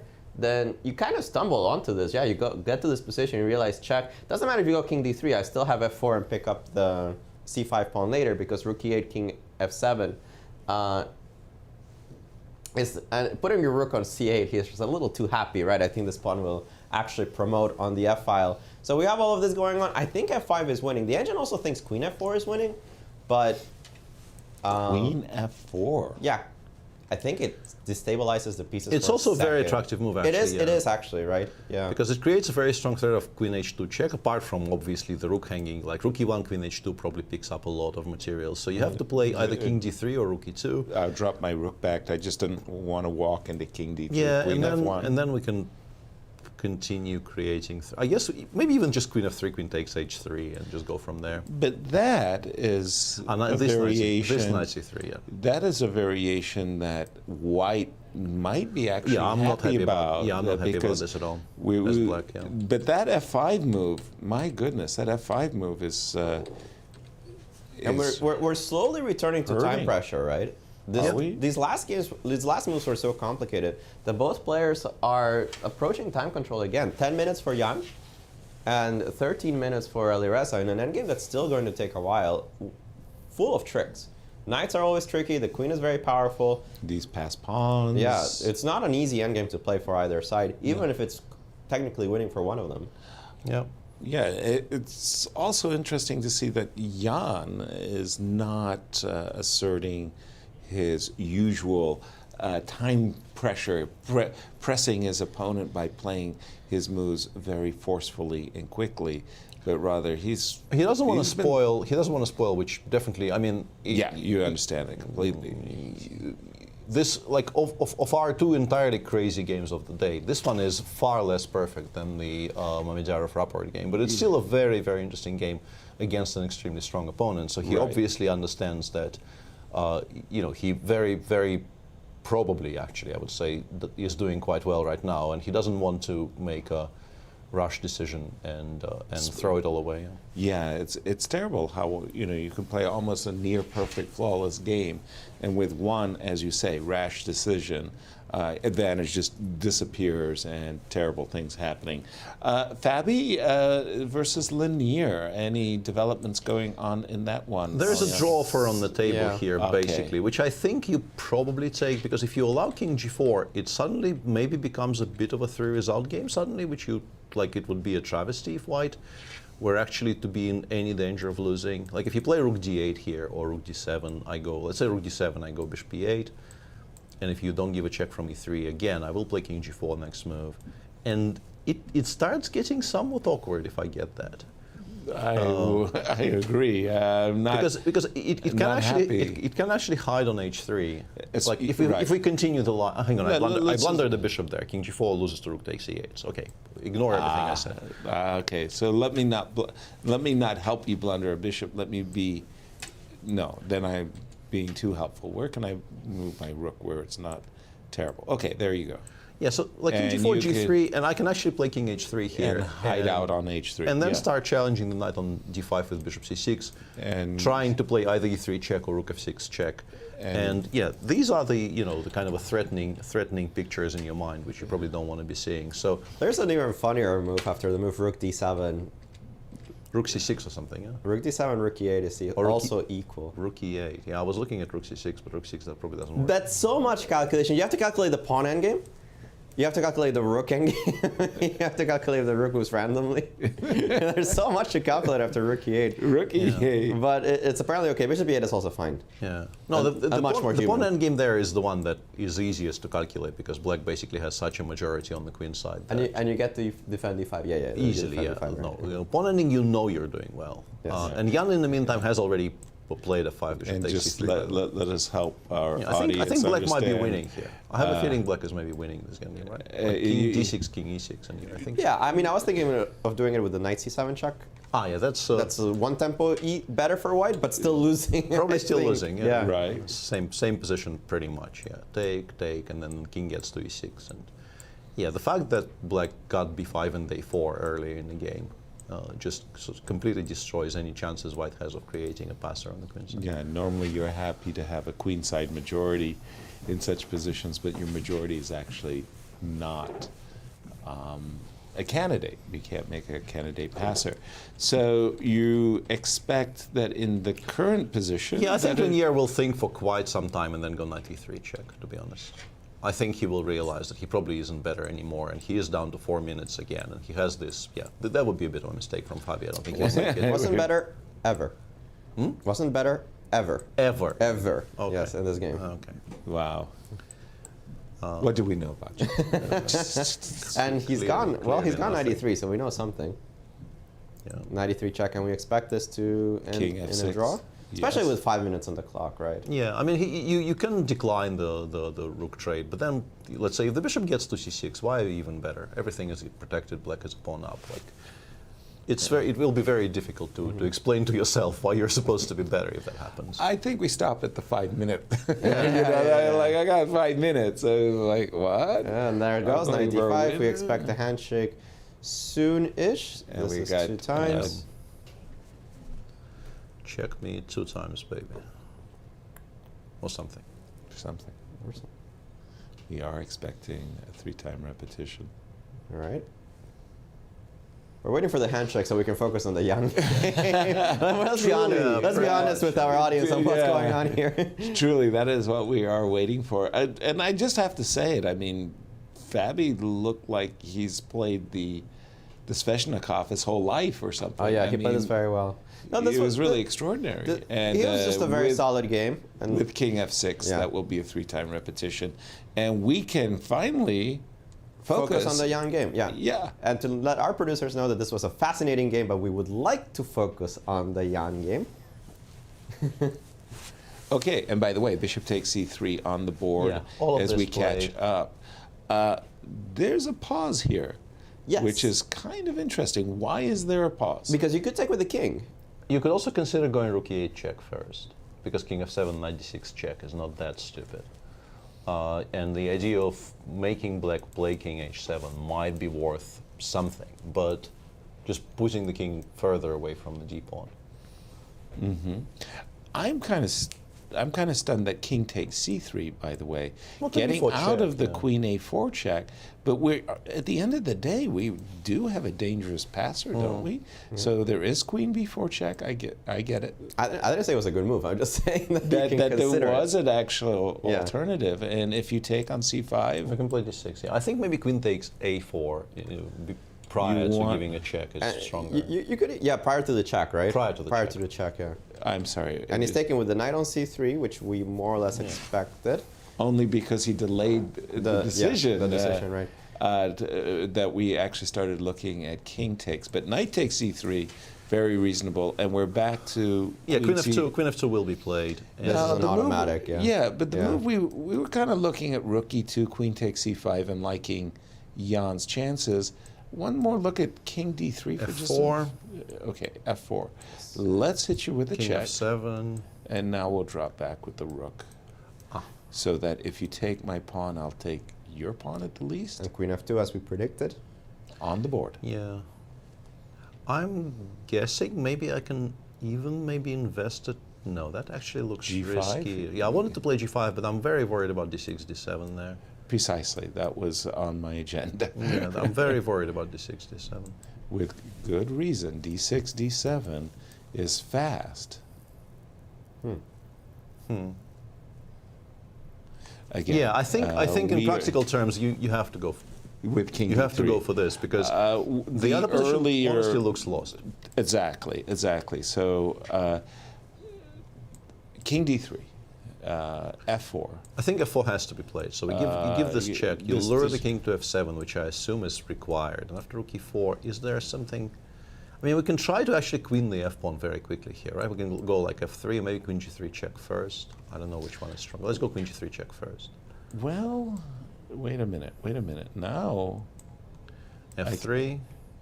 You're not queening with check anymore. I'm not. Yeah, d6, d7 is what is once again worrying me. Exactly. Precisely. d6, f2, d7, and the queen, the emerging queen on d8 will actually control all the queen d3 checks as well, which is very relevant.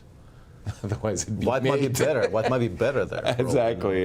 So, was it from the American Cup where we had two queens? Yeah, that was on the board? Aronian game with black side. It's an incredible game. Like- Leslie promoted to two yeah, queens, he's played king. and he He's was played king worse. d3. Yeah. He has played, and the whole point is, as Peter was mentioning, hugely relevant that the queen on d8 covers all the squares. Otherwise, queen 1 d3 would have been winning. Yeah, Yeah. king d3 and simply queen takes e4 if all else fails, but none of that works.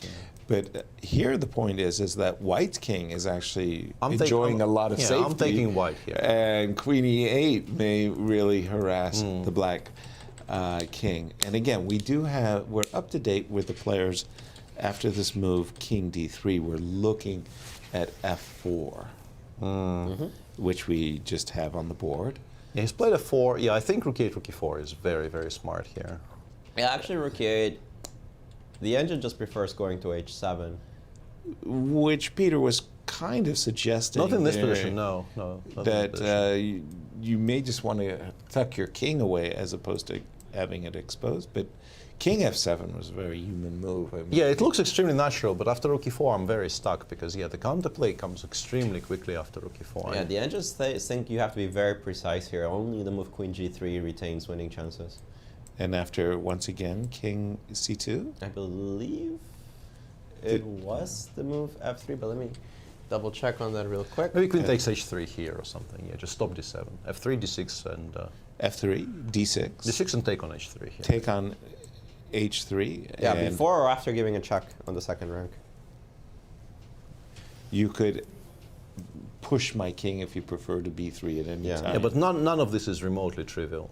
No, not at all. And even this position is not remotely trivial. I wouldn't be able to tell you that white is for sure losing this endgame. No, I mean, after move rook e7 check, it would be still crazy, but we have a special guest in Bucharest. We're going to jump over to Cristian and Fabiano. Thank you, Yasser. Yes, we are indeed here with Fabiano Caruana. Fabi, first of all, welcome back to Bucharest. Welcome back to the studio as well. Tell us a bit about your first couple of days experience here in Bucharest. Yeah, the first two games were pretty interesting. I mean, especially today. I thought it was a super interesting game. It was really tough. It's one of those, I mean, I chose an opening which is risky, but also quite ambitious.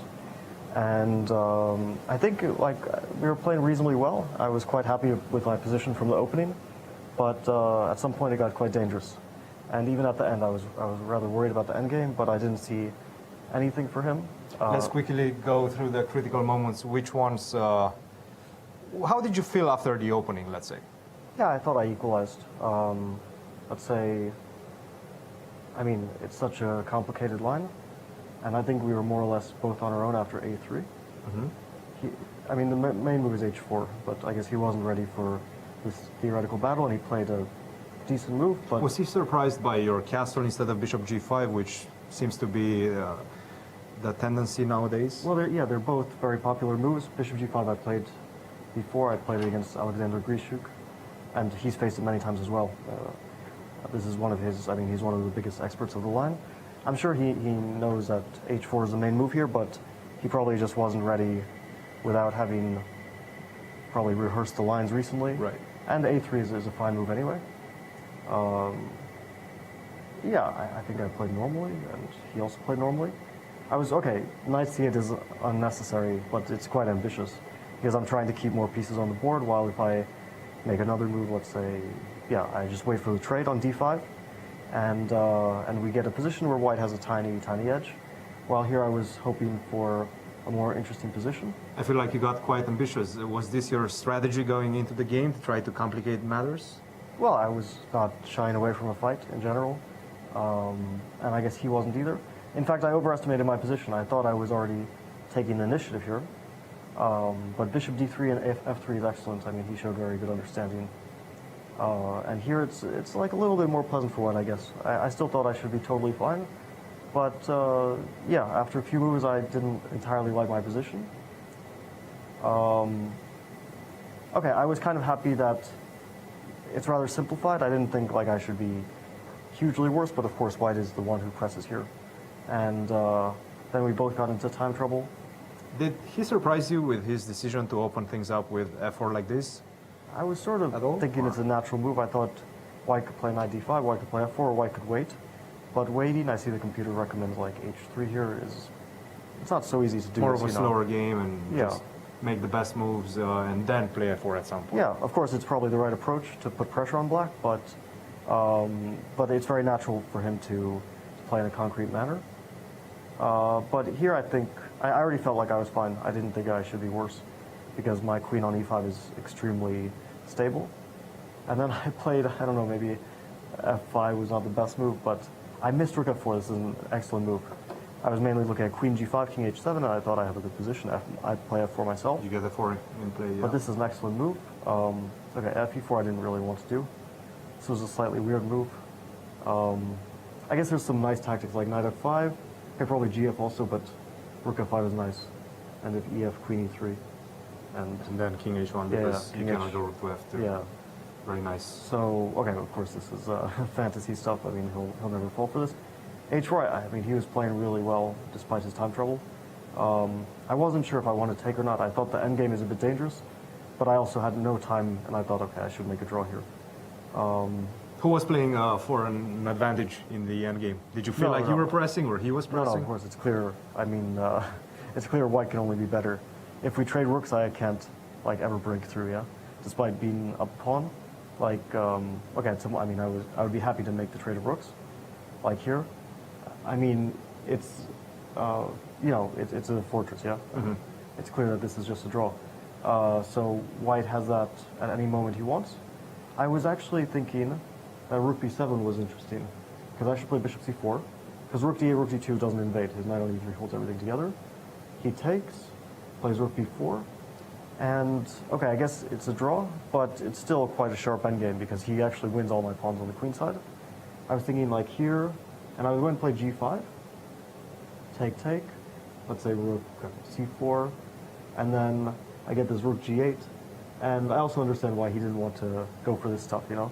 I think this is Like this position. where Peter was saying that this becomes a 3-result game, basically. Yeah. It's probably a draw, but it's very understandable he didn't want to go for this. But it's what I was also worried about because, you know, it's such a weird rook endgame, right? But he can't ever move his rook from the fourth because e3 comes. So I can probably just oscillate rook d8, rook g8, and it'll be a repetition. And he played a dangerous looking move, rook d6, rook e6, because it's almost winning. Like if rook d7, bishop e8, rook d8, and the only move is bishop c6, I think. Actually, I see like every move is a draw. I didn't realize this, but okay, bishop c6 and knight e3, king f6, and it's a draw. Sorry to interrupt you, Fabiano. The other game is about to finish. Thank you very much for joining us. Keep the energy up, and we'll see you in the next few rounds. Thank you. Guys, back to you. Thank you, Nice. Cristian. As we pick up the action here, looks like Jan is steering the win home. Interesting, at this moment, f4, there was no rook e8 check. Yeah, he chose to do it with the king still on g8. I guess his reasoning is very understandably. He wants d7, d8, queen to be a check. So he, Alireza, that is, felt that forcing the king away from the 8th actually harms his chances because in all of those positions we were discussing, if let's say the f-pawn queens and the d-pawn queens, he wants d8 to be played with a check. Fair enough. And after queen g3 check, I think the position was still potentially, I don't know if holdable is the right word, but difficult to win. But king d2 is a mistake, and now there's a very beautiful line which I suspect may have been missed after f3 has been played. I assume his intention here is to play d6. Right. And then black wins by playing queen g2 check first. No, you play queen g2 check first to force the king onto a poor square. It can't You go back don't to the want first. to go to d3 because d3, that's check. Yeah, so I think he wants to go king e3 here, f2 d7. And this is where kind of a nasty surprise awaits him because f1 check with the knight. Under promotion wins on the spot because then the queen checks from d2 and picks up the pawn on d7. And you ended up knighting the pawn. Yeah. That's nasty. That is nasty, but it's also completely winning. Yeah. He must have forgotten about the move f1 equals knight. I don't see any other explanation why to go to d2 instead of c2. D2 looked like a strange choice of a square because yes, c2 b3 is what you want to do to hide away from all the checks. Yeah. Right. So this was the moment of truth where it all goes wrong. King d2. Double question mark? Double question mark, but the engines already thought that it is eventually winning for the black side. Had he played the superior house up? Even if he played the superior king c2, they go down the line. It's f3, d6, queen takes h3. It takes a while, but double question mark to me always implied that it changed the evaluation of the position. It doesn't change the evaluation of the position. It's still winning for black. It just makes black's life a lot easier. I'd give it 1 question mark. I see. So king d2, and we're expecting f3 on the board. Already played, yeah. And after d6, I think finding queen g2 check should not be much of a problem for Jan because it's a very nice inclusion. Right. Forcing white into some very uncomfortable contortions to prevent the pawn queening with check. Yeah, but it's knighting with check now. Knighting with check. There's just nothing to look at. A minute and 20 for Alireza. And less than that now. Counting as f3 on the board. He's realizing. I think he's now realizing that there's no queen. Out, yeah. I think it's a knight. Yeah. But there's no way back. You can't if you don't play d6 here. The f pawn is just way too quick. You can't really make a waiting move of any sort in this position. It's not a position where you have the luxury of not playing the most forcing move every single time. He must be looking at knight d1 though. Knight d1 f2. Yeah. And then knight e3. I could just take the knight, right? And then you take even the queen knight. takes e3 is winning. Even there might be something clean. He has He's played d6. d6. Yeah. And this is the moment for Jan to find queen g2 check. Not the only winning move, but queen g2 looks to me like the simplest. The cleanest. But what's the other choice? Queen g5 apparently is also awkward enough for white. Queen g5. I would never look at that move. I think queen g2. I find the win and we go with it. 1 win per game. That's all we need. That's all you need. Yeah. Yeah, we should probably stay with that view because described the position, I think, in enough detail to just watch them play it out. Queen G2 check. Yeah, he clearly is leaning into Queen G2 check. He's already almost played it. I think he's pretty sure he's winning, but he, once again, stakes are high enough considering, as Gary said, all of this is kind of rehearsal. Yes. For the candidates. So he knows how important this is. He knows how much of a confidence booster it would be to beat Alireza with the black pieces here. Absolutely. But yeah, Jan is a very, very quick and a very, very good calculator when he's playing well. And today, I think in general, yes, there were some decisions which the computer is quite sharply critical of, but like the general plan for the game and the ideas he had seen are very good. And I think it's, you know, you take a win like this over Alireza any day of the week. Yeah, and for me, I must say, I was a little bit confused. It seemed like Alireza was playing this game as if he had to win at all costs. It did seem a little like he's gone knight e2 and now f2 ends the game on the spot. Yeah, you don't go f2, you go f2. Yeah, but f2 also works. Yeah, but I think f2 is cleaner because queen g5 check exists. F2. Hang on, f2, d7, and then... Yeah, because you take on d8 with check. Yeah. The line we're looking at is f2, d7, queen g5 check, rook f4. You promote to a queen. No, I wanted like a king c2 here or something. But that still doesn't work because the knight will be hanging. Yeah, on e2, rook f4. And then you queen. F1, yeah, F1 and d8, queen takes d8 is a check, sadly, for white. I mean, this is like shades of Richie's game, you know, like check. I mean, like what? F2, by the way. Yeah, F2, which is definitely the most precise. Yeah. Well, by the way, that's a stylish move. It's a stylish move. I don't want your knight e2. I don't want the stinky knight. Get out of here. Nice. Why didn't he want the stinking knight? I like stinking knights. He wants the stinking rook. Yeah, he wants to be more material. More winning. Yeah. Well, like just tell me what the stinky... Rook takes e2, I think, is the point. Yeah. Rook takes e2? This is not just like... No, it's winning. It's winning. Yeah, we don't have to like... Yeah. F takes e2 was definitely a winning move. Okay. But F2 is cleaner.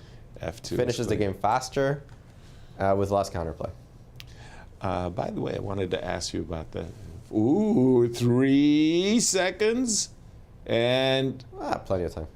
Yeah, with 2 seconds on the clock. Yeah, just king h7, d7, queen d5 check now wins on the spot. Yeah, this doesn't really improve your chances of survival.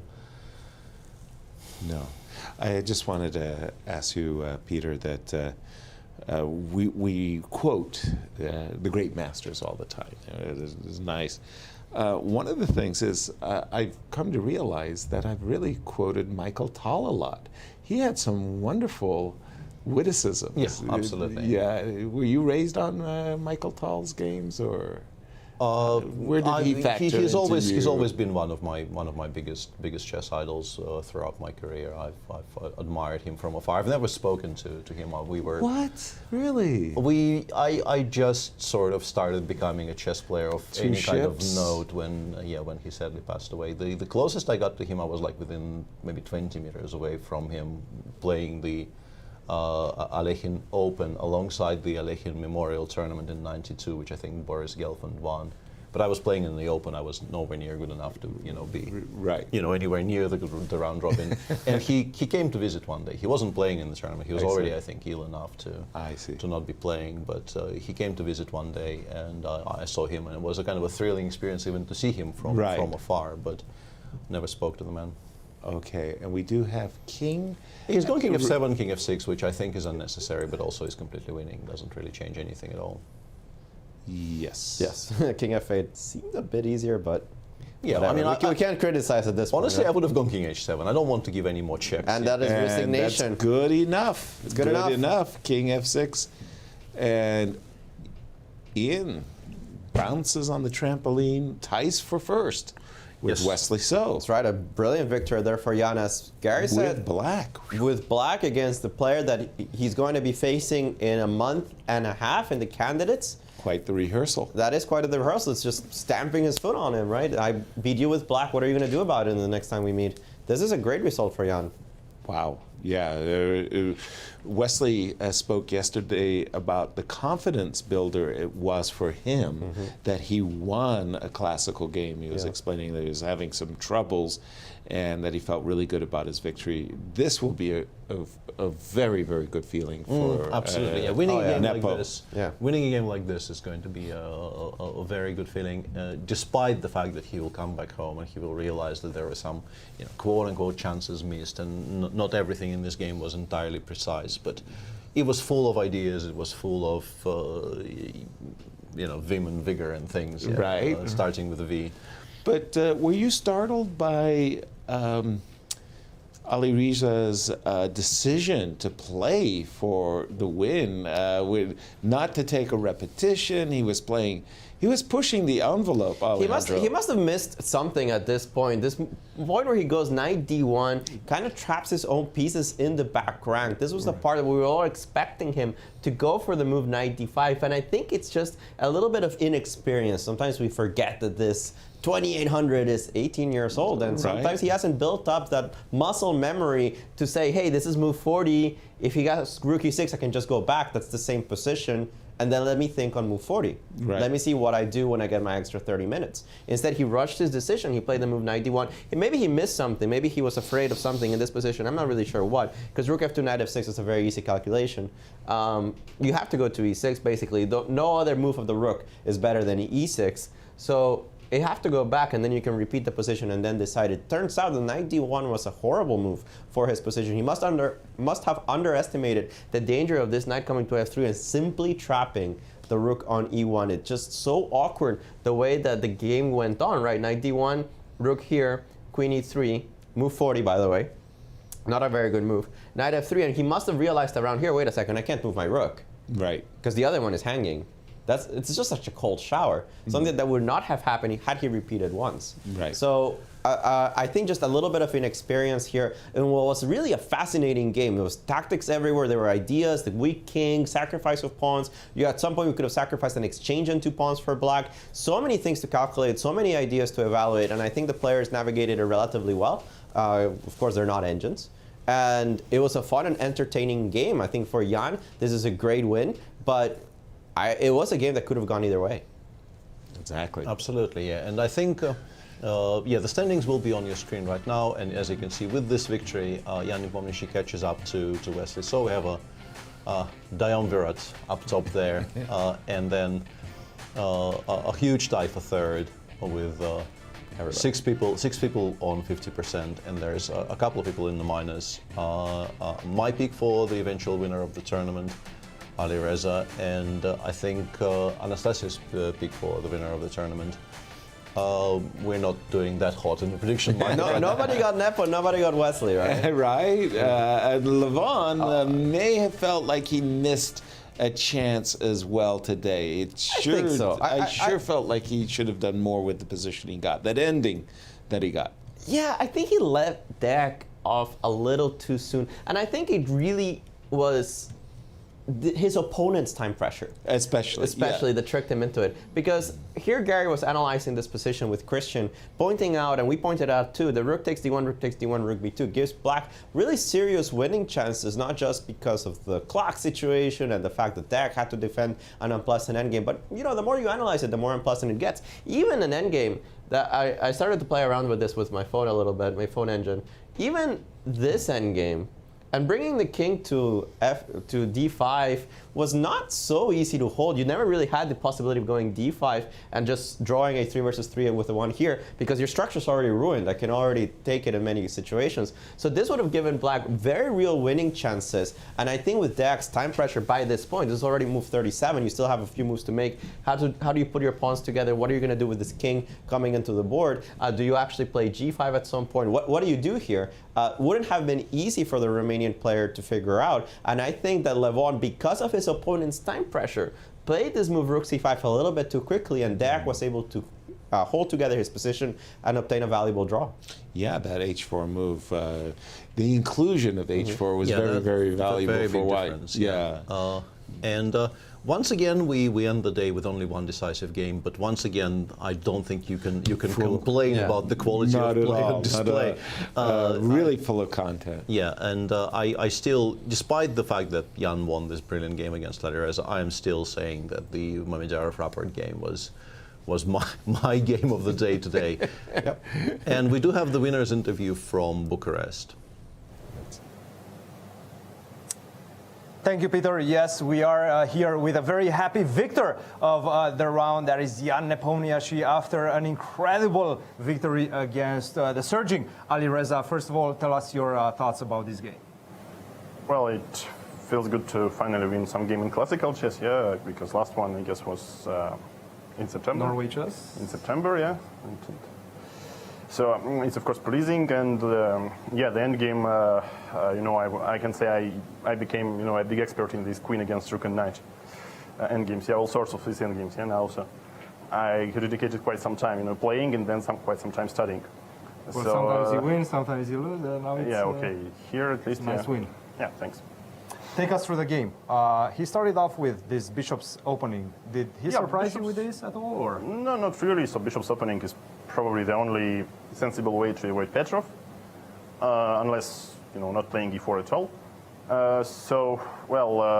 I believe it's more or less known, but he came up with an interesting plan. Normally white just castles here, but okay, knight f1 is a nice idea, yeah, just to gain some time, yes. So you're using the fact that okay, f1 square is still valid. Right. Yeah, this was just very curious to me. And here, well, I couldn't, remember any lines, so that's why I just decided to play out of common sense. So bishop f4 and queen b8 sometimes is more or less normal plan. But yeah, here after h3, well, I wasn't sure, so I could also go for, I don't know, something like g5 and then try to maneuver with my knights. But I also thought like, okay, rook e8 won't harm. Probably rook e8 is not such a good move in these positions, as far as I know. But here, I couldn't resist to play, so sometimes I can push e3. At least from a practical perspective, and here, it looks like a normal move. Yeah, but sometimes you need rook on f8 to push f5. Yeah, but in some future. But this future, And he started playing some weird moves, and now you. Well, what he did was, quite interesting. So, at first glance, it looks like white is going to lose by force. Mm-hmm.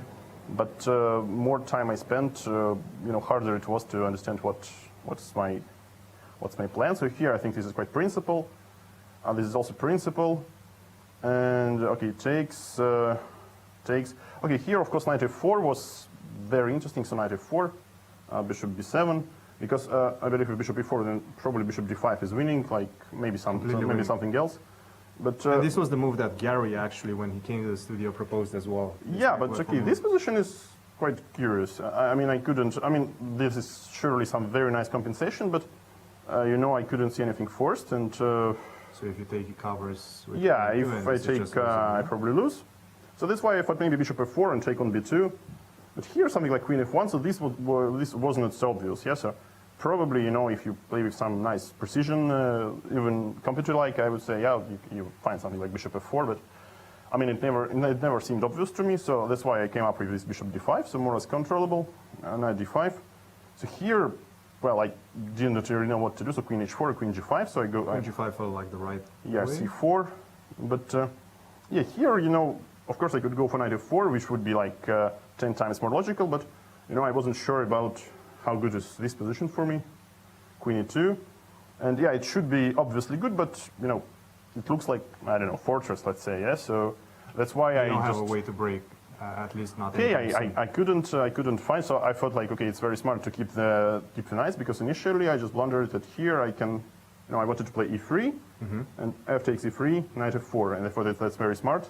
Also h4 here is good for computer, but here I generally wasn't happy about this move, so white obviously escapes. But some computer brilliance also here.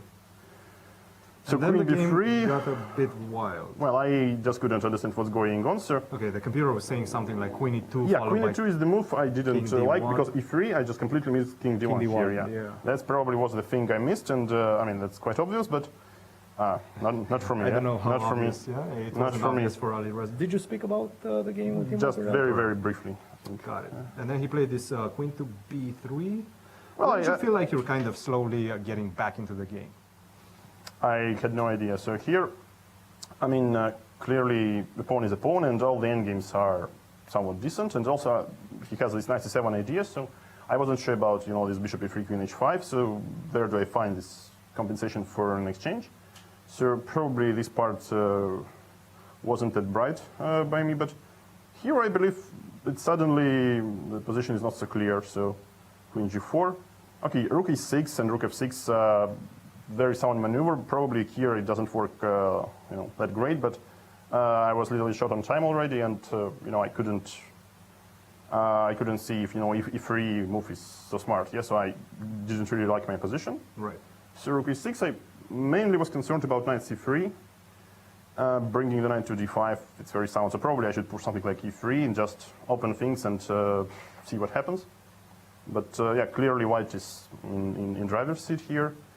But king d1, I think he started making some not the optimal moves. Yeah, so here after rook f6, I finally got some idea. Rook e1. So here, you know, it was never, you know, led to blunder, and to blunder something like knight e7. But here, wow, Compi is so happy. Even like here it says king f8. Yeah? King f8. Okay, but that's just too much for me. Yeah. And what after taking?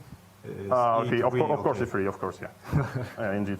Yeah. Who could? But by the way, I calculated something like this, yeah. But okay, I just saw 97 and I thought, okay, that's too much for me. Engine stuff. Yeah, and here, well, I mean, given the time factor, you know, I think we didn't play that badly, but I think now black is slightly pressing, so it's yet it should be analyzed. But I thought like I'm doing some sensible things. Once you got your knight all the way to f3, it already felt like you're gaining full control of the game. Yeah, here he could play knight d5, so this. Were you going to repeat? No, I was going to repeat once, and then probably, okay, I would pass the time control. So probably I would do something like rook e6, and maybe here rook h6, I don't know. But maybe that's not so smart. But of course, knight d5 was the move, but after knight d1, I mean, okay, I was obviously shocked. A bit too passive.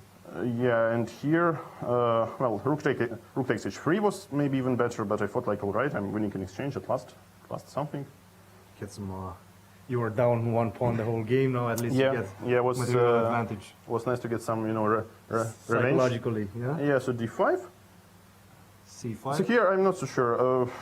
Bishop e5. Okay, c5. Probably that was the position I was aiming for, but I couldn't just evaluate it. So, I mean, obviously I should be doing very nicely, but you know, some positions can arise which are really hard to evaluate. So. Let's say if I just take on h3 here, okay, something like king b1, and then if he plays calmly, like knight to c3 and d6, probably he always will have some counterplay, so I decided to clear. You spent like 10 minutes or so around at this point, and what was the concrete variation that you calculated? I didn't calculate anything. I was just using in between the lines I have seen, you know, before. So, okay, this rook takes f2. I wasn't sure about this endgame. So queen f4, but okay, e3 is not so good because queen e3 and b3 and white escapes. So queen f4 is something I wanted to play, but then okay, oops. But then I at last came up with some brilliancy. There we go.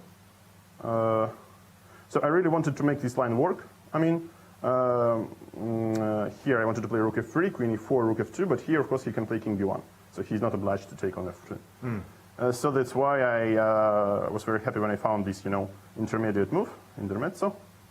Yeah, knight e4 was a little bit of panic, but in my opinion, okay, queen e4, rook f2, king d1 is probably the only one. But this looks so ugly for white. I don't really believe this works, but yeah, if it works. And probably he has to find like rook e2 or okay, if it works, then it works. So what can I do?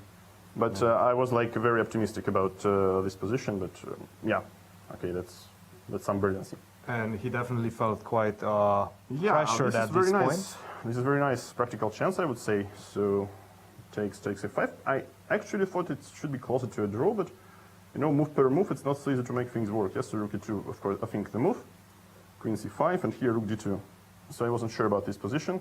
So perhaps I should, if I want to fight for something, I play like this. like this. Get the king to d8. Yeah. And this position, somehow it seemed to me that, okay, white will, in some miraculous way, bring knight to, I don't know, f7 or b7 or e6, but now it seems like, okay, at least now I see the evolution. So probably knight is not going anywhere. Yeah. Yeah, but this, king d3, f4, I have, a lot of different checks, like queen g3 to set up some traps on the all the way. Yeah, so king c2 was maybe more precise, but king d2 is probably losing moves. So f3, let's say d6, maybe a check, maybe queen takes h3. So I thought like this position will rise, and probably I will still have some good winning chances. But like I wasn't really sure about the evolution. So maybe white is in time to build a fortress, maybe not. But at that point, it's not my business actually. Jan, a huge victory for you with the black pieces against probably the hottest prospect out there right now. What does this victory mean to you? It's nice to play, a game with a good result, but I don't think it means anything special. Just I'm, not so happy about the quality once again. But yeah, it was a big mess, so at least it was fun. Thank you very much for joining us. Keep the energy up, and we'll see you in the next few rounds. Thank you. Guys, back to you. Thank you, Christian. Very Congratulations, instructive. Jan. Yeah, congratulations to Jan. And also, I want to say very kind of an interesting interview in which he keeps on saying, I didn't understand anything, and the game is full of holes. And he keeps on showing us lines which we found with the help of the engine, and like giving the entire precise lines which are just right. Yeah, and showing great judgment while doing it all the same, all the it's time terrible. saying, I missed everything. Quality is horrible. I'm just happy I won. I know nothing about this game. I see these pieces for the first time in my life. So, yeah, exactly. Is this the trophy? Is this first place? As we see our current standings, 2 players tied for first, Wesley and Jan. Everybody else has made draws except for the 2 players at the bottoms of the standings. And as we prepare ourselves for tomorrow, we take a look at our schedule. Yeah, we've got 3 more rounds to go until the rest day, and then 4 more rounds to end the tournament, with potential playoffs on Saturday if they are required. And a quick look at our predictions, as I think nobody has our 2 leaders. I'm happy with 50%. I'm happy with 50. I'm on the lead. That'll be also. Everybody's happy. Peter, is a rough day for us. Yeah, we need to catch up with me and Anastasiya. We need to start picking up points there, but.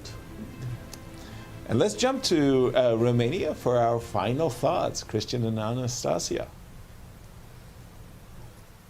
Well, what a day it was, guys. One of those days in which I have the engine, Alejandro, I'm sure, had the engine as well, and we were not understanding absolutely anything that was happening in either that Richard Rapport game against Mamedyarov, but also this complete mess of a game between Firouzja and Jan Nepomniachtchi. But still, such amazing games filled with excitement, and I'm sure this trend is going to continue as the tournament progresses. Anastasia, how about yourself?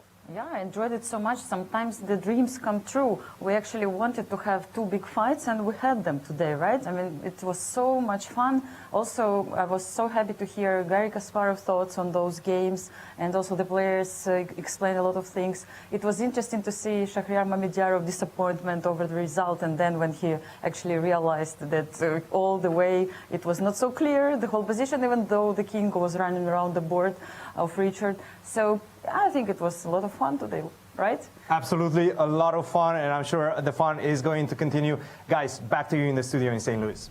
Well, thank you very much to you both. That was just so such an enjoyable day, Alejandro. My goodness. I mean, the predictions of which were going to be the games of the day were right on point. But for me, these battles between Mamedyarov and Rapport are going to be always headlining. 2 games that I've seen from them, 2 spectacular battles. One won by Mamedyarov here at the Singfield Cup, and now this draw in Bucharest just had me electrified. I'm loving this matchup. I'm loving the games that we're seeing from Romania. It's gearing up to be a great event. Thank you, Alejandro. Peter, it was great calling the action with you today, and we're looking forward to tomorrow as well. Absolutely, it is. Despite only 2 games being decisive out of 10, this has been fantastic first 2 days of the event, and I think it's only going to get better. So stay tuned. It's the same time, same place tomorrow. See you tomorrow.